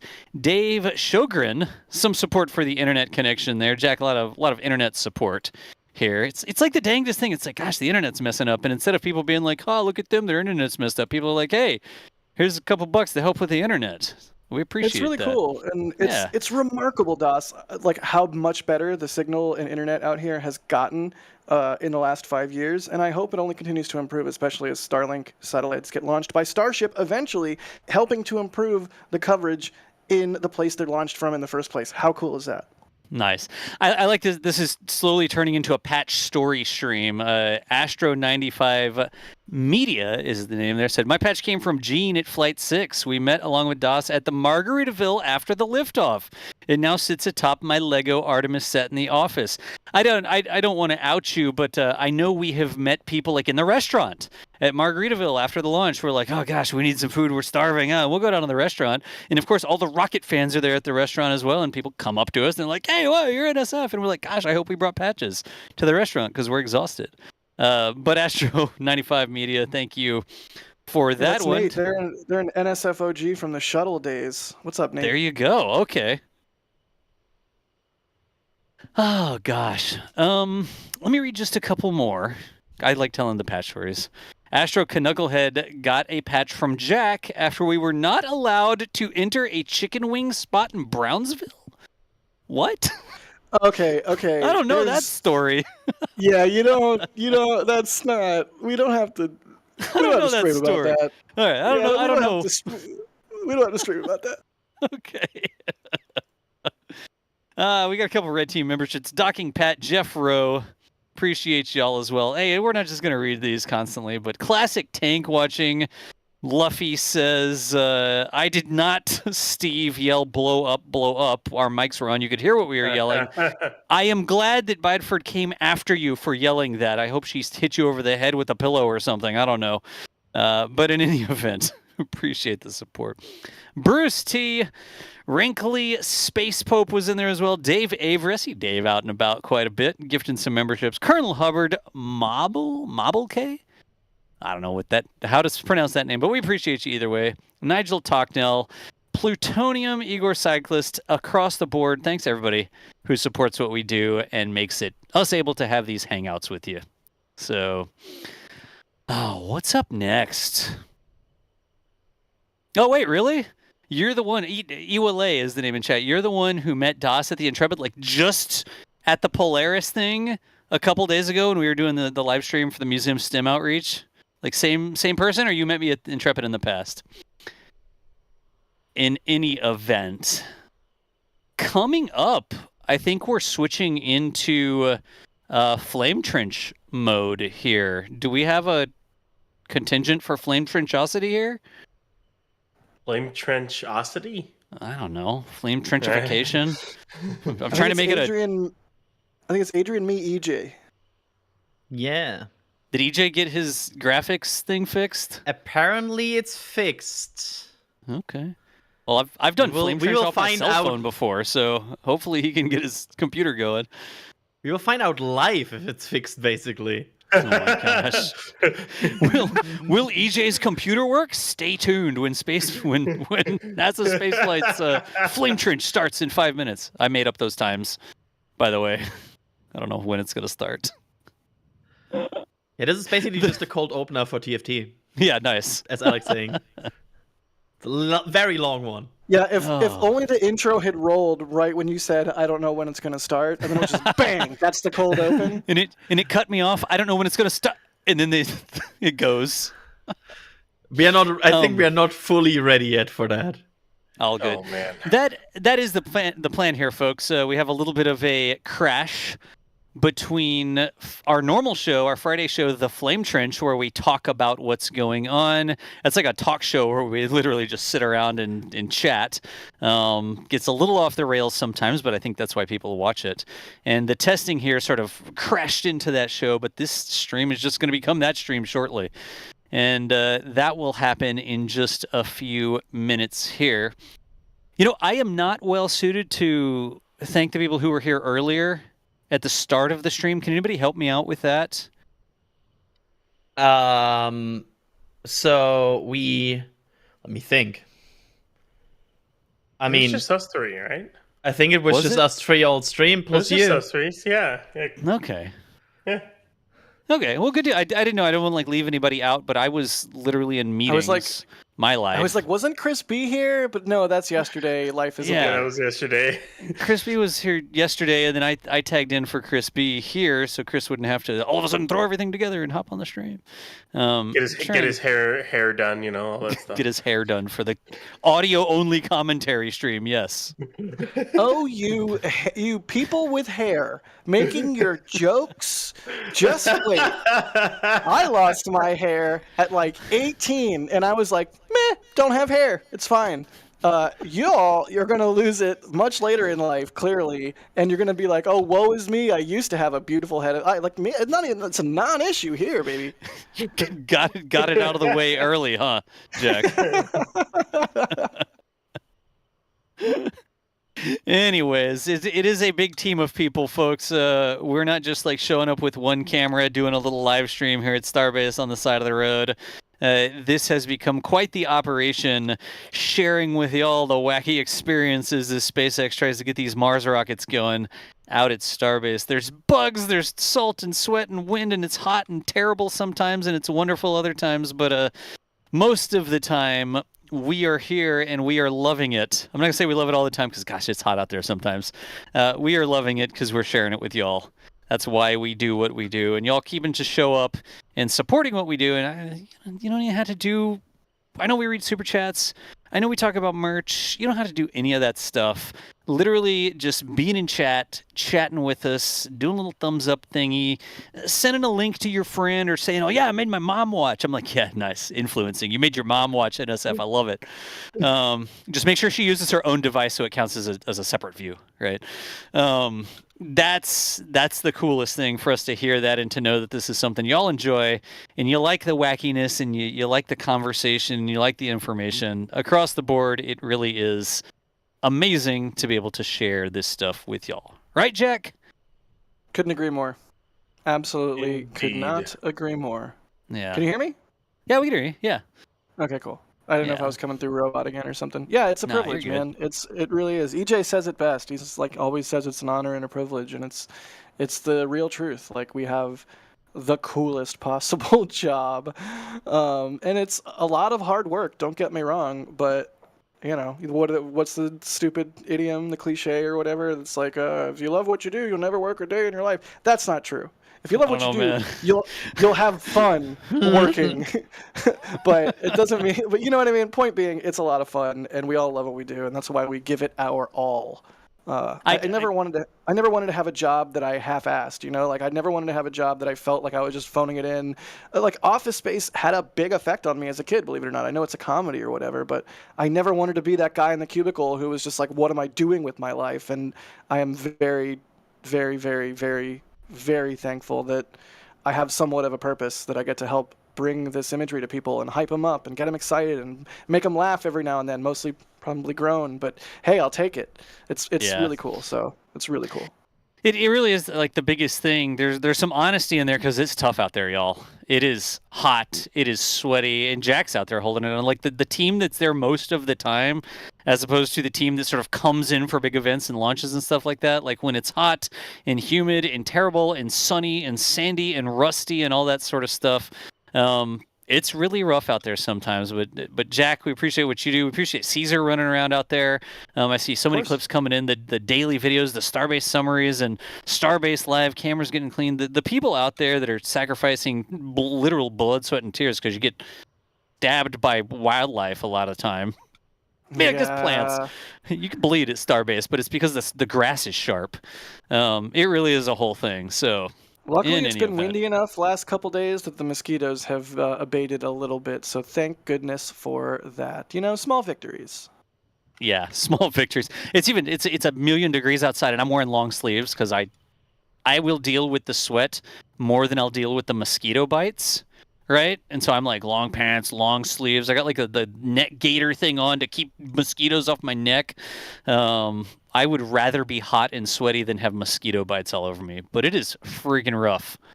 Right. So, dude, fun fact, if you ever happen to apply 100% DEET bug spray to yourself, make sure you remove any sort of plastic that is on your person when you are applying 100% DEET. How do I know? I show you my AirPods, which have been horribly disfigured by 100% DEET. I'd show you them because they're right here, but they look gross. It's not earwax. They're just this horrible yellow color now because I sprayed 100% DEET on them. Oh my God, it's my face. Is that Jack on the replay? Oh my God, it's my face. Show us your AirPods. Yeah. Do you have your AirPods? No, Show us your AirPods. They're just also my Ray-Bans, my Meta Ray-Bans, like the video glasses, also got disfigured by the 100% DEET. Make sure you take your. Can we not show my face? Welcome to the Flame Trench. Roll the intro. Maybe that'll make him stop. The worst part is I have like a faded back to I have like Starship. a 30-inch screen over here to my right, which I can also see the feed on. So it was not just my face once; it was two of me staring back at me, highly disconcerting. It's the field. The field. Zapfan says it's the field there. Hey, wait. Okay, one more serious question because this one just came through chat. Possibility they leave the ship adapter on the mount and they test 38 before they undo it all.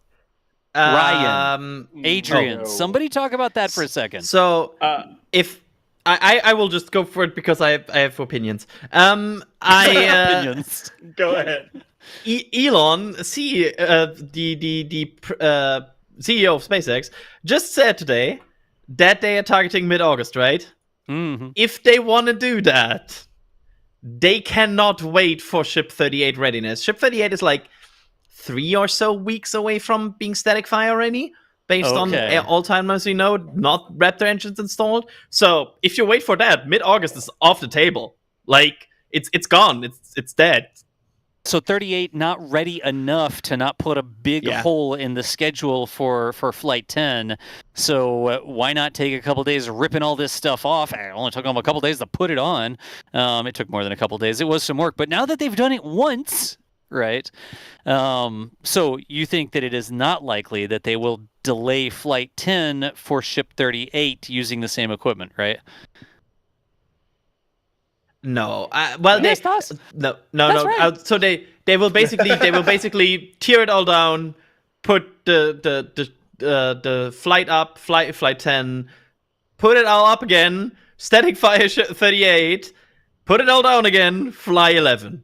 That's what they're gonna do. All right. That's the only path they have here, and they have to take it all down because these pipes that they use to fuel this are literally hooking up to the booster pipes. So they cannot run them unless they build this all back. Yeah. All right. Is on the same page, Ryan? Yeah, and also to that also effect, they're wanting to test that Starlink box in Mega Bay 2, and in order to do that, they have put 38 in an orientation in which they cannot install engines at the moment on that work stand because of the way the raising work platform has work platforms installed on it.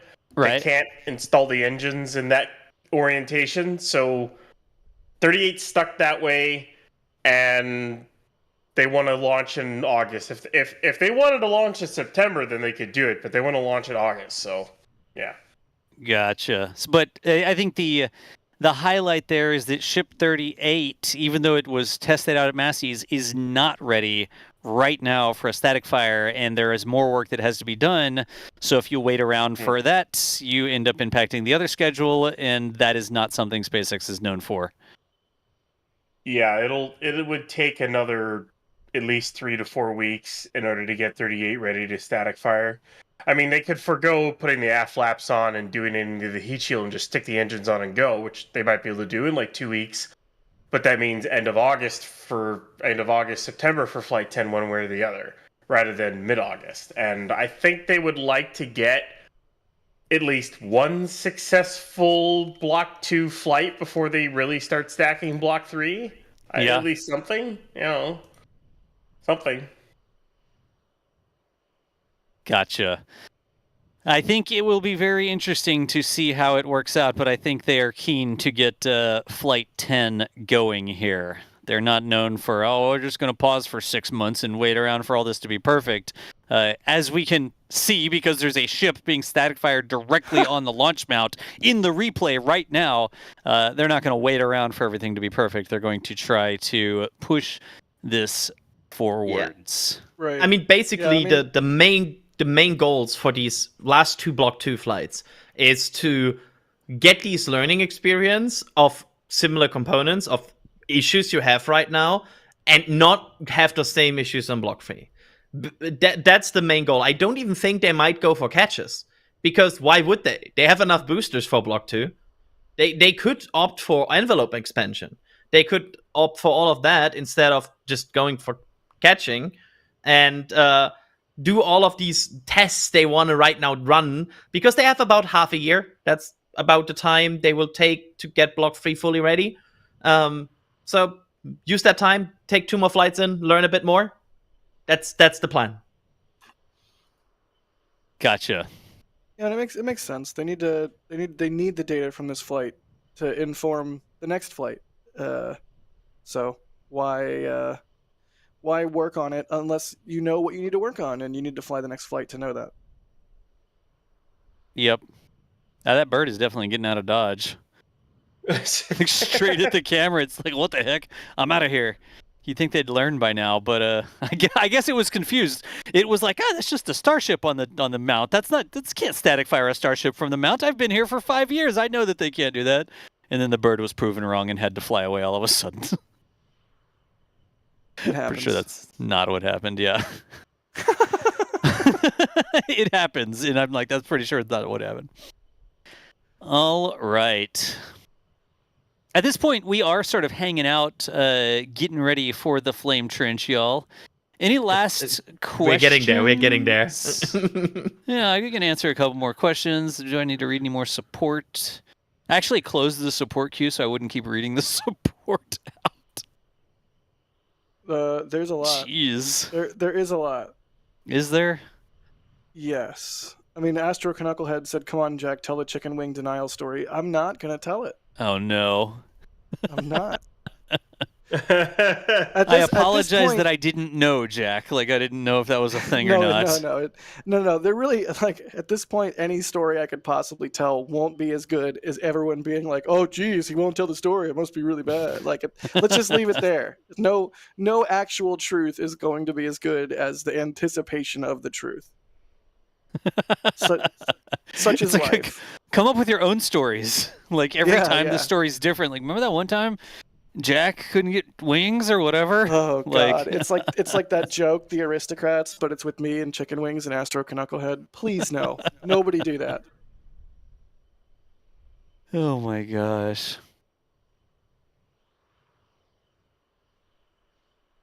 Let's see. Michael Johnson became a flight engineer. Holy cow! Thank you, Michael Johnson. That is outstanding. Is it the highest or the second highest level of support? I can never remember which is which.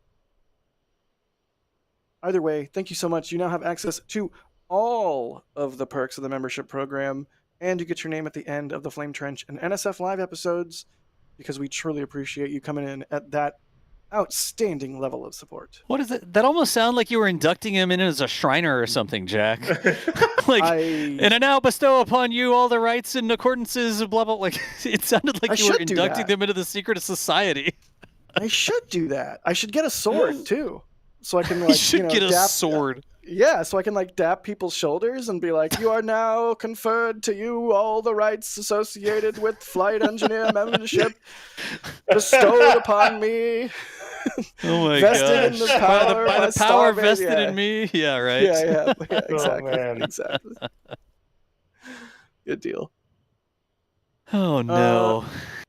Yeah, I mean, there's like a whole bunch of questions, but a lot of them are from before the static fire or from previous conversations over the last number of hours that we were live. Someone said Paul says the first cargo on Mars will be a banana. Honestly, I mean, you gotta eat. Entirely within the realm of possibility, but also my planetary protection senses are tingling. Are tingling. Yeah. Did you see the Vegemite in the Gilmore launch? Yeah, And they found the Vegemite God. payload in the wreckage and they posted it on social. Yep. Pretty great. It's so. I'm it's such a It's just a disgusting product, by the way. Sorry, Australians. I'm very sorry, but it's not that bad. It's is. very that bad. It's is. very bad. But to be It's fair, not that I was bad. told by an Australian I will not name that apparently the issue is that we. I think the know quote who. is you are all applying it like it's Nutella. Yeah, you gotta be sparing. You gotta be sparing. Yeah. I will Just not the name the Australian. word. Just the word makes it sound just no. It sounds When like I like something a geologist would find in the field. Like, oh, look at You the can stratum see of Vegemite here, here yeah. in the I was gonna you can say tell this is from strata the late Cretaceous period. It's what you say when you're talking about what things a geologist would say. It's so real. Geologists love strata. They love strata. Everything's strata. It's strata all the way down. It is really if you Hey. think about it, Das. Like that super deep borehole, they went like 7 miles deep. It's all strata, baby.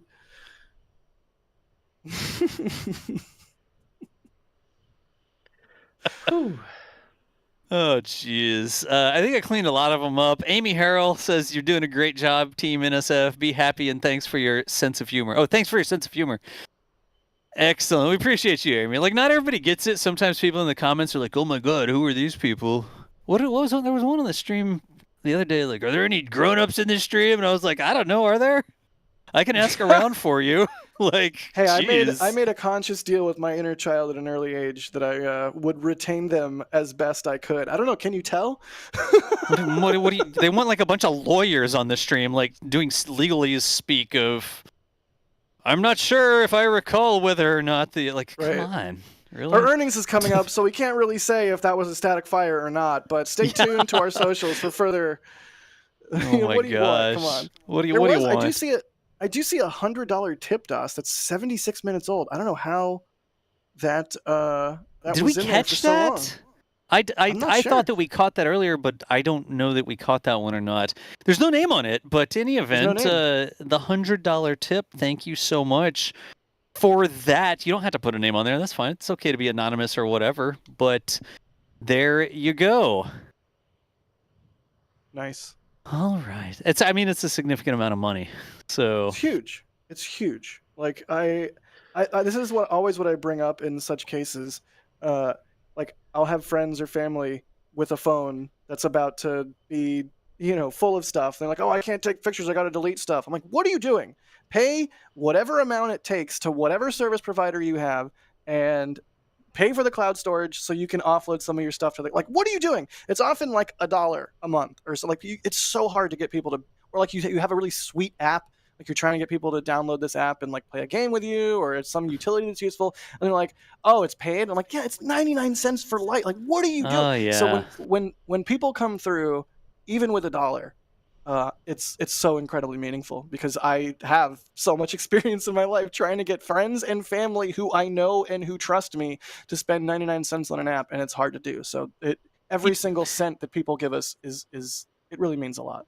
I don't know if I'm getting old. I've gotten to that point in my life where I'm like, what, this is $1.99 in this app or whatever? I mean, if I went out and got a beer, it'd be $7. So this won't make me fat, and I can do $1.99 to support this app, this weather radar app, or whatever the heck it is. I every time I see a transaction in an app like that, I compare it to what I would spend on lunch or like getting a beer or something like that, and I'm like, man, it's really not that big of a deal. Yeah, look, I we do the same don't math. all live in Germany, all right, Adrian? I just Chris came is from New York also City. Chris thought it was is cheap. also enraged. Like when you I said was like $7. $7.99. No, That's a good was- deal. I need to drink beer where you're drinking beer. In LA, it's like 15. I paid Yeah. $12 for a Guinness at an Irish bar in New York City last Friday. $12 for it was a good Guinness. It was really good, by the way. But yeah, $7.99. Yeah, sure, I'll do that all day long. But yeah, I do that same calculus, It's- DOS, where I'm like, oh, this video game is $60. Oh, it's expensive. And I'm like, yeah, but how much? Like how many hours? Like Kerbal Space Program, perfect Oh, example. gosh, I have yeah. over 2,000 hours in Kerbal, and how much did I spend on it? Like You $30, got it for, like, $40. $32 on sale or something, you know? Yeah, like when you Yeah. start, I don't know. Yeah, maybe it's because I also am getting older, but when you start looking at things in that way, it's like, heck, I would spend $5, $7 on a milkshake that people want to call coffee. And hey, I can do that, and it's delicious, and that's fine. I can do that. Yeah. I'd like to have this weather radar widget on my phone. I'll give them $4 or whatever. Like, it's not a big deal, Precisely. So it really means a lot, y'all. Thank you. God, Roger in the back channel saying $15 for a beer at Wrigley Field. Don't get us started on sports stadium costs. Or like movie theaters. Like if you want a large drink, if you want a drink and popcorn like large both, it's like $20, $25. It's just ridiculous. Wait, when? Oh, Kevin. I have a problem. Oh, what's your problem? I have worked for NSF for 3 years. I have been on three. I have been on I have been on 3 NSF vacation packages. NSF vacation packages. So, sometimes. Which, by the way, those are like work all the time, no stop. And I have never had a Guinness with you. Well, that's because we were in the middle of the desert in New Mexico. Even when we went to Florida, to the Cape, we never had a beer. We have never had a beer. We haven't had a beer? Remember? No. I've had a drink with Das before Kevin. Yes. Yeah, I think I get to have a Jack flex because for in-flight abort, when I first met Das, it was like a big Airbnb with a whole bunch of people in it, not just NSFers, but there's so many people in there. Did I had to sleep in a chair in the toilet or something. Anyway, I was at one point I was like, hey, I'm gonna go to the liquor store and get some scotch. Who wants scotch? And everybody, because it was a house full of photographer nerds, was like, who is this guy? What is this guy, an alcoholic? And you were like, I'll have some scotch. I'm like, I'm game. Yeah, I was like, okay, Das and I are friends, officially friends. Well, we had the emergency scotch stowed at the original bunkhouse too, and I told you, I remember I gave you the rest of the emergency scotch at one point, so we get along. It's fine. Yeah, absolutely.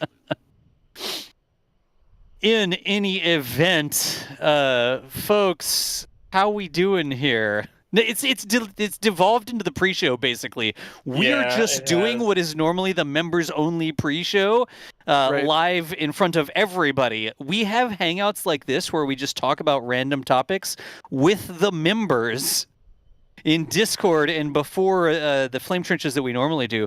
We do this every Friday. This is like our normal Friday thing, right? You guys are about to lose me for someone who can talk even longer than I can. So oh my gosh. Well, no, it's not impossible because Alex exists. Speaking of, he'll be here momentarily. But yeah, Das, you're right. This is basically our standard Friday thing, except because of the static fire, we sort of just ran straight into this. So yeah, if you're still here from the static fire and you don't normally watch the Flame Trench, I almost called it the Train Trench, which the Train Trench. I think we would all be here for that as well. We can do that. Big boy, like 4014. Go to like a train museum. Pacific. Yeah, let's go. you can do like a field trip, virtual field trip. I'm in, dude. I'm in. Oh gosh, yeah, everybody's asking about scotch types. I like peaty, but not ultra peaty, and I'm not educated enough to know. Lagavulin. Yeah, Lagavulin's good. Macallan's really good. We had a viewer way back in the SN days who knew I was at the Margaritaville and sent a nice bottle of Macallan there. That was pretty exceptional. Really? No kidding. Yeah, Andre, if you still exist, we miss you. Yeah. I like Lafrague myself. I like this smoky, peaty taste. Like super, like, man, I'm like drinking dirt. This is awesome. Not really. I also really like the Japanese scotches. You know, like the really clean scotches are really nice, like a good Suntory. But you know, for me personally, as long as it's not bourbon, I just hate bourbon. Get it out of my face. I don't want it. Speyside sherry cask stuff, not peaty. Interesting. I like the earthy taste, right? Yep. Like the not hard, like the earthy taste. Which is interesting because you're not really an IPA guy, are you? No, I'm not. Why would I need to make my beer super bitter so it could make the trip to India? It's earthy, buddy. It's earthy. Say earthy. Don't say bitter. It's earthy. It's like hopped out the wazoo, though. It's like, what can we do? We're just gonna add more hops. We're gonna make it bitter. You know, like those sour Warhead, the Warhead sour candy things. It's like that, but with beer. Come on. Ooh. Not really, I know. I miss those. Oh, I love those things. I ate so many of those things when I was a kid that my tongue developed a tear down the middle, and the doctor was like, "You have to stop."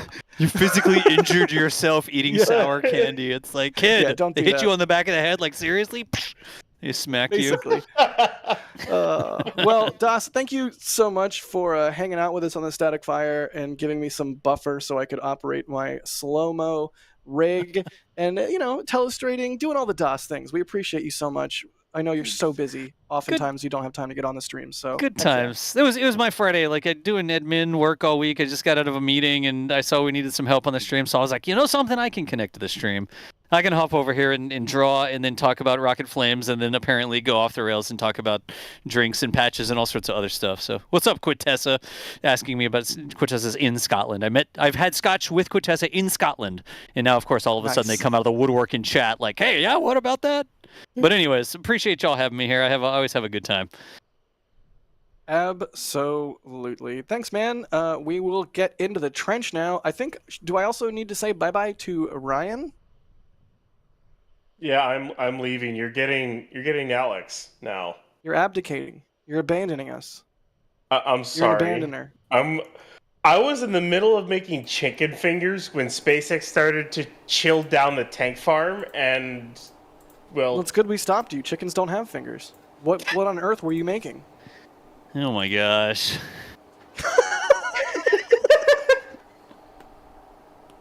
Here we Anyway, go. thank you. Chicken tenders. Chicken tendies. I gotta go make my chicken tendies and have some food. So you guys can have fun with Alex. And cool. Ship 37 static fired though. It's done. Hey, it didn't blow up. Nope. Yet. Thank you so much, Ryan. Thank you so much, Das. All right, let's trench it up. Let's trench it out. Let's trench it whatever direction you prefer. You could trench it orthogonally. That's a thing. You could trench it in a sort of a torus. Maybe like a Mobius trench. Hi, welcome to the Flame Trench. I'm Jack Byer, and I can see my face, and that's very distracting. Also, we can see Adrian's face. Hi, Adrian. Hi, Adrian. Hi. Oh, talking while muted. Hello. Sorry. I'm very fit still. Didn't talk too much today, and I'm just looking forward to talk about the week here. As we are now making this apparently the Flame Trench. It's trenchy. It's the trenchiest.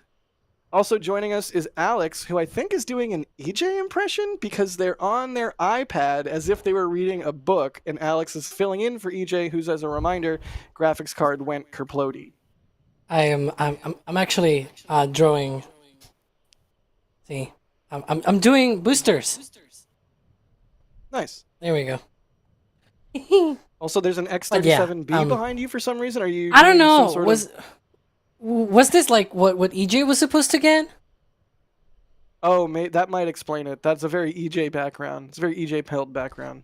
But yeah, I have like drawings of tanks and whatnot just to put in my mind what we see and everything, and then write it down. Nice. Very Anywho. cool. Well. Thank you, both of you, for joining us. The Chaos Crew has taken over the Flame Trench. Let's go! I guess. That's the plan. What else do we have to talk about? There's been a static fire. I think. Nothing happened. Again.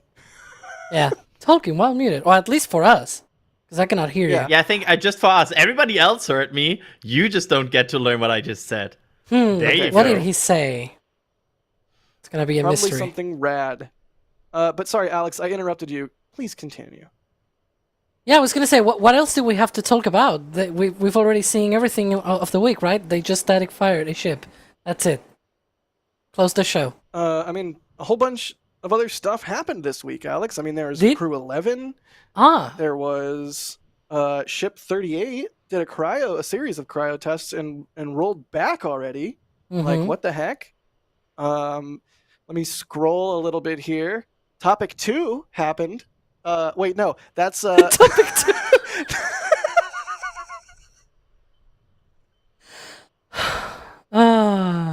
Good lord. What is topic 2? There is one launch failure. Oh, the Astra Take 2 Boogaloo, right? Or something like that. Yes.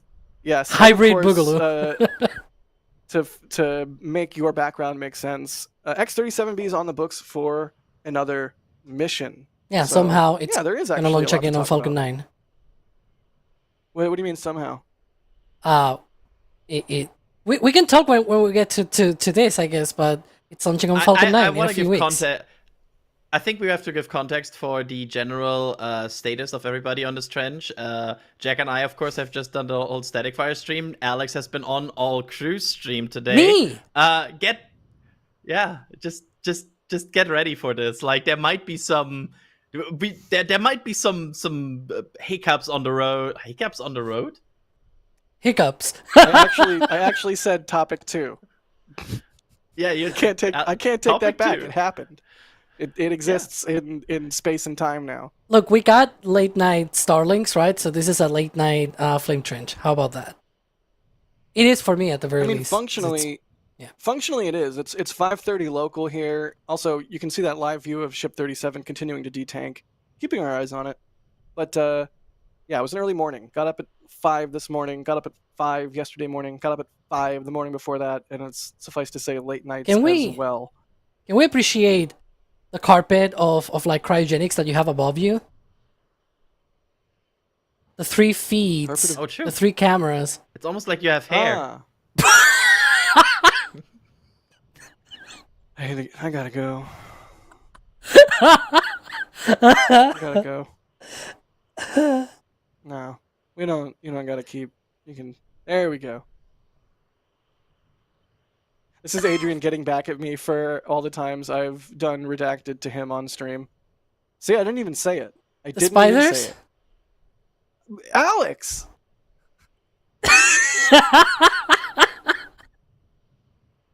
What are you doing, man? I just said the spiders. I didn't say that you always are telling people to DM him spiders. We don't have to do that. Okay, moving on. Who wants to? We didn't have the normal pre-show where we get to like talk about the show. Yeah, decide who's we taking did. what topic. It was the static fire. Didn't you see it? Oh my god, Alex. Oh my god. Who wants to talk about Crew 11? Well, actually, that doesn't make sense because I was not on stream for that. Alex, talk about Crew 11. Well, we had 4 people going to the... They are still going to the ISS because they have not docked. That should be in about 9 hours from now, I think it is. A bit under 9 hours. And so, yeah, that launch was supposed to happen yesterday, but apparently a cloud decided to sort of wander around and, you know, walk around the launch pad and as the launch director said, it clipped the launch pad, essentially meaning there's like this radius of where certain types of clouds and rainstorms and all that stuff need to be sort of away from, and it just basically grazed and clipped that area, and so that's what they were referring to on the launch countdown nets. But yeah, we finally saw that launch happening today. Also, the last landing at landing zone 1. Bittersweet, but you know, that's how it goes. That's essentially, and here we have the replay of that as it happened today.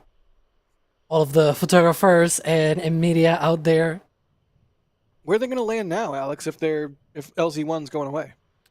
Yeah, so for the interim, they're going to be using landing zone 2, the adjacent pad at the complex. Now, that place is the former place of the Launch Complex 13 launch site.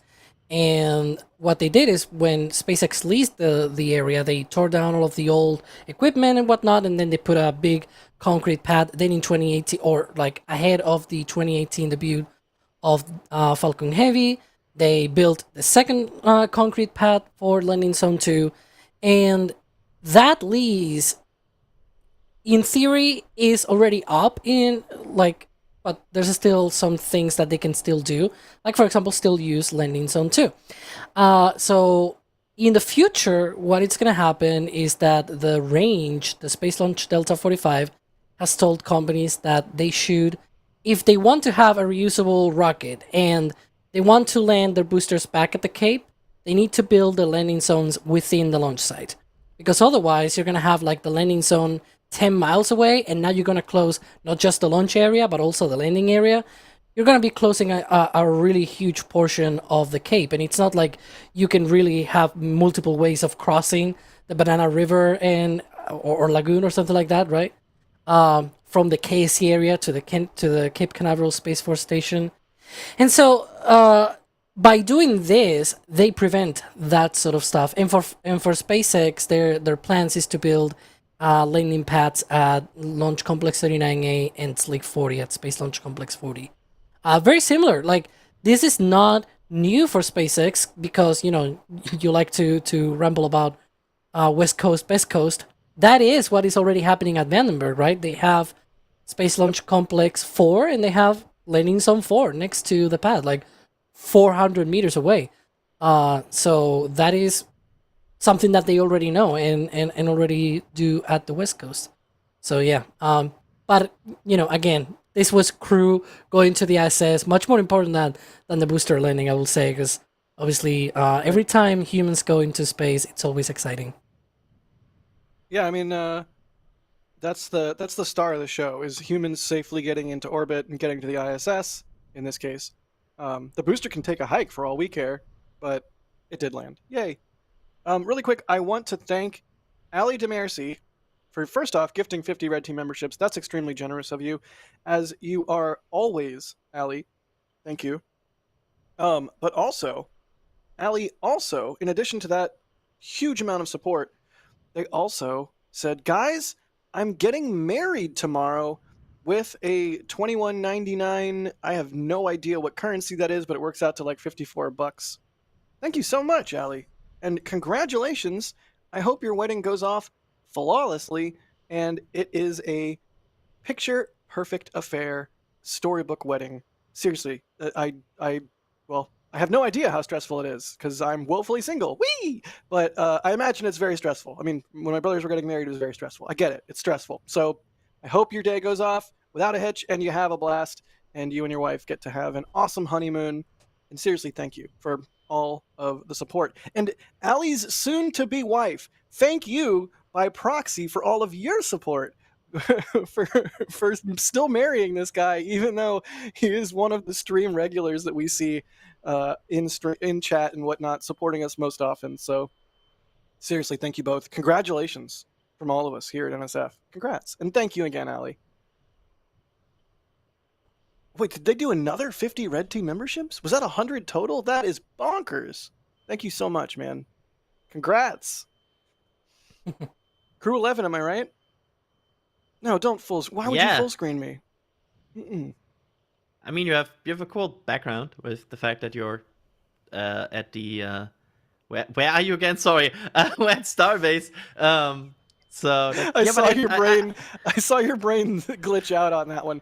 I am at the Rocket Ranch outpost. So I'm about 3 miles away from the pad. They're actually behind me. I don't know if you can see it because of exposure. Isn't that fun? There needs to be some neutral density on the windows. That's Massey's. Like, what? This is bad. That's Massey's. Like, right? Oh no. Okay, I should not be a weatherman. That's Massey's is window right there. frame, actually. Yeah. Pretty cool. Shout out to the Rocket Ranch for hosting me for the test today, for all the static fire tests and whatnot, for launches. For launch viewing, the Rocket Ranch outpost is really second to none. So check them out. They do launch viewing, and they offer tickets. And pre-sale, I believe, for Flight 10 is still open, where they are cheaper now than they will be closer to the launch. What else do we have to say about Crew 11? It was a beautiful launch. Florida team killed it. Yeah, absolutely. And I also, to be fair, that launch had a bit of an iffy road, right? Like, from the weather and everything, we really had some doubts during the countdown. It looked like it was basically a race almost to the T0, because there were the weather got worse and worse and worse. And funnily enough, I think just minutes after the launch happened, they were in the phase 2 lightning warning.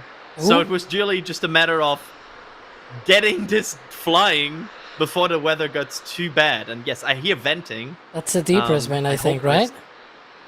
Yeah. I see vents on Sounds like- the ship. So, I have a yeah, question. that's the. Go ahead, Jack. It's not Crew 11 related, it's Starship related, because we're hearing it vent right now, but it didn't seem to need to extend the road closure to 9 p.m. I mean, it's 5:43. They're maybe doing a depress now. They're clearly close to finishing up detanking either way. I wonder why they extended it to 9. Well, remember that was before the red team was finished at the tank farm, so maybe there was multiple paths how long that could have taken, and potentially there was another way to completely recycle the tank farm, basically start from scratch on that day, and that would have taken them potentially all the way to 8 or 9. Makes sense. That does make sense. I'm going to quickly look at the panel and see if we have any Crew 11 questions. Nope, just people celebrating the Chaos Crew. Also, Space Pope, thank you so much for the support. Again, saying bless this trench. They blessed the test stream, now they're blessing the trench. Thank you, Space Pope. Also, Steve Kalovic with a $50 super, holy cow, saying, hey Jack, tell Bideford to let me buy her a Tesla Model Y. She listens to you more than me, so I need your help, fellow photographer. She is stubborn. Love you, Mom. Hey, Bideford, here's the thing. A lot of times it can be hard to accept gifts. And, you know, change is hard. I love my Land Rover. It's from 2002, though. And, you know, doesn't have a lot of the new nice features of modern cars. It doesn't matter. It doesn't have to be a Tesla necessarily, but a new car is really nice. You get like the cruise control that basically drives it for you. Come on. I mean, come on, Bideford. Let Steve buy you whatever car. I'm sure it's going to be a huge improvement to your life, even if change is hard. There, Steve, that was the best I could do. Hopefully it worked.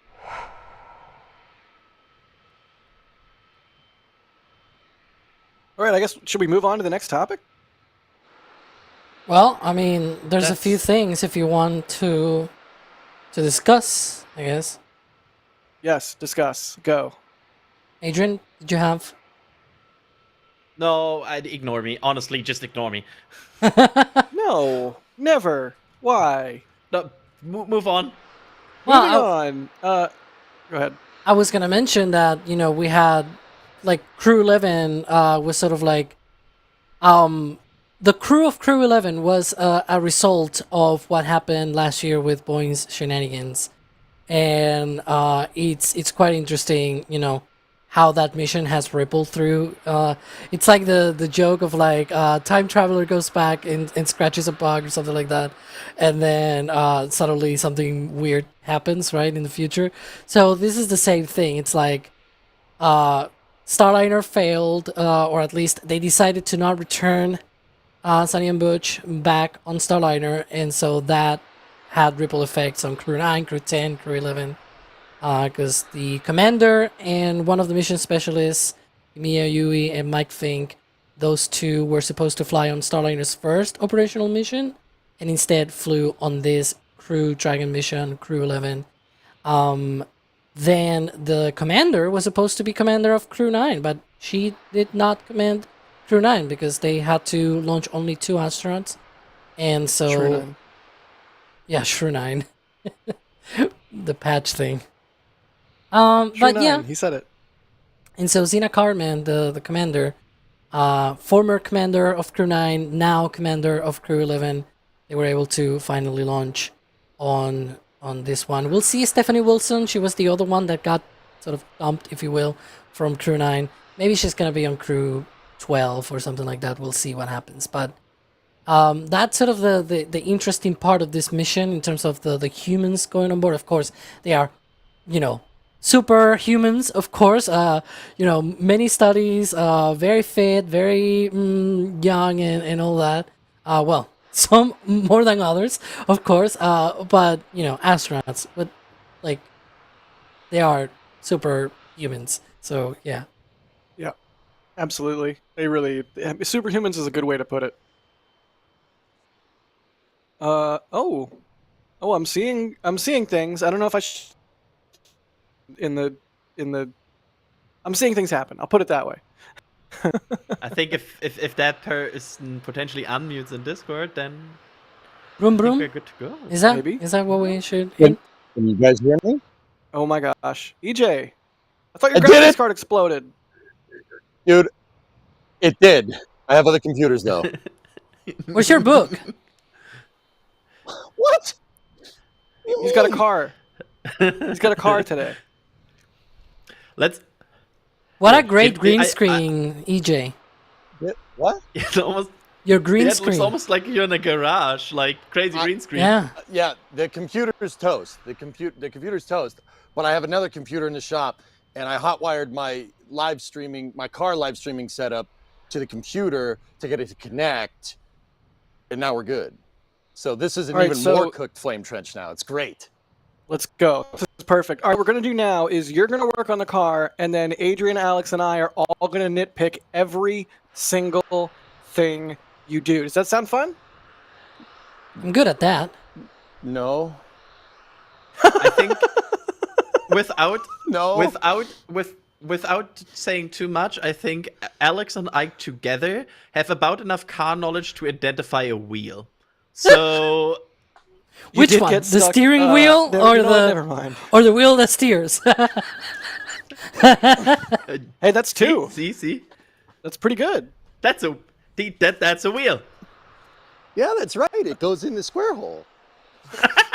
Is wouldn't it be the circle hole? Anyway, the round hole. I don't know, man. Square wheels. Some people like those. EJ, Yeah. Oh God, how it's do you- here. how do you drive that car? It has no wheels.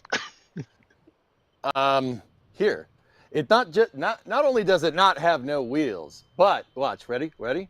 Oh, it also has no back. There's no. That's Here.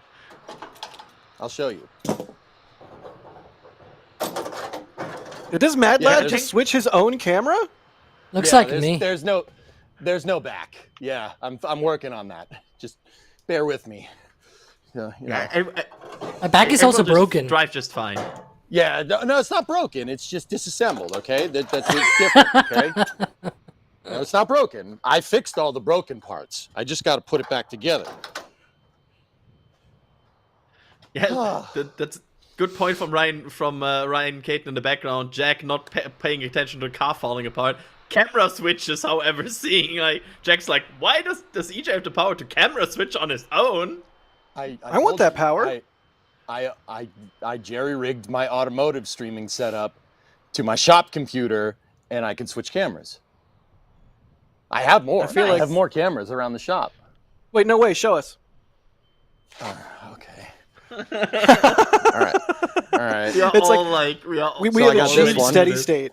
We have stalled long enough to finally achieve steady state, a working thing, and I'm like, EJ, push all the buttons. All right, and then this is my low buck camera. It's a far back shot, but it's also kind of set up like the other camera right now. But there's the terrible camera that I wasted money on, So and that's my far back shot. EJ, where do the batteries go for this thing? There's one battery, and it goes under the hood, Alex. Do you have to wind it or something? Oh, where is he going? What? Nothing. I'm just joking. What? Like the wind- old timey wind it? cars that you had to like go with a lever and things like that, and Are you rotate talking it. about crank starting an Yeah, an the automobile? crank. Yes. Yeah, the crank starting and Yes. everything. No, He's it's saying your not car's that so old, it looks like it needs to be crank start. I thought he was not- going for a square hole joke because a car battery does in fact go in the square hole. It does. Yeah. It's not that old, man. Damn. No, it has an electric starter, but this car is a very cool aftermarket mod that the previous owner did. That you can Fred Flintstone it. So there's holes in the floor, right? So you can use your feet to move if you want to be environmentally friendly. Or heck, you could use your feet to brake too. Like you have your regular brakes, you have your E brake, and you have your F brake. Yeah, the foot brake. Yeah. Yeah, that's good. Yeah, that'll work. I thought it was a so- handbrake, not foot brake. I would not put my hand through the floor when it's in motion. Don't worry, I'm gonna fix that because it's probably shouldn't do that. It's probably dangerous. But yeah, this is my shop. Probably.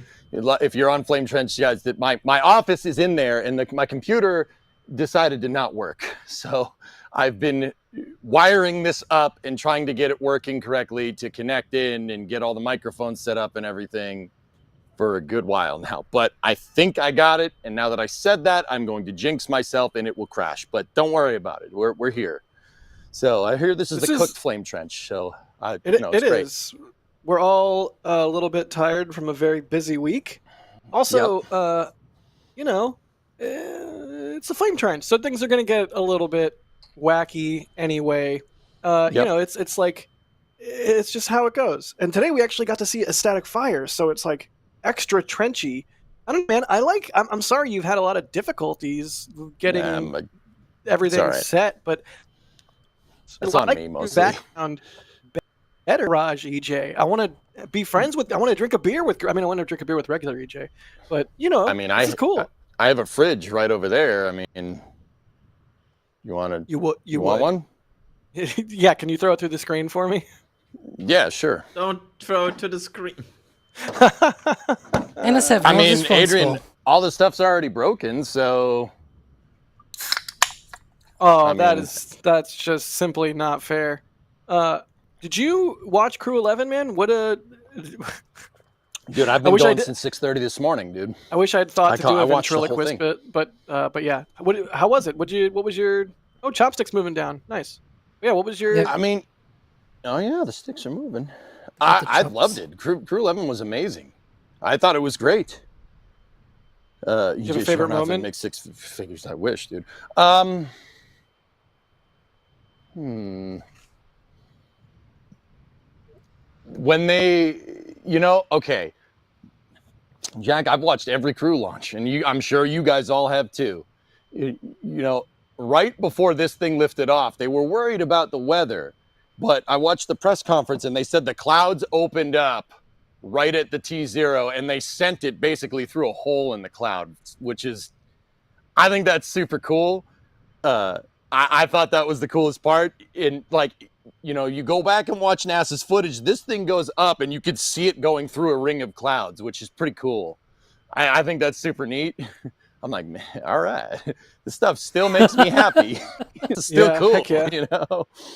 Yeah, I think my favorite moment personally was when they got on orbit and everyone got to sort of say their piece. Everyone was very clearly hyped up, and it was just it was a joyous moment. But to your point, EJ, I want to see an exterior camera on from the vehicle sped up to 300% or something that shows the entirety of liftoff in hyperlapse form, so you can see it. So you can see basically, because half the sky was blue, half the sky was storm. Yeah. So Falcon 9 essentially ascended past and then above a thunderhead.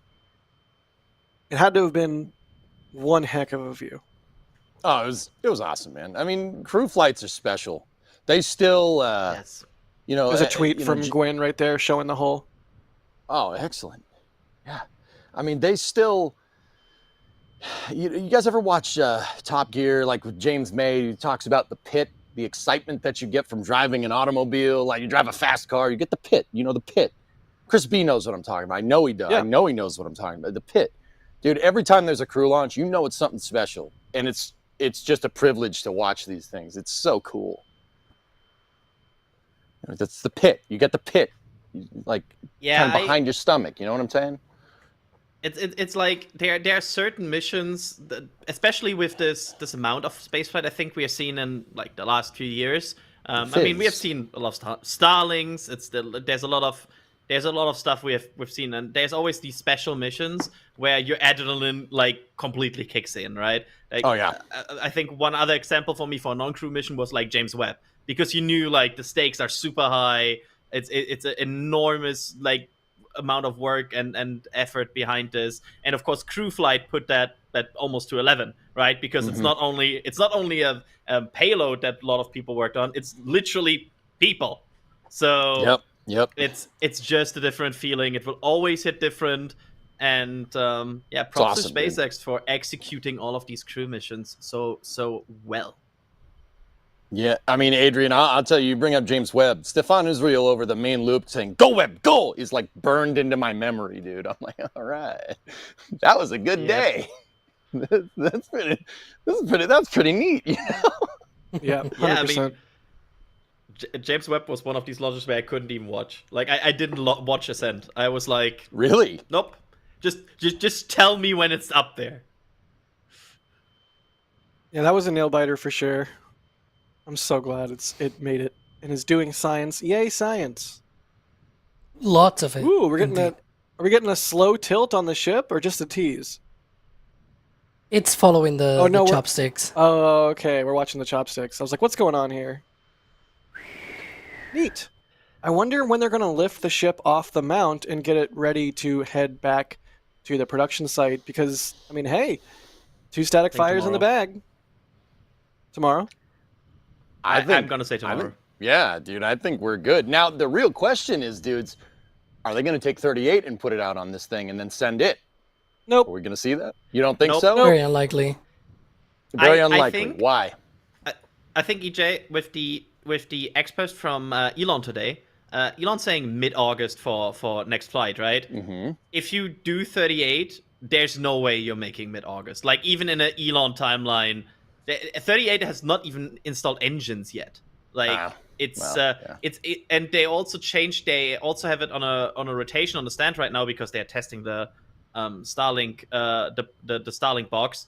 They cannot even install engine in this configuration, so they have to get 38 is not ready for static fire, so they would have to wait like 2-3 weeks probably for it. Okay, 2 things. All right, 2 things. 1, okay, that's a pretty solid point. 2, you're saying that Ship 38 is being tested at Massey's a month after Ship 37. Wait, are we wait a minute. Is Massey's testing things a month after EJ said they would get back to testing things at Massey? Hey, wait. Technically, I'm right, Chad. Wait. Technically, I got you. Because I'm sure a lot of people meant the static firing of ships. Oh no, that's absolutely what I meant. But technically correct is the best kind of correct. I got the right answer, but I used the wrong formula. But you got saved because the cryo stand did not get damaged. Like, or if it got damaged, it was very easily repairable because it was like, it's the thing that is the farthest away from the static fire stand. And also, it just so happened that in the direction of that stand, there were no like flames shooting out or anything like that. Like the explosion went in 2 very clear directions and not in the direction of the cryo stand was not in that direction. So that was really funny. But yeah, we were expecting that 38 could potentially be cryo tested this month. I would not expect a static fire before the launch for all of the reasons that Adrian just mentioned before. Including this tweet here from Elon talking about mid-August being the target. Even if it were late August, it will still be very tight, and the whole reason for that is because it will mean that essentially Ship 38 needs to get engines like right now. And as Adrian pointed out, it is not in the right configuration right now in the Mega Bay, in its work stand where it is right now. To be able to get the engines, because there's like these places, like the work stand has this elevator below, and that's where they put the engines and whatnot, and it is a certain orientation, right? And if you rotate the ship is currently 180 degrees away from that orientation that it needs, which is with the heat shield facing away from the wall. And so, yeah, right now it cannot get engines in the orientation that it is right now. In fact, it seems like maybe they are testing the payload bay with a Starlink loader-ish, maybe? I don't know. So, okay, that all makes sense. Like I said, All right, I believe that's the thing. Now, okay, so my question is, I mean, Alex, eventually Ship 38 is going to need to be tested, right? Like, eventually, you're going to have to static fire this at some point, are we not? Or am I mistaken? Yes. After Flight 10. Wait, is that road open? Does that mean you're like... Okay, bye. Okay, bye. Okay, it's just us here now. I'll be back, but I gotta go. Cameras, bye. Jack, I can't hear you. You're going into a tunnel. We can't Actually, hear you. wait. I have an idea. Oh no. Uh-oh. Sit. Can't Oh say no. Hi, Dan. Are we putting Dan on? Hey, Jay. How Dan you doing? Danny boy, what's up, man? Not much. How you doing? I'm doing great, dude. How are you? Living the dream. Enjoying my time here. All right. My guy. So, all right, fellas, I got a question. So SpaceX goes to do Flight 10 on that pad, right? They go to do Flight 10. It's just over there. That's awesome. They go to do Flight 10 on this pad. What happens to all the paraphernalia for this test stand? Like all the pipes that they welded on? I mean, there's no way those things are going to live through a super heavy blasting them directly in the face, right? Like, they will take everything. So I'm 89% sure that this is what will happen. I'm actually very confident. Is they it will take 0.99? everything off. Repeating? They will take everything off. Everything. Because they have to, because these pipes at the back, they hook into the booster lines. They cannot fuel a booster as long as the ship lines are in. So they will take everything off. They will fly Flight 10. They will move everything in again. They will static fire 38. They will take everything off again. They will fly Flight 11. See, that's why I asked about Ship 38, because, dude, that just seems like a lot of work. You know, it just seems like a lot of work, man. But to be fair, the installation was rather quick on this. What took time was the setting up, like the getting the stand ready, getting all the pipes ready. But the installation itself took 8 to 10 days or so. Like the really full on. We are welding stuff together and placing everything in. See, now, Adrian, okay, so I wouldn't call myself a fabricator with this nightmare behind me, but see, now I'm wondering, where those pipes, the pipes for ship testing go down around the booster quick disconnect hood and they go in. I'm wondering if there's a flange down there, because, right? Yep. Right? I'm wondering if they flanged the pipes down there. So what is a flange, guys? It's like this, on a pipe, it's a ring that goes on the pipe where two pipes bolt together. It has a bunch of holes in it, and you bolt it through. Now, we need to see if we can find a picture of this thing with flanges down, like are there flanges down underneath the BQD hood? Because if there are, well, that shows that proves exactly what you're looking for, like that they're going to take it all apart. You cap the flange, you bolt it down, and then you can fuel the booster, right? I'm going to call them out, guys, EJ. I don't think Adrian or Alex have touched a flange, but Dan probably has, so I want to know what Dan thinks. I have!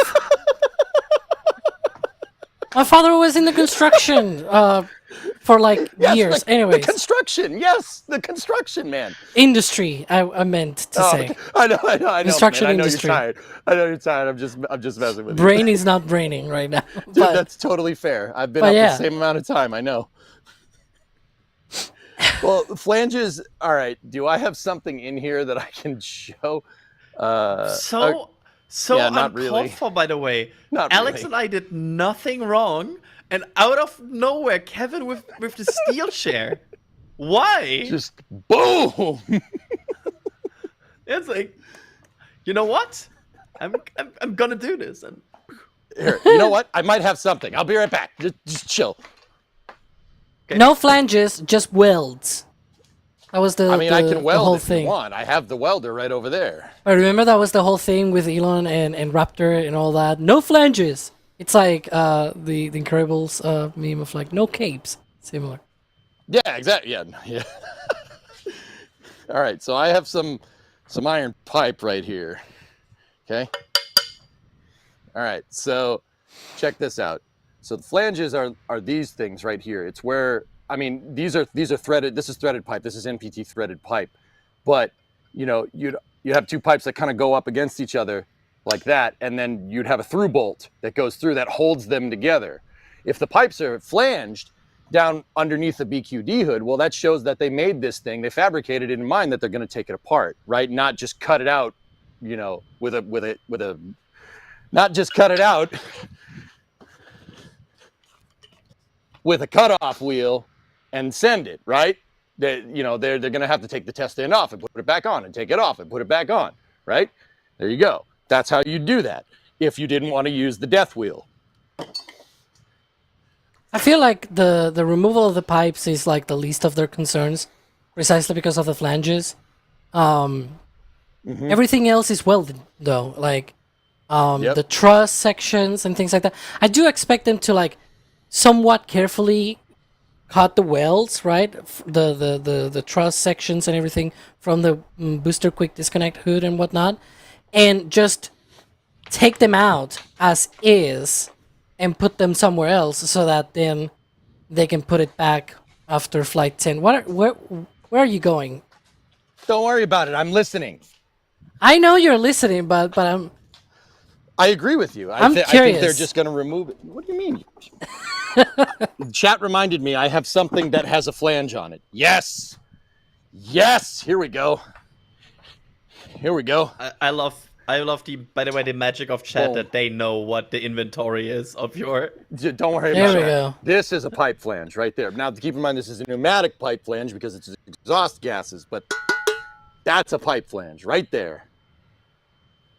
Look at it. Look in the hole. I'm looking. I'm trying. Did you see it? Did you see it better? Look at that. Look at that flange.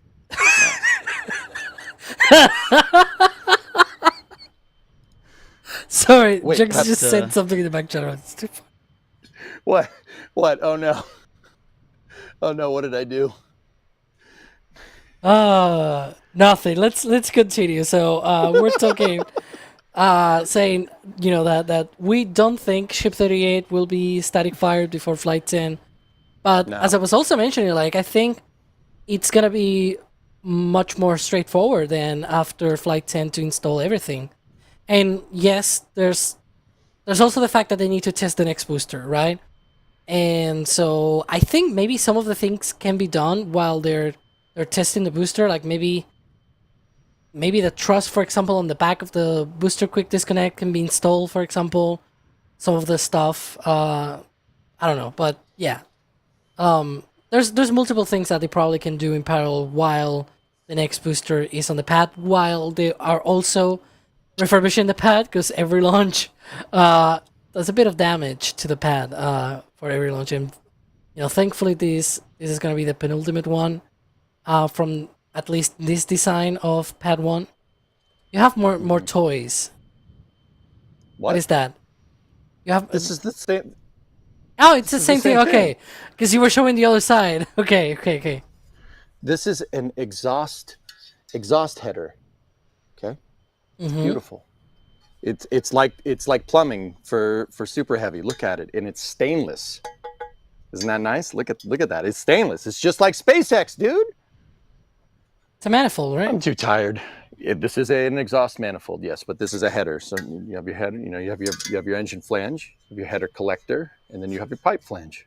But yeah, I mean, Alex, okay, all right. Serious note aside, I agree with you, dude. I think that I didn't. So okay, forgive me. I've had a weird week.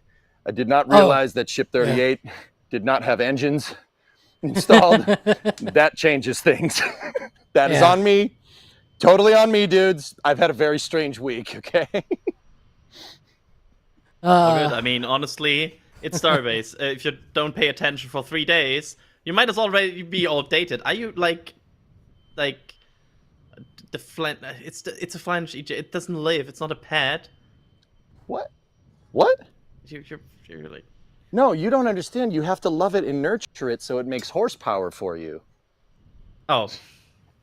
It's like painting racing stripes on a car. It adds 10 horsepower, dude. Jeez. I mean, to be fair, that's also for making your car red. Like if you have a red car, just faster.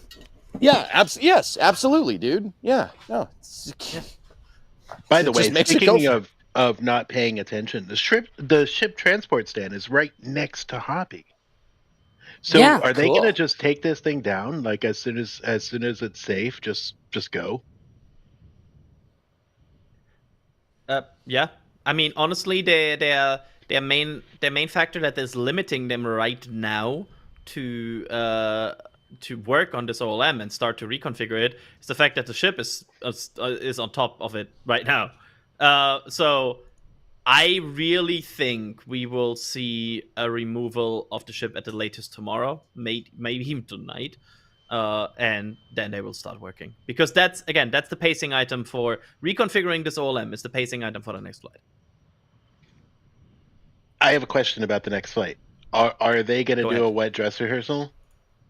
No. So they're just gonna go for it. They're gonna take this ship off. They're gonna take the Star Stool off. They're gonna stack the booster, stack the ship, and off we go. I think that will be the case. Yes. I mean, the boosters are static fired, so no problem there. Put the booster on, stack it, and then you're in theory ready to launch. I don't think there will be any more testing required. That's why I'm always saying, like, mid August, that's not out of this world. This thing could fly in 2 weeks. Totally doable, dude. Yeah, I agree. No. No, Dan? Why not? Dude, no. You know what, man? You know what? When I was down there for Flight 8, my mom's birthday was during Flight 8 because Flight 8 pushed so hard. I missed my mom's birthday. And you know what, dude? We all have to make sacrifices, but that is a sacrifice I'm willing to make.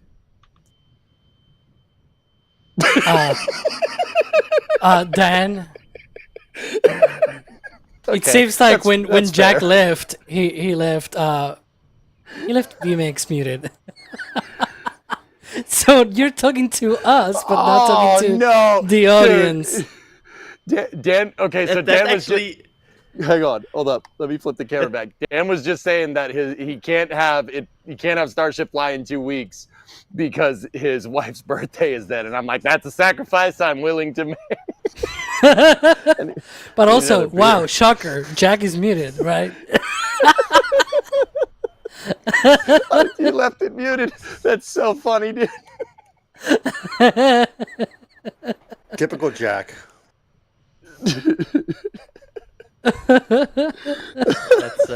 That's very. I think it's even funnier because in this way we just got to hear the words of wisdom from Dan, and everybody else didn't. Yeah. I mean, I repeated the joke for chat because I like you guys, both chats, Twitchies and YouTubies and Membies. You guys are good. I'll let you guys disseminate my word. Disseminate, big words. Good for you. It's my word of the day. It is. All right, let's go. Let's go, dude. Why did you say that? What? You said, wow, big word. Yeah, I mean, yeah, that is true. That is what I said. Has anybody ever made Alex laugh this hard on stream? Do I get a medal? Yeah, Alex has this fun thing where if he gets into a laughing spree, he will stay there for a bit. It's very awesome. funny. Oh, he's that type of laugh. Okay, all right. That's good to know. I'm gonna log that one for later. Yeah, it's like if you get him like properly laughing, he's out for like 2 minutes. Good stuff. Okay, so I mean, guys, I don't have the panel up or anything, but I see Gabriel asking in chat, when do you think Pad B is going to be operational? I always thought that, they're going to scale operations around Pad B. So if, we got another flight happening in 2 weeks, right? It's going to be sooner rather than later. Guys, I don't know. I think Pad B is the end of the month, the end of August. It's August now, right? It's the 1st. So yeah, I'd say the end of August. I think Pad B is good to go. What do you think, Adrian? I'm gonna say it's gonna fly. Let me actually look at the calendar because Oh, I didn't look at any calendar. I think it's the week of the 15th. It will fly in the week of the 15th. The week of the 15 has 3 days. Because it's a Friday. Oh, I was in September. It's the week of. I mean, it's gonna be some 14, 15, 18, 19, somewhere in there. I one of these 4 days.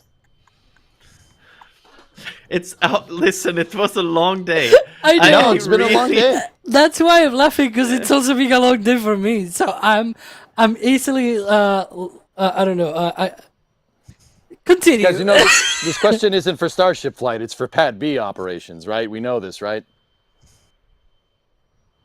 Oh, like. I don't think he knew that.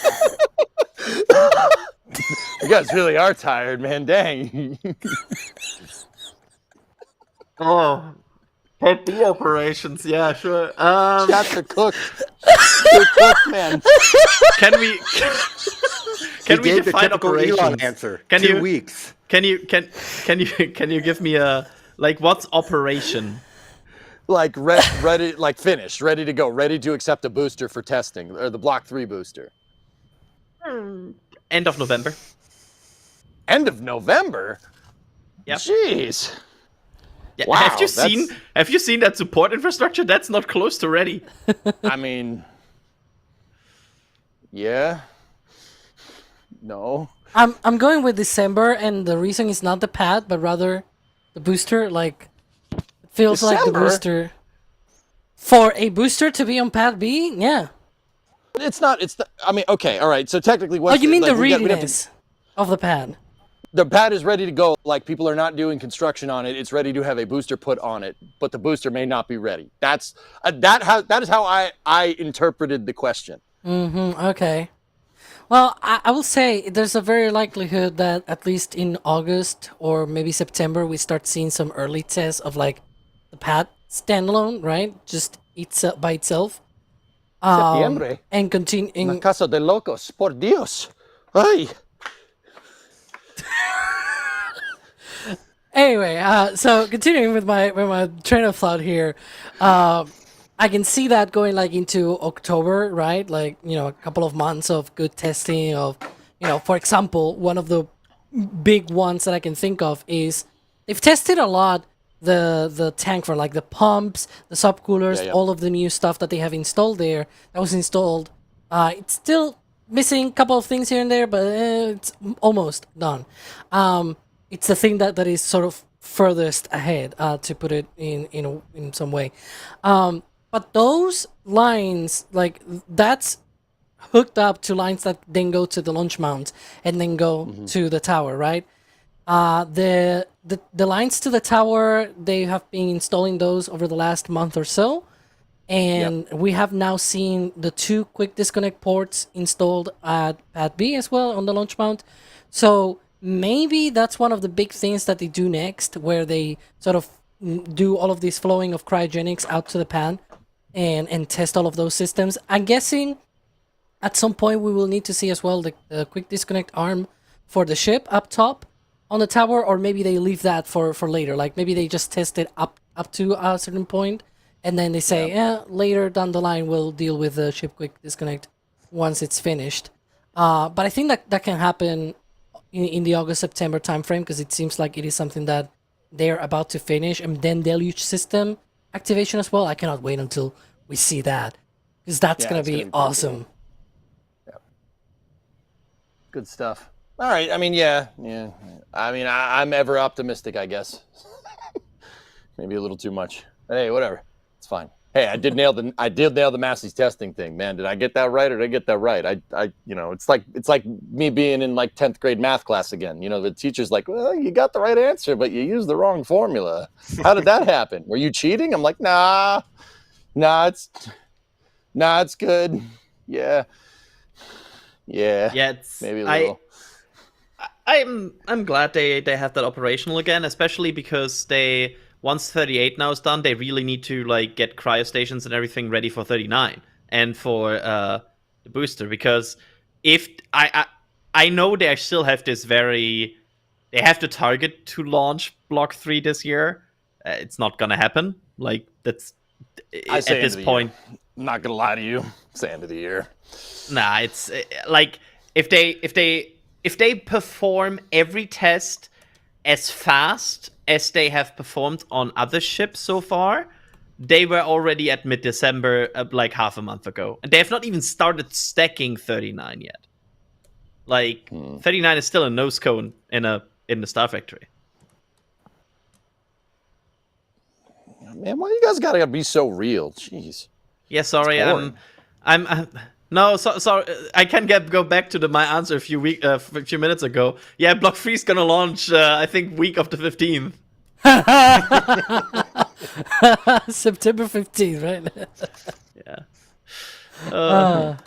Help. Oh, all right. Question: What about the pad at the Cape? When's that getting up and running? So I saw just pictures continue. of it this morning. I can like my thinking is it's like 3-4 months behind Starbase at least. Starbase Pad 2.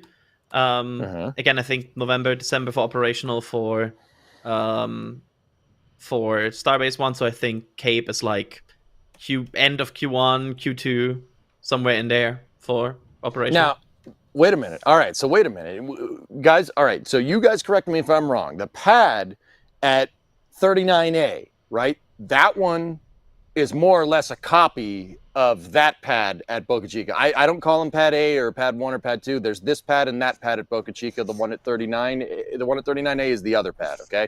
Do you think the other pad is a copy of that pad? Oh, that's a good, like, it's a chicken and egg, right? Like, what was first? The Cape pad and, yeah. Well, the Cape pad had the tower, obviously. The tower seems to be more or less concurrent, with the exception of the pilings, right, on the tower, right? Pilings on that pad and the other pad are different from this pad, right? They're a little different, right? So, I mean, okay, so what I'm trying to say is that, like, the pad at the Cape might get done faster because if it's a copy of that pad at Boca Chica, right, you already have the design. It's not the first time you're making it. It's the second time you're making it. So it might get done, quicker. Not twice as fast, but it might get done quicker. My only concern for 39A is the fact that there's just a bare bones change time farm. Because what is this thing? I'm just being green screen in this whole whatever. Oh, this is awesome. Also, my green screen just moved. I don't know why. Dude, but anyways, dude, it's like you're there. Yeah, you're in Starbase. Yeah, I'm here. I'm Jack Bayer. Anyway, whatever. This is your Starbase update. No, but like here at Starbase, they had already a tank farm, like ground tanks that they sourced over many months and years, and they added just a few tanks here and there, including the Deluge tank farm and everything. But that was really like the major tanks that they needed to bring to Starbase for Pad B, Pad 2, whatever. That pad, right? Whatever. Yeah. Were essentially the Deluge tanks. And things like the methane tanks, the nitrogen tanks, the liquid oxygen tanks, all of those were already present. They just needed to create, like the pumps and subcoolers, put them there installed separately for the second pad at Starbase. And right now, like we've seen, 4 cryogenic tanks and 3 Deluge tanks. There needs to be so many more of those, and they're just now putting the piles for a lot of those things, and also just now getting ready to also put the piles for where the pumps will be, where the subcoolers. Like a lot of these things at Pad B were put in place or were sort of staged even before the tower was built. That second tower, somewhere there. Dang it! It just ends. See, this pad and that pad, it works, dude. I'm telling you. It's this pad and that pad. West yeah. and See, now you east. got it. Yep. But yeah, and I see what Galaxy 9 Synthesis is saying about the giant sphere. One of my concerns as well with that is that it doesn't seem like they're going to be using it, or at least all indications, even though because it's the old hydrogen sphere that they use for the Saturn program, for the shuttle program as well. They did not use it for Falcon because Falcon 9 doesn't use hydrogen. But you can somewhat easily reconfigure a hydrogen sphere to a methane sphere, right? And they did that. Mm-hmm. And then they decided to not use it. Like, it seems as if they're making space for their own methane ground tank storage, separate from the big sphere. So maybe they don't even use that sphere. We'll see. Well, I mean, Alex, if you're going to make the argument that they're going to stage... Okay, so like genuinely curious, I'm just asking you now. If you're going to make the argument that they're going to, stage all the tanks for that pad at Boca Chica, right? How do you know they didn't do the same thing for the other pad at the Cape? How do we know that? I mean, we don't have cameras. Like, it's not like the Cape has one road in, right? Like Highway 4. We see everything that goes in and out of Starbase, right? How do you know they didn't do that like somewhere else at the Cape and we didn't see them move tanks to the other pad? Can we go back here? So, somewhere where I am right now, that's the turn basing. That's where a lot of these tanks usually come to. The turn basing? Or they come to sort of, it will be sort of like that way to Port Canaveral. So some of the tanks that we've seen already at 39A installed there, they have been brought to the port or to the turn basing, and so we have seen them being delivered because they are huge tanks. I don't think there's any other easier way to deliver them without like closing highways and things like that.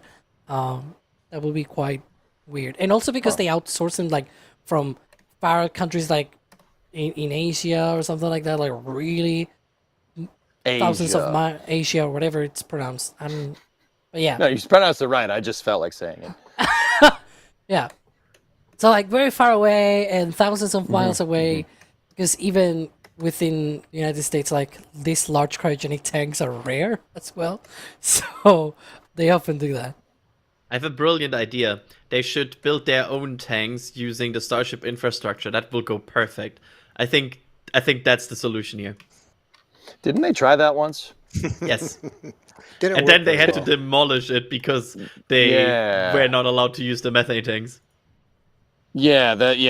Something codes, something about like having to be firearm resistant, so you cannot shoot a giant methane tank from the road. I mean, you don't need to worry about methane exploding. I mean, methane can methane even explode? I'm asking you, EJ.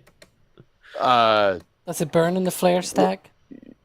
You need an oxidizer. I mean, if you had liquid methane sitting in a bucket, like and boiling off, and you put a match over it. I mean, I wouldn't do that because that fire stuff happens. So like, don't do that at home, please. I don't know. I have a great cryogenic news for you. methane. I mean, good for you. What's up? I have a great news for you. Back when they constructed this tank farm, they decided, let's put a LOX tank next to that. So there was an oxidizer. Yeah. See that? Yeah. You probably shouldn't do that. Alex, I have transported you across the country back from the Cape to ask you, what about Massey's? Guys, Ship 36 just blew up. It just blew up. Anyways. Oh, doing Jack dirty. He's not even here. Dang, man. What do you mean, Kevin, in terms of like what is going on at Massey's? Yeah. Yeah, well, Ship 38 was at some point somewhere around there. The green screen just ends, and so it's like I cannot. You can imagine, and it did its cryo testing, and then it rolled back. It did it pretty much in a single day. It was very much the same with 37, and I think even 36 also got all of its cryo testing done in a single day. They're now doing it rather quickly. In that sense.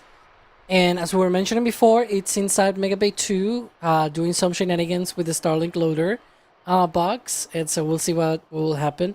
But yeah, also on the other far end, like all the way out there where those other cranes are, they're also getting those upgrades for Massey's, because as I said, Ship 36 blew up, and yeah, they need to repair things there, but also they are upgrading. We featured this in a recent Starbase update because Jack and Caesar both flew over the site, and so they were able to spot some of those upgrade work as well, trying to put a bunch of like the propeller lines underground, for example, putting more protections, some of the more delicate stuff a bit further away from the static fire stand. But Hey, yeah. Alex, I got a question real quick, dude. Like, what's up, Dan? Massey's isn't very big, and with an explosion like that, they need more space. I mean, with only having one test stand, when accident like this happens, we see how it seriously slows them down. So I think that they need to rethink the Massey site and find something with more square footage so they can separate this stuff a little more. Mm-hmm. Hey, fellas, I have a crazy idea. If you want. That's a bad idea. Yeah. Yeah. Okay. All right. I mean, Adrian, you didn't think it was a bad idea. All right. I got a crazy one. I don't think. How about? Okay. So, what do you guys think about them just doing, like, building another, like, maybe adding a third umbilical to like that pad at Boca Chica, and making just a dedicated adapter for doing ship testing there? Just do ship testing right on the pad, right? You have two pads, right? Say in the future, pad A gets retooled, right? They put the trench in, they put the plate in. Bye, Dan. Do we have Jack back here? Hello? Maybe. So, what do we think about in the future? Maybe it's a third them option. Just doing away with Massey's completely and just doing what we see right now. Like, why wouldn't you do that? I mean, you obviously make it so it's not like it has a quick disconnect and not just a whatever. I don't know. Do we call it a disconnect? It's not a quick disconnect. It's just a disconnect. It's not even supposed to come disconnected. The interesting thing comes in here because I think you're onto something here. There's this. So we have 37, right? We recently got the environmental assessment and everything, or the draft environmental assessment for 37. Now, when you say 37, you're talking about the pad, not the ship. Sorry, right? Exactly. Slick 37. Okay. And Okay, cool. There's this whole question about how will they even test ships at the Cape, because they don't have a Massey's there, right? They don't have a dedicated testing area. And based on, if I'm not completely getting this document wrong, the environmental assessment for Slick 37 includes ground testing for ships. Is that maybe something they have planned there? Because from the plans we have seen, it doesn't look like there's a dedicated ship static fire stand on the site. But Alex has an opinion. Yeah. So my thinking is that the same. So we've heard about them trying to build like dedicated catch towers. I can think of them having like under the catch tower, sort of where the catch is gonna happen, having it's sort of like a smaller flame trench of sorts, like the one at Massey's, and have there the ship static fires, for example. And then you will only need to roll the ship, because the static fire stand can be also moved, like they literally roll it to the mega bay, the ship gets put in the static fire stand, and then it gets rolled out to Massey's, right? Like that's the whole thing with that. So you can, instead of using a ship transport stand, the transport stand is your static fire stand, and vice versa. Like the ship transport stand, the ship static fire stand can also be transported, and you can move it out to the nearby launch tower where you have a booster already ready to go. Lift it up, put it on the booster, and launch. Like that could be a way of sort of getting around that sort of thing in Florida, and potentially maybe in the future at Starbase. Like who knows? Maybe.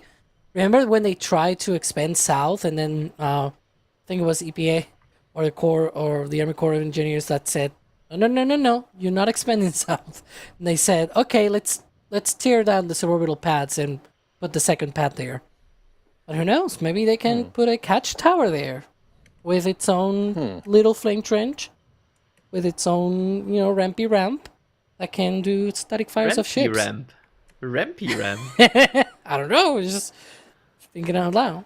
Fellas, I just want to. I mean, I like that idea, Alex. That's a good one. I personally, I just want to say pads with like ramps going up to the deck, like the launch deck, like 39A, or like Pad 0A at Wallops. It's just a nice look. Those are just nice looking pads. Yeah. They're very handsome. Very handsome pads. I agree. like I ramps. think they are my favorite type of pad after pads that are right next, like that are basically going into the ocean. I think there's like a few pads that are basically like included there. They are halfway covered by an ocean. I think that's my favorite type of pad. After that, ramps. And then you have Rocket Lab that kind of combines the elements. It's an elevated space around the ocean. Perfect. So, okay, what's the most picturesque launch site to you, Adrian? Hold on, this is important. Andoya. I'm biased there, but yeah, honestly, okay, that's fair. But honestly, how many launch pads do you have on the world that have Northern Lights around them? Checkmate. Setsk. Like I feel like there are a few, like, but that also rules out some of them. Also, Andoya is like ridiculously beautiful. Like it's insane. It's a nice spaceport because it's 69 degrees north. Nice. Nice. Jack, wow. Yeah. Vandenberg, all right. At least it wasn't loud. Nobody's going to mention Tanegashima, huh? Japan's launch site? That dude. By the way, Jack, did you unmute in vMix? Okay.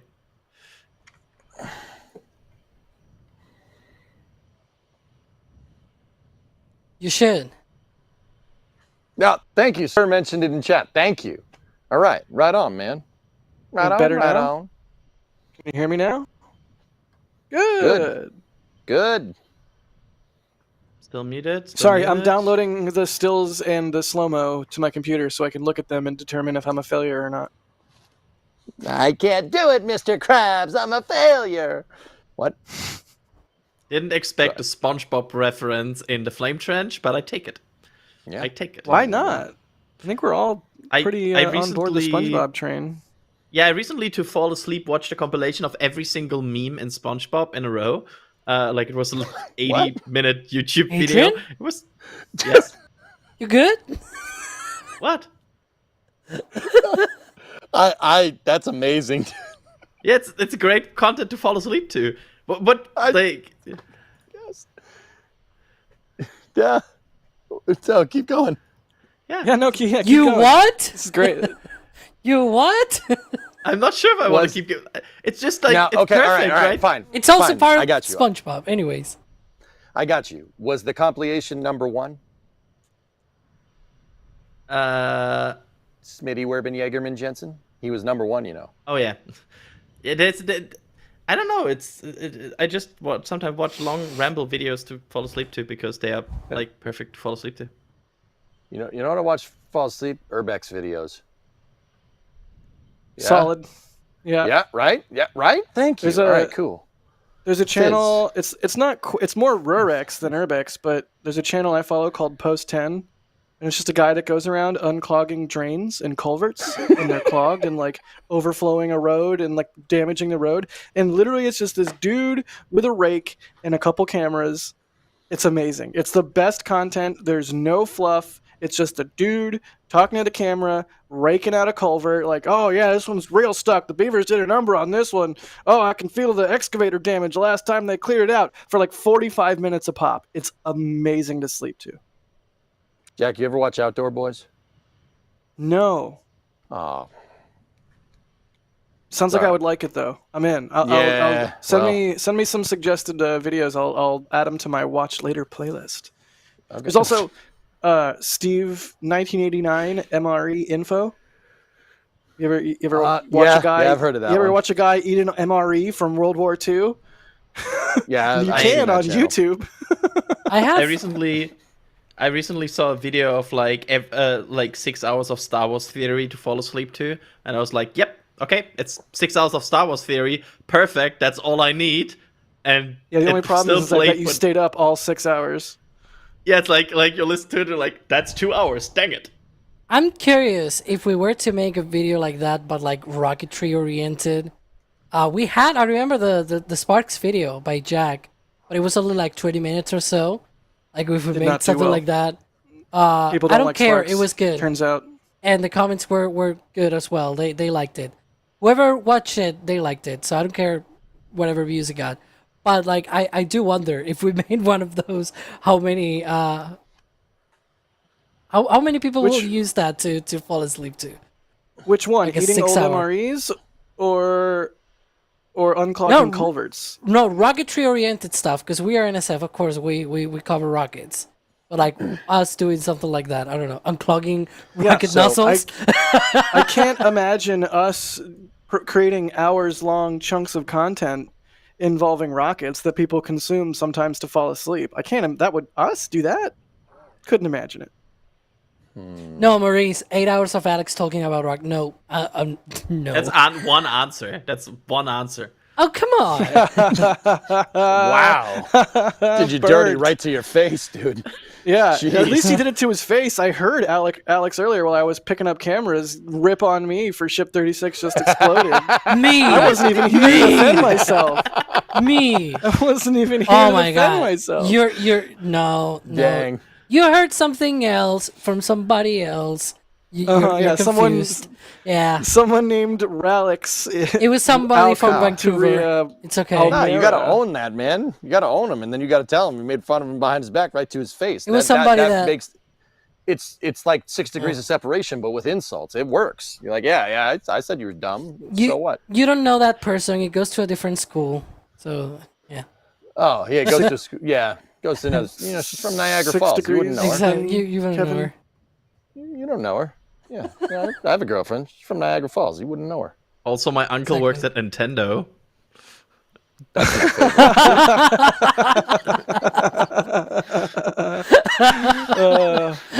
Are we losing it? Are we losing it? Yeah, we're losing. We're so cooked. You know who's not cooked though? All the people out supporting our streams. Let me do some thanks. Really quick, Thomas C. Thank you for the super chat. They say, does Mary still cover Starbase? Oh yeah, she's just on vacation. Visiting family and whatnot. Vacation. Believe it or not, it is a thing. The Ace Raichu, thanks for the support. They say, love the work, guys. Keep it up. I'm sorry, I'm like looking at a different screen. Normally I have 2 big screens side by side, so it doesn't look like I'm like doing this. But, you know, we make do. Also, is that what the back of my head looks like? Bro, stop looking at the playback and read the members, dang it. Amy Harrell, thank you for the $10 super. They say great progress has been made. Yeah, indeed. They managed to get through the roadblock that Ship 36 unwittingly set up for them. Is that really what it looks like? Every time you move your head, your microphone just wobbles around. Oh, sorry. Oh my goodness. I'll stop. Tyler Bell, what's up, dude? They say greetings from the Bell family. TJ, Becca, Madison, and Mary. What's up? I see the frog emojis. I am acknowledging Frog Girl's existence. What's up, Bell family? Devin, thank you for the support. They say thank you. They don't say that. I say that. Thank you for gifting 20 Red Team memberships. My brain is going. Mighty Don gifting 10 Red Team memberships. Thank you so much. Membership program, key to what we do. Can't do what we do without it. Members get sweet perks, whole bunch of extra content. In fact, there's a members multi-view, which I really hope isn't still live because that was for the Flame Trench stream. But for bigger streams, we'll do a members multi-view as well. So 10 people just got gifted a membership. They now have access to the members multi, which I think is what we're showing right now. Steve Kalovic, thanks for the support. They say, Jack, thank you for your help. Jack. Hopefully. The members multi-view is still live. Oh, God. But it's not showing my face, right? It's like a showing change. Important. It's not showing your face, but it's still live from the static fire. Good. Yeah, so if you want members multi-view action, you can still get it for today's test and future tests as well, of course. We do that. Steve, you are quite welcome. Hopefully she does post a photo of her new Tesla in Discord. Also, hopefully she does say yes. Congrats. Mr. Fluffy, 02. They say EJ needs a beer. I think he took care of that, if I'm not mistaken. Took care of something. I finished it. I just threw it on the ground here. Telstar86, thank you for the support. They say that car has a BQD, bumper quick disconnect. Highly amusing. Yeah. Yeah. So, look, I got the bumper right here, dude. See? It also has two. The chrome gets you home. It's really more of a bump bellicle. Shiny. It doesn't really. It's not meant to disconnect, so it's really more of a bump bellicle instead of a bumper quick disconnect. Don't tell the car what it needs or not to disconnect. You're not. Okay, Taste sorry. chrome. Sorry, I didn't mean to hardware shame. Jack, this car is older than you. It could be your dad. That's fair. That's true. It could be your dad, Mr. Car Buyer. Drunar, thank you for the support as I continue to kill Alex. Crew 11 goes into the cloud hole. All of chat. That's amazing. Yeah. There you go.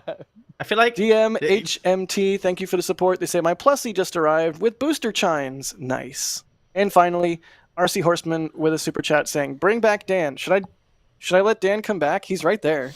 We have a goal, I smell him. think. Do you know these kind of shows where you're wondering why it's not cancelled yet?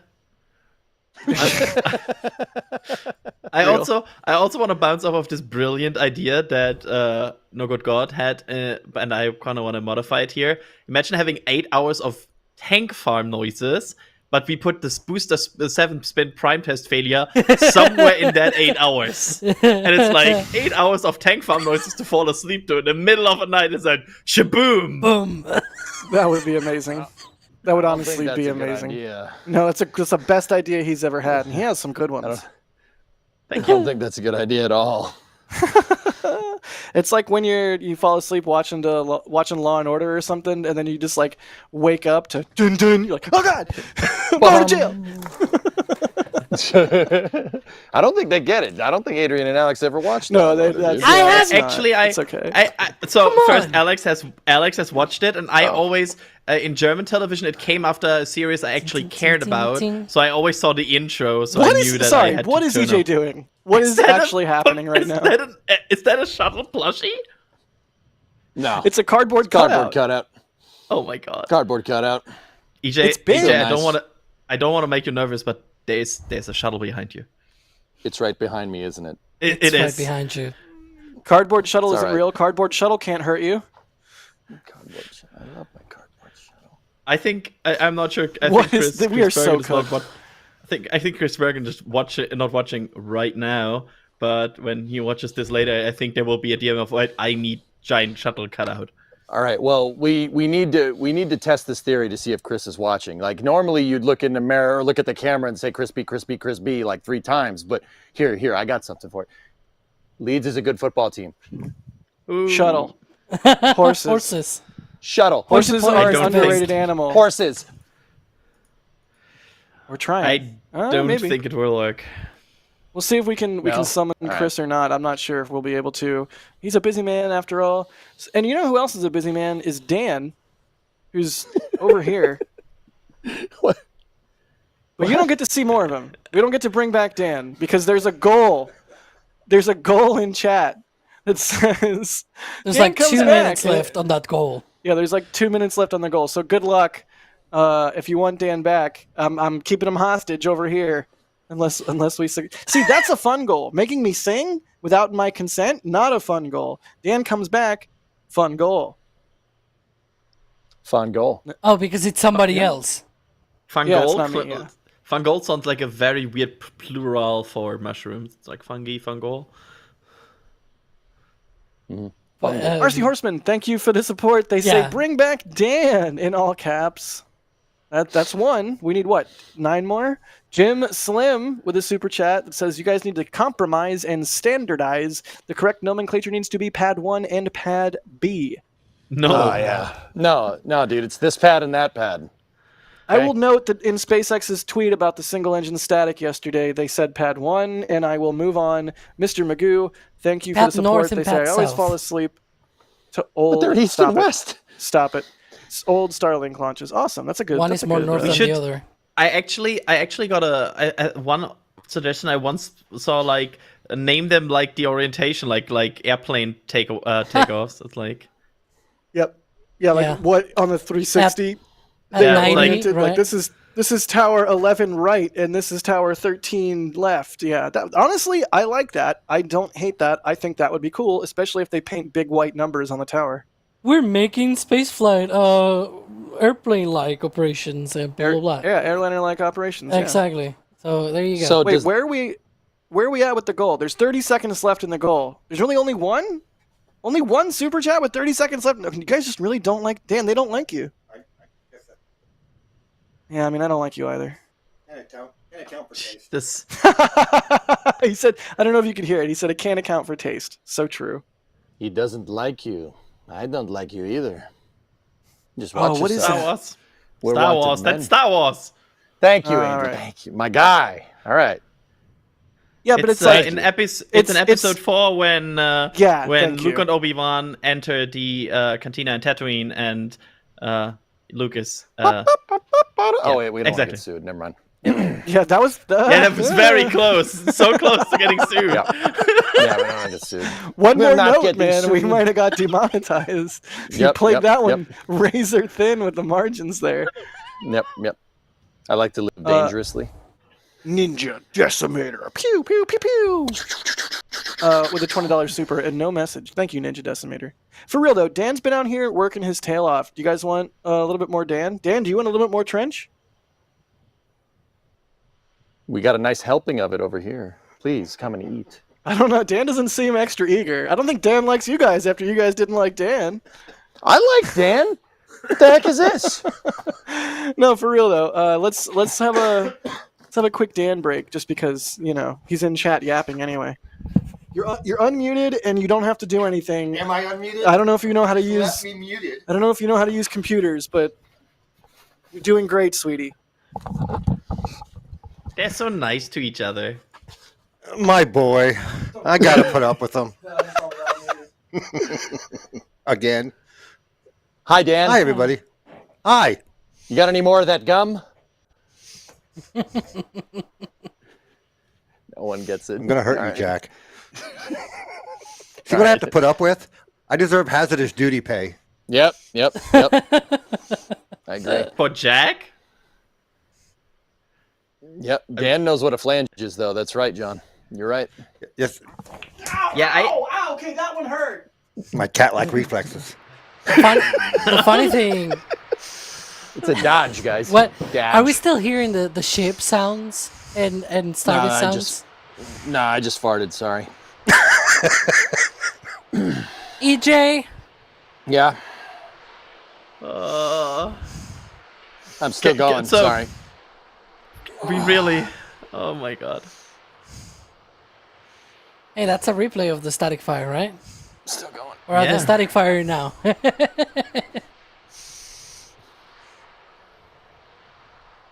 I hope it's a replay. Otherwise, go. we missed something in the last... I don't know.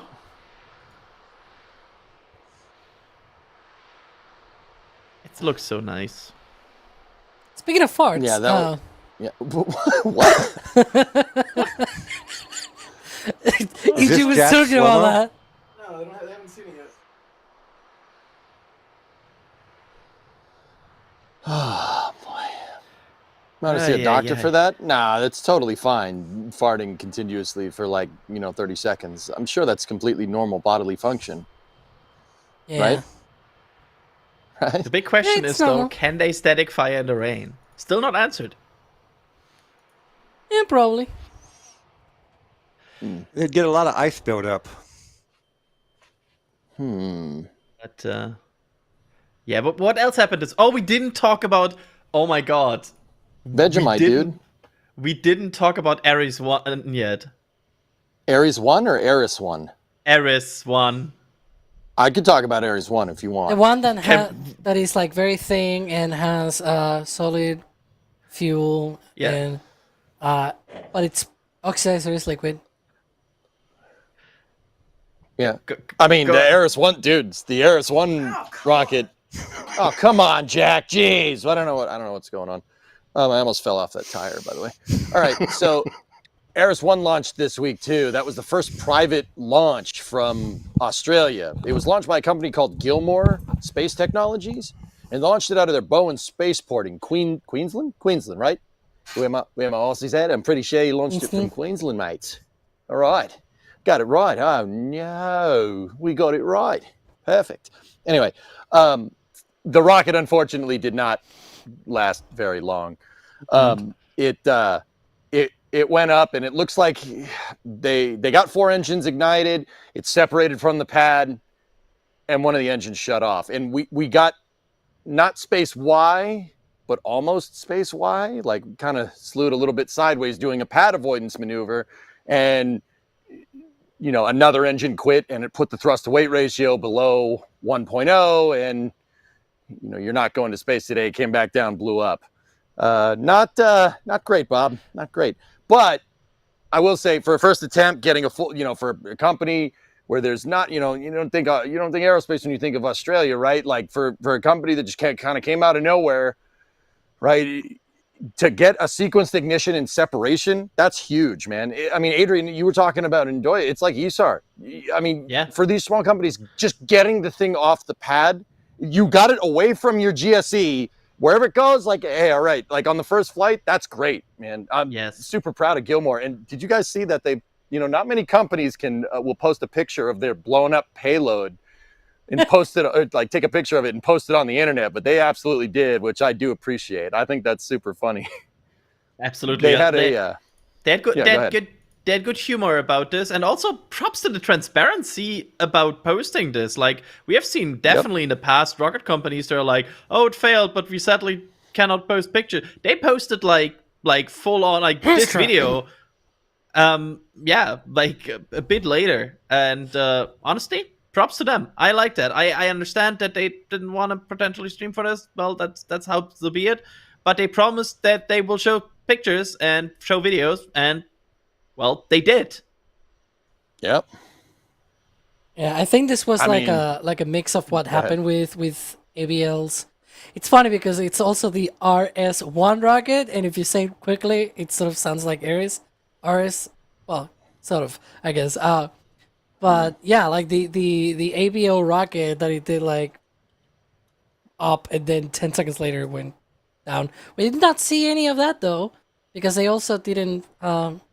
They just posted like a very short liftoff shot, and that was it. They did not show the actual, you know, the whole thing coming back down and exploding. But yeah, Astra's first few launches were also in secret. ABL's first launch, now Long Wall, I think it is. They're called now. Long March 5. Yeah, Long March 5. But yeah, and so it props to them to show this. Of course, you know, it's not easy to set up live stream infrastructure at a place where, well, it's not usual to do live streams, I guess. And so, hi Gilmore, we're here if you want. But no, I'm joking. But yeah, it's one of those things. I'm not. Let's do it. Don't judge us. You missed 100% of the I'm joking. Who's joking? It's like filter where it's like I'm joking, except if you want to, then I'm not joking. Right? That's I like at the moment Alex says I'm joking, and like I saw my face and Jack's face, and we're like, but no joking. We want, yeah, sure. All right. Let me put it to you like this, Gilmore. If you're out there and watching, I will eat Vegemite if you give us that coverage. We'll do it. I will eat Vegemite, and I will like it. I will enjoy it. I'll eat Vegemite and Marmite. I'll eat a heaping pile of it.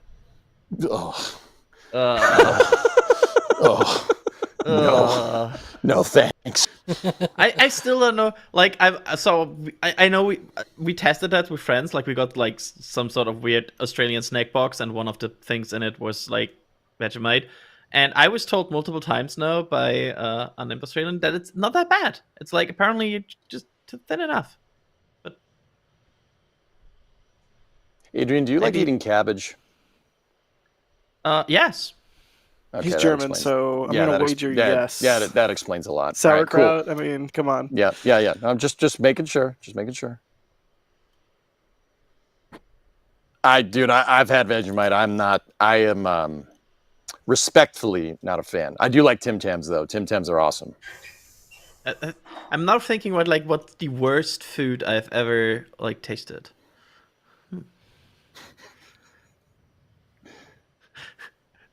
I still like the time. That reminds me of when I wasn't there for this, but I heard about this story. Ryan Caton was eating at a place down the Cape, and he told the waitress that the food was awful. He didn't mean to. It was one of those things that just came out completely wrong, but he told the waitress that the food sucked. That's amazing. Why would you do that? Why would anybody do that? Ryan Caton is saying in the chat, no. This happened. It happened that way. I love that he's not on to defend himself right now. How's everything? Awful, thanks.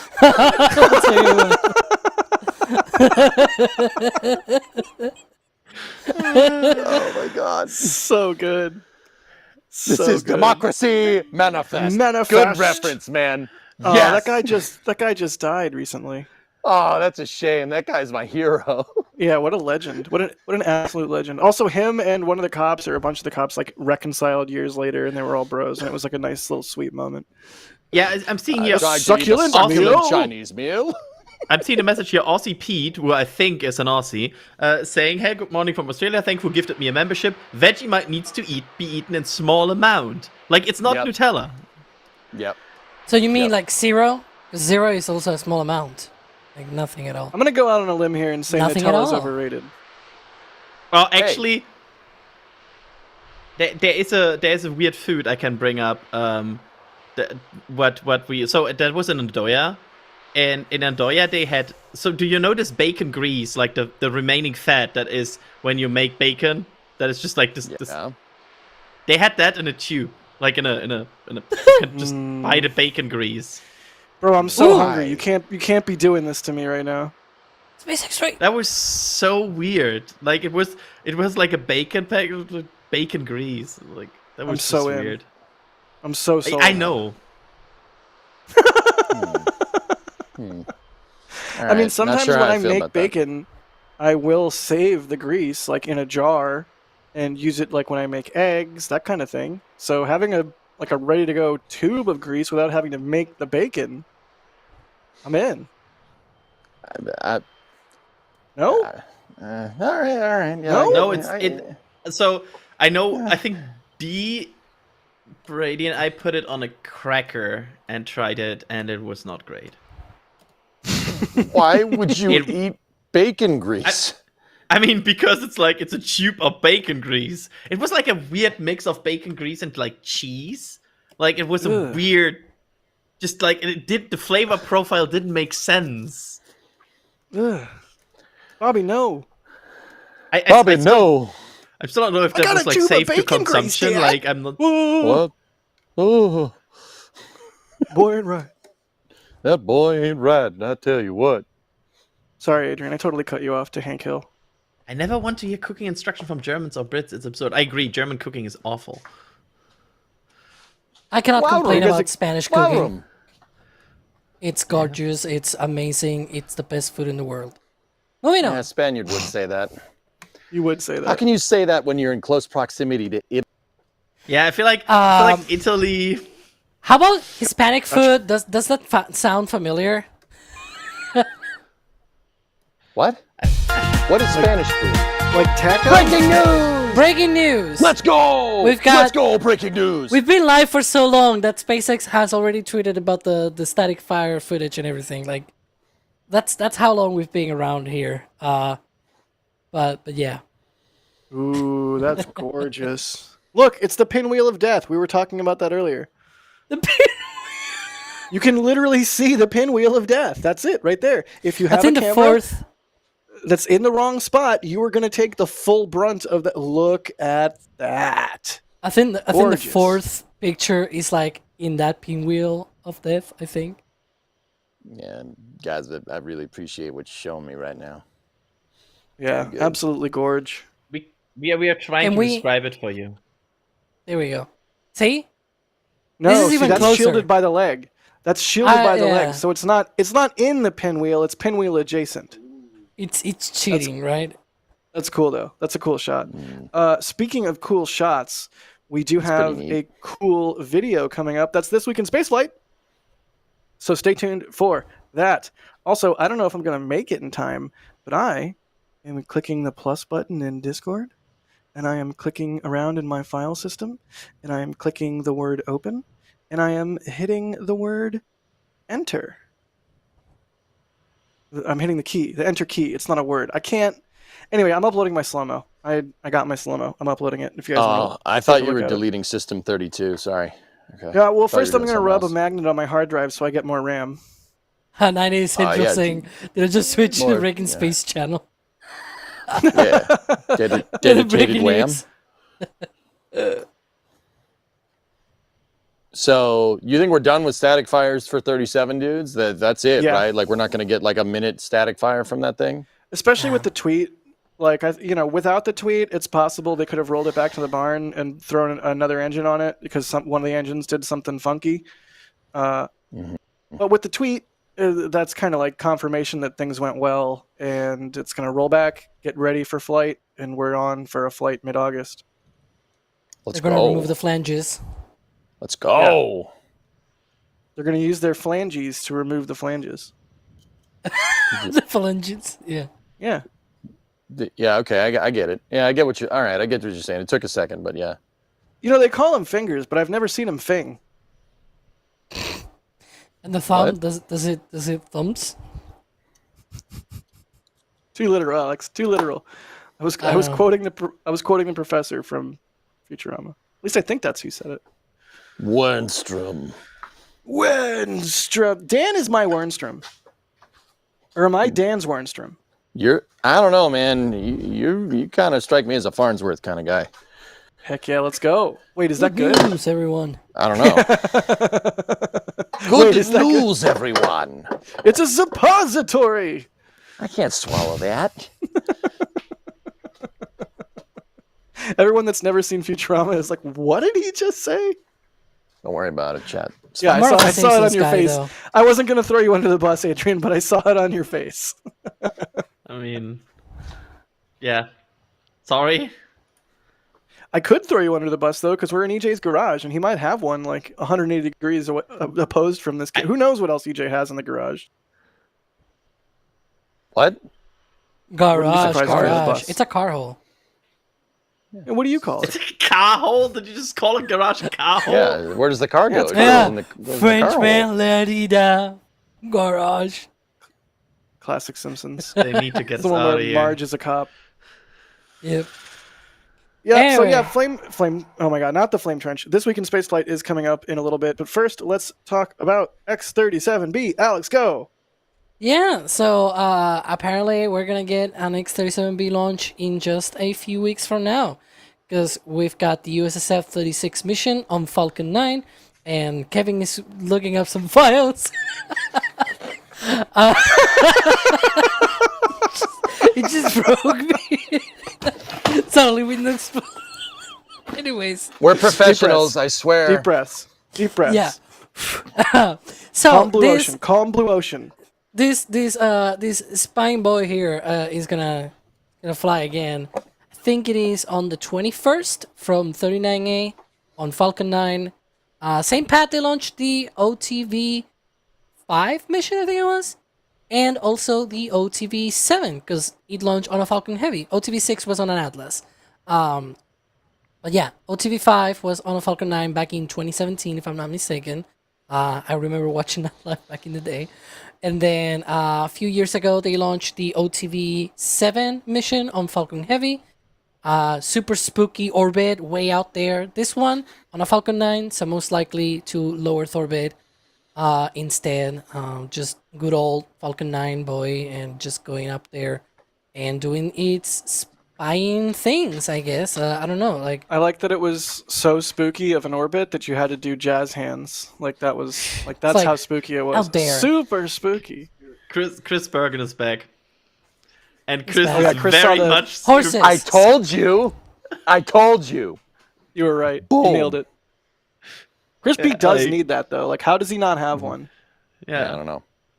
He needs, a big boardroom table like that can seat like 50 people in a luxurious like high-rise office with a bunch of tall windows, and the only thing that's seated at the boardroom table is a bunch of those. Yep. And Chris can just like open the boardroom door, turn on the light, smile to himself, turn off the light, close the door, go about his day. Cool, you made it weird. Me? Yeah. Never. Hey, Alex, you were doing the X-37 thing. Did you see the other blurb that I put in the document there about the experiments? The Air Force actually or the Space Force actually disclosed some of the experiments that are flying on this next X-37B mission. You guys should hear this. It's pretty rad. Are you doing that, or am I doing the reading? If you want a reading from the show notes of EJ. Yeah, OTV-8 is equipped with a service module which offers greater capacity for experiments and additional flight opportunities for mission partners, including the Air Force Research Laboratory and the Defense Innovation Unit. That's very much what we saw, for example, on the previous, I think, 3 flights. It was OTV-6, maybe 5? No, I think 5 did not fly with a service module. So 6, I know 7 definitely flew with a service module, and 6 as well. Because I remember the pictures of the integration, and at the beginning they sort of tried to hide it, and then they only showed the module after the fact, after the mission ended. The mission will host demonstrations of high bandwidth inter-satellite laser communications technologies, as well as the highest performing quantum inertial sensor ever tested in space. The US Space Force will leverage insights from this mission to inform future space architectures. OTV-8's laser communications demonstration will mark an important step in the U.S. Space Force ability to leverage commercial space networks as part of proliferated, diversified, and redundant space architectures, said U.S. Space Force Chief of Space Operations General Chen Saltzman? Yeah, I think so. In so doing, it will strengthen the resilience, reliability, adaptability, and data transport speeds of our satellite communications. So it's going to beam lasers to satellites in space. Yeah, buddy, laser communication. Lasers that's pretty in cool. Space. Anyway. Arm the laser. Frickin' drone spacecraft with frickin' lasers on their heads. Is that too much to ask? Yeah. I want it, man. I don't know about you. But yeah, doing some... What were we going to say? What's that?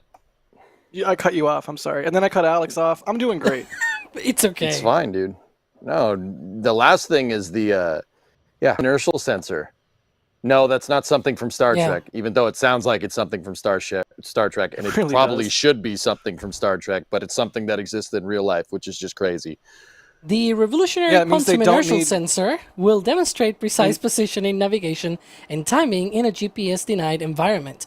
Quantum inertial sensors, useful for navigation in deep space and stellar space, promise to push the technological frontiers of long-distance space travel and exploration. There you go. Jack, say your thing. It's so they don't need GPS. Exactly. Bingo. That's all I would... No, like, if we really want to pull that thread... y'all, if you're keeping track of the spaceflight space over the last, I don't know, number of years, one particular phrase gets thrown around a lot, especially in DoD circles, Department of Defense. Can you think of the phrase that I'm thinking of, Adrian? Long March 5. Oh, no, that's not a phrase. That's a name. You're so excited to say that. They do talk about Long March 5, though. Sorry. I'm at a different country classified rockets, and that's usually this is for agriculture and civil needs. Right. No, I'm thinking of responsive space. Oh. You hear a lot of space companies today talking about responsive space, and it's like, why is responsive space? Why is this suddenly something we all seemingly care a lot about? Why do we need to put a satellite? Proliferated. All the different buzzwords. Stop it. So part of that reason is because we are entering a new sort of geopolitical landscape, and we're no longer... we're coming up against peer adversaries, basically, peer-level adversaries who have tested anti-satellite weapons. And so if suddenly all of our GPS satellites, I don't know how many we have, like what, 20, 30? It's not a lot. What if you had an adversary that wanted to deny the U.S. the ability to have precision-guided weapons, all sorts of things that you get with GPS, I mean, GPS was originally a military technology, and then Ronald Reagan was like, "Well, I guess I'll give it to it," and then gave it to the world. So, without GPS, a lot of things break. Was that a good Reagan? I hope it was a good Reagan. That was good. I was not expecting that. There's Nancy. There's also the sad use of some That's of a good these. one. There's also the side so- effect of some of these technologies, Jack, apart from defense, which I think are more, at least to me, are better. But Yeah, no, I'm not saying it's better or whatever. I'm just trying to illustrate, like, why is responsive space important, and why is it interesting and important that the Air Force is testing this quantum, what the heck is it called, EJ? Quantum inertial navigation device? Quantum inertial sensors, dude.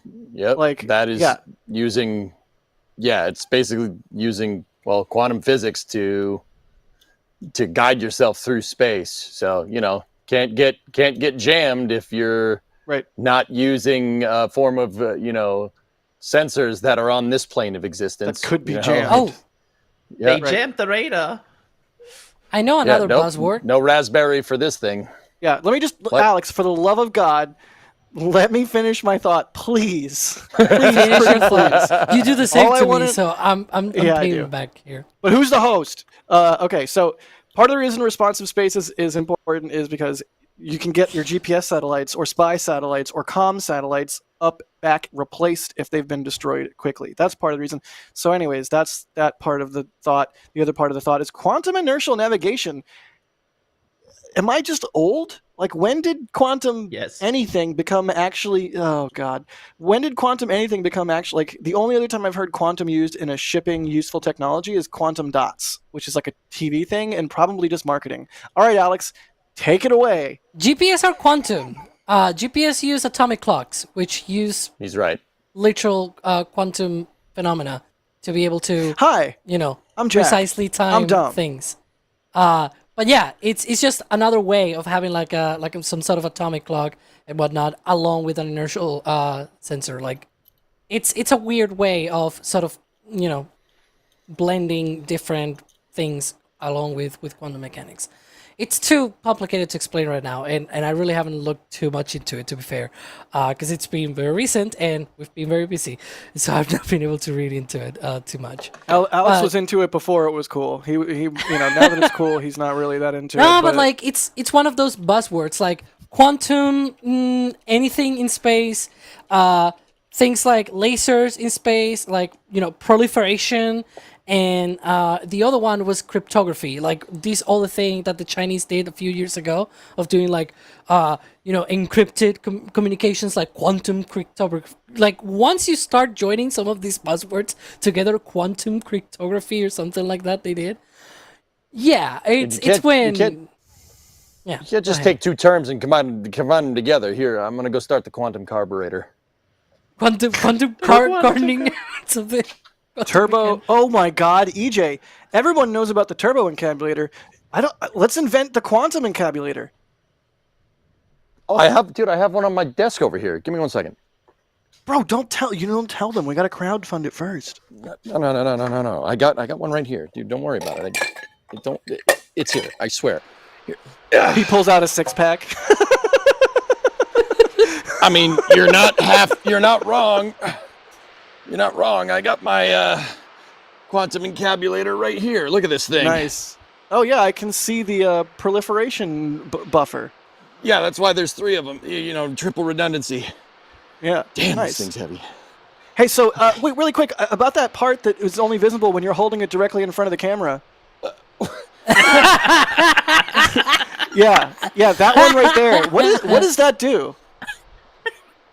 Do you really want an explanation, or are you just trying to make me hold it longer? The second both. All right, it's fine. It's fine. I didn't drop it. It's expensive. Flame trench. Good times.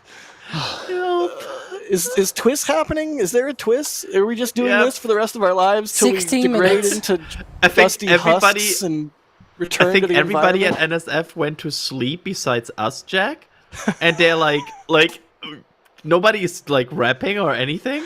They just no one's left awake us to here. end the stream, so we can't stop. We just have to keep going. Yeah. I'm not sleeping. This is Hi, the stream Kevin. that You never doesn't sure, Jan. end. I really want to be sleeping. I've been streaming since 7:30 this morning. Me but too. I'm not sleeping. What have you eaten today, Kevin? A bacon, egg, coffee. and cheese. And about 10 coffees. Yeah, Nice. Did you Dan get was dunks? so kind. Duncan. Yeah. Yeah. Oh, nice. Oh, Good my choice. Good God, choice. Thank you. Duncan. I too had dunks this morning before Crew 11 coverage. Kevin, Nice. We're friends now. I had 6 Red Bull and a lot of motivation. Okay, now It's too apart from many, Red bro. Bulls. Jeez, It's too many. that's a lot. Even if Adrian, it's sum it wussy down. European Red Bull that's got like less caffeine, that's still Yeah, like, I don't know care. how much caffeine you have. We have 32 milligrams per 100. Can What somebody is tell a me? milligram? What is a milliliter? Use real units. Sorry, 32 barley corns per square inch. Oh, okay, cool. How many Gotcha. leagues is that? It's a cubit per. I don't know, but it's kilometer under the square. sea. Per hogshead? So I have 114 milligrams per 355 milliliters. For whatever that's worth. Say that Wait, again, it Jack. says milliliters on that? Yeah, I'm converting it. Can somebody tell me how many milligrams per 100 milliliters you have? In the US? 114 milligrams It depends. to 355 ml. That's about the same. Well, actually, that's less, Adrian. Jeez. I have less? Yeah. If I'm, you said What's the 100 American Red Bull? Yeah. Oh, you, is that you a- have 70. You have. Wait. Say that again. Wait. I can't do Europeans math. need more caffeine. Don't ever try and do math on stream, people. Take it from us. Don't ever do that. We don't have the big Only- cups that you guys have for coffee, so we need it more concentrated. The Right, caffeine like needs to be the more Italians concentrated. with their cappuccino and like the really tiny little cup, but it's got like a Just a bajillion. Exactly, and then your heart sort of bursts out of your chest and all that. Yeah. I mean, it's what happens. EJ looks like is it? EJ looks like he's like contemplating No, I'm life joking, right now. Jack. Like You sitting really there, have to like ask. No.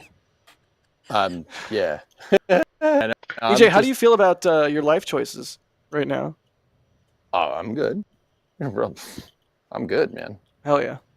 This is my headquarters, dude. This is Hey, great. Jack, we only have about Oh, God. 13 more minutes. Oh god, And- it's Kevin. Yeah. Oh God, it's Kevin. I was wondering if you wanted to share something. Yeah, I'd love to. Is it the slow-mo? Well, you just told everybody what it is. Yeah, I thought you were queuing me up to tell everybody what it is so we could show it. okay, let's watch this mystery footage. Okay. Yeah. Mystery footage, yeah. It's not the most spectacular, but I'm happy with it, you know? That's sexy. You can see a little bit of the shock waves in the plume there. But yeah, got some 4K, 120 frame a guys second slow-mo. Hooray. Tell it's a static fire because of the way it is. And that's pretty neat. How neat is I that? mean, no one can accuse it of being a spin prime. You can see that they're generating thrust. How neat is that? That's pretty neat. Oh, did I miss a fast. reference? It's a fast spin prime with both chambers. Yes, right. And also an ignition. Yeah. True. Yeah. But yeah, that's the slow-mo. I know it's nothing super crazy spectacular, but that's what you get when you static fire a ship with 6 engines on a mount that's meant for 33. I'm just glad it worked. We don't have to go into why it didn't work yesterday. If you were here on the stream earlier, you know why. Let's just leave it there. But yeah, that's the slow-mo. Hooray.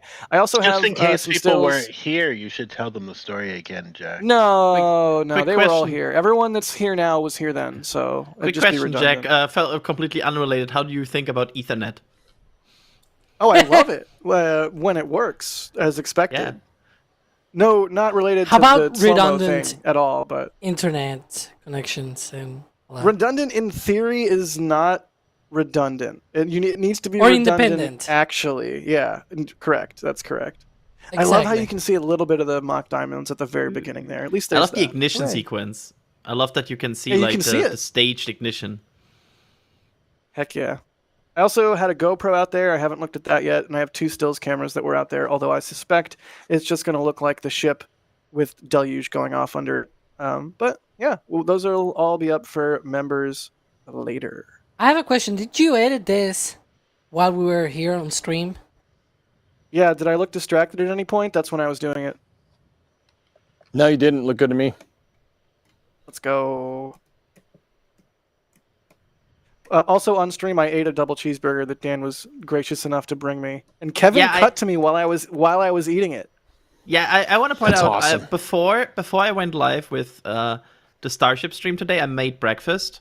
That still is in the fridge that I couldn't eat, and then I'm sitting here on the flame trench while Jack is eating a cheeseburger, and I'm like, what? Why? I don't even think eating is the right word. Like, I don't know what I did to that cheeseburger, but it was something. Devouring. Yeah. Like Homer Inhaled. with the dog thing. Yeah, I didn't even chew.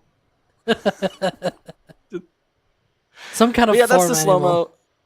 The slow-mo is really cool. It's a whole entire complicated rig. It's a Canon R5, and it runs off of a Starlink Mini and a small computer, and all of that is very expensive. So just once again, thank you so much to our members and supporters who allow me to tinker with equipment like this and pull off cool shots.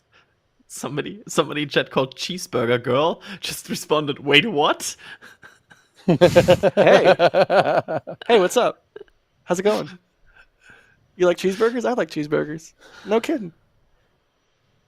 Anyway, let me thank some people. Is that your pickup game, dude? Jeez. Yeah, that's Wow. why I'm single, bro. Dang crazy. Mr. Fluffy02. Damn. For the super chat, they say, dude, we broke. Red Queen GTA WS6, thank you for the support. They say, wouldn't a fart be considered a spin prime? Why are you the way you are? Yep, I agree. Also, yes. I'd rather be flying an X-Wing is asking, how fast do the X-37 go in leagues per chicane? About 350. Nice. And Baseball Boy 24, thank you for the support. They became a Pad Rat member. And Bideford with a $10 super saying, I'm still awake. What are you doing, Bideford? Go to sleep. Hi, Bideford. Hi, Bideford. Have a margarita for me. Wait, yeah. Wait a minute. You can go to sleep. It's 8:30. What are you talking about going to sleep? It's 8:30 on a Friday night. What are you doing? Where's the margaritas at? Yeah, Have I a wish it was sleeperita. 8:30. That's where you drink a margarita while you're asleep. It's like a shower beer, but with a margarita and sleep instead of a shower. I gotta try that. What? Don't drown. Huh? No, nothing. Is Alex EP? I'm EP. Yeah, I couldn't tell. Somebody, the Shadow Mask just asked who got the most hours in KSP besides EJ. Oh, come on, man. All right. I'm booting Steam. I am booting, I'm booting Steam as well. Alex, boot Steam, damn it. We will also get EJ's number, be just for the fun here. EJ, I think, is over 10K or something absurd, right? 20. It's over 20,000. I lost track at 15. Good. Dude, I played that game so much. Steam doesn't even. Steam says I've streamed it for like 1,500 hours, which is patently false. Like it just like I don't know. You click play and it just a little pop up comes up and it's like, nah, bro, go outside, touch grass. Yeah, pretty much. 536. Okay. 1,546. Oh yeah, Alex. Hang on, I did not actually go. This is Slack for Alex was listening but not participating. Chatty didn't 500. understand the assignment. Oh, look at you guys. Jeez. Wait, I win? Jack, I you win! won. Yeah. Let's go! And I still suck. Yeah, me too. And I still rely on MechJeb. After you're done teaching me how to not be bad at City Skylines, you should probably teach me how to not be bad at I've KSP. started City Skylines 1 again because I was so frustrated about 2 that I just decided, you know what, I can just play 1, and it has been great. Wait, think a does Adrian non-zero not know number what of we've been up NSF to, Jack? No, he knows. I think know. a non-zero I'm aware. number of NSF people have been re-addicted to City Skylines Yeah. because you and I have been doing that. Yeah, okay, cool. You're absolutely the trigger for that. Sorry. Like Kevin downloaded it and was like, Sorry. "Oh, I like Anno better," and then Ryan downloaded it and was like, I mean, "Where did I all my also time like- go?" I also like Anno better, but I still have to wait until November for the new Anno. I thought it was June. No, it's not. It's November. We've been waiting so long for Anno. I want my Anno's spreadsheet with a game skin. Exactly. Yeah. Yep.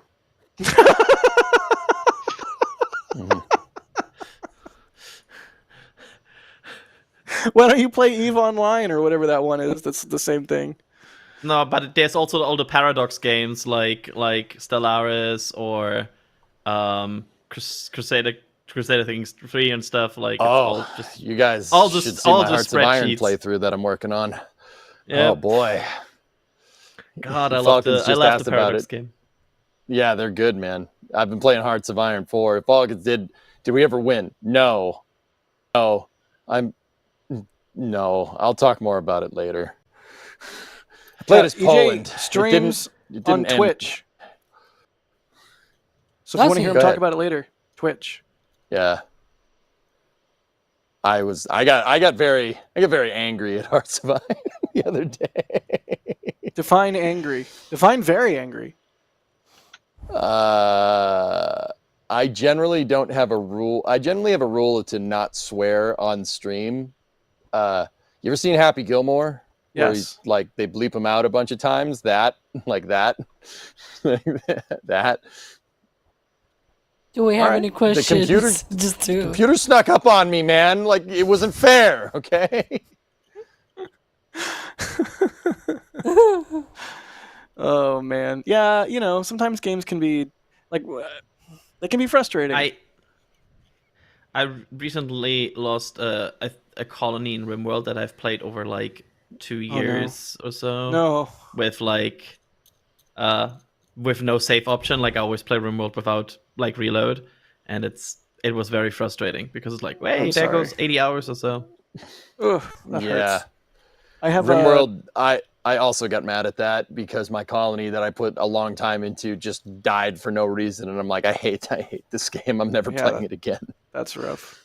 My roommate in LA loves Red Dead Redemption, and I think he was playing the sequel. And at some point, I'm in the corner working at my desk, and he's over in the living room playing Red Dead Redemption on the big screen.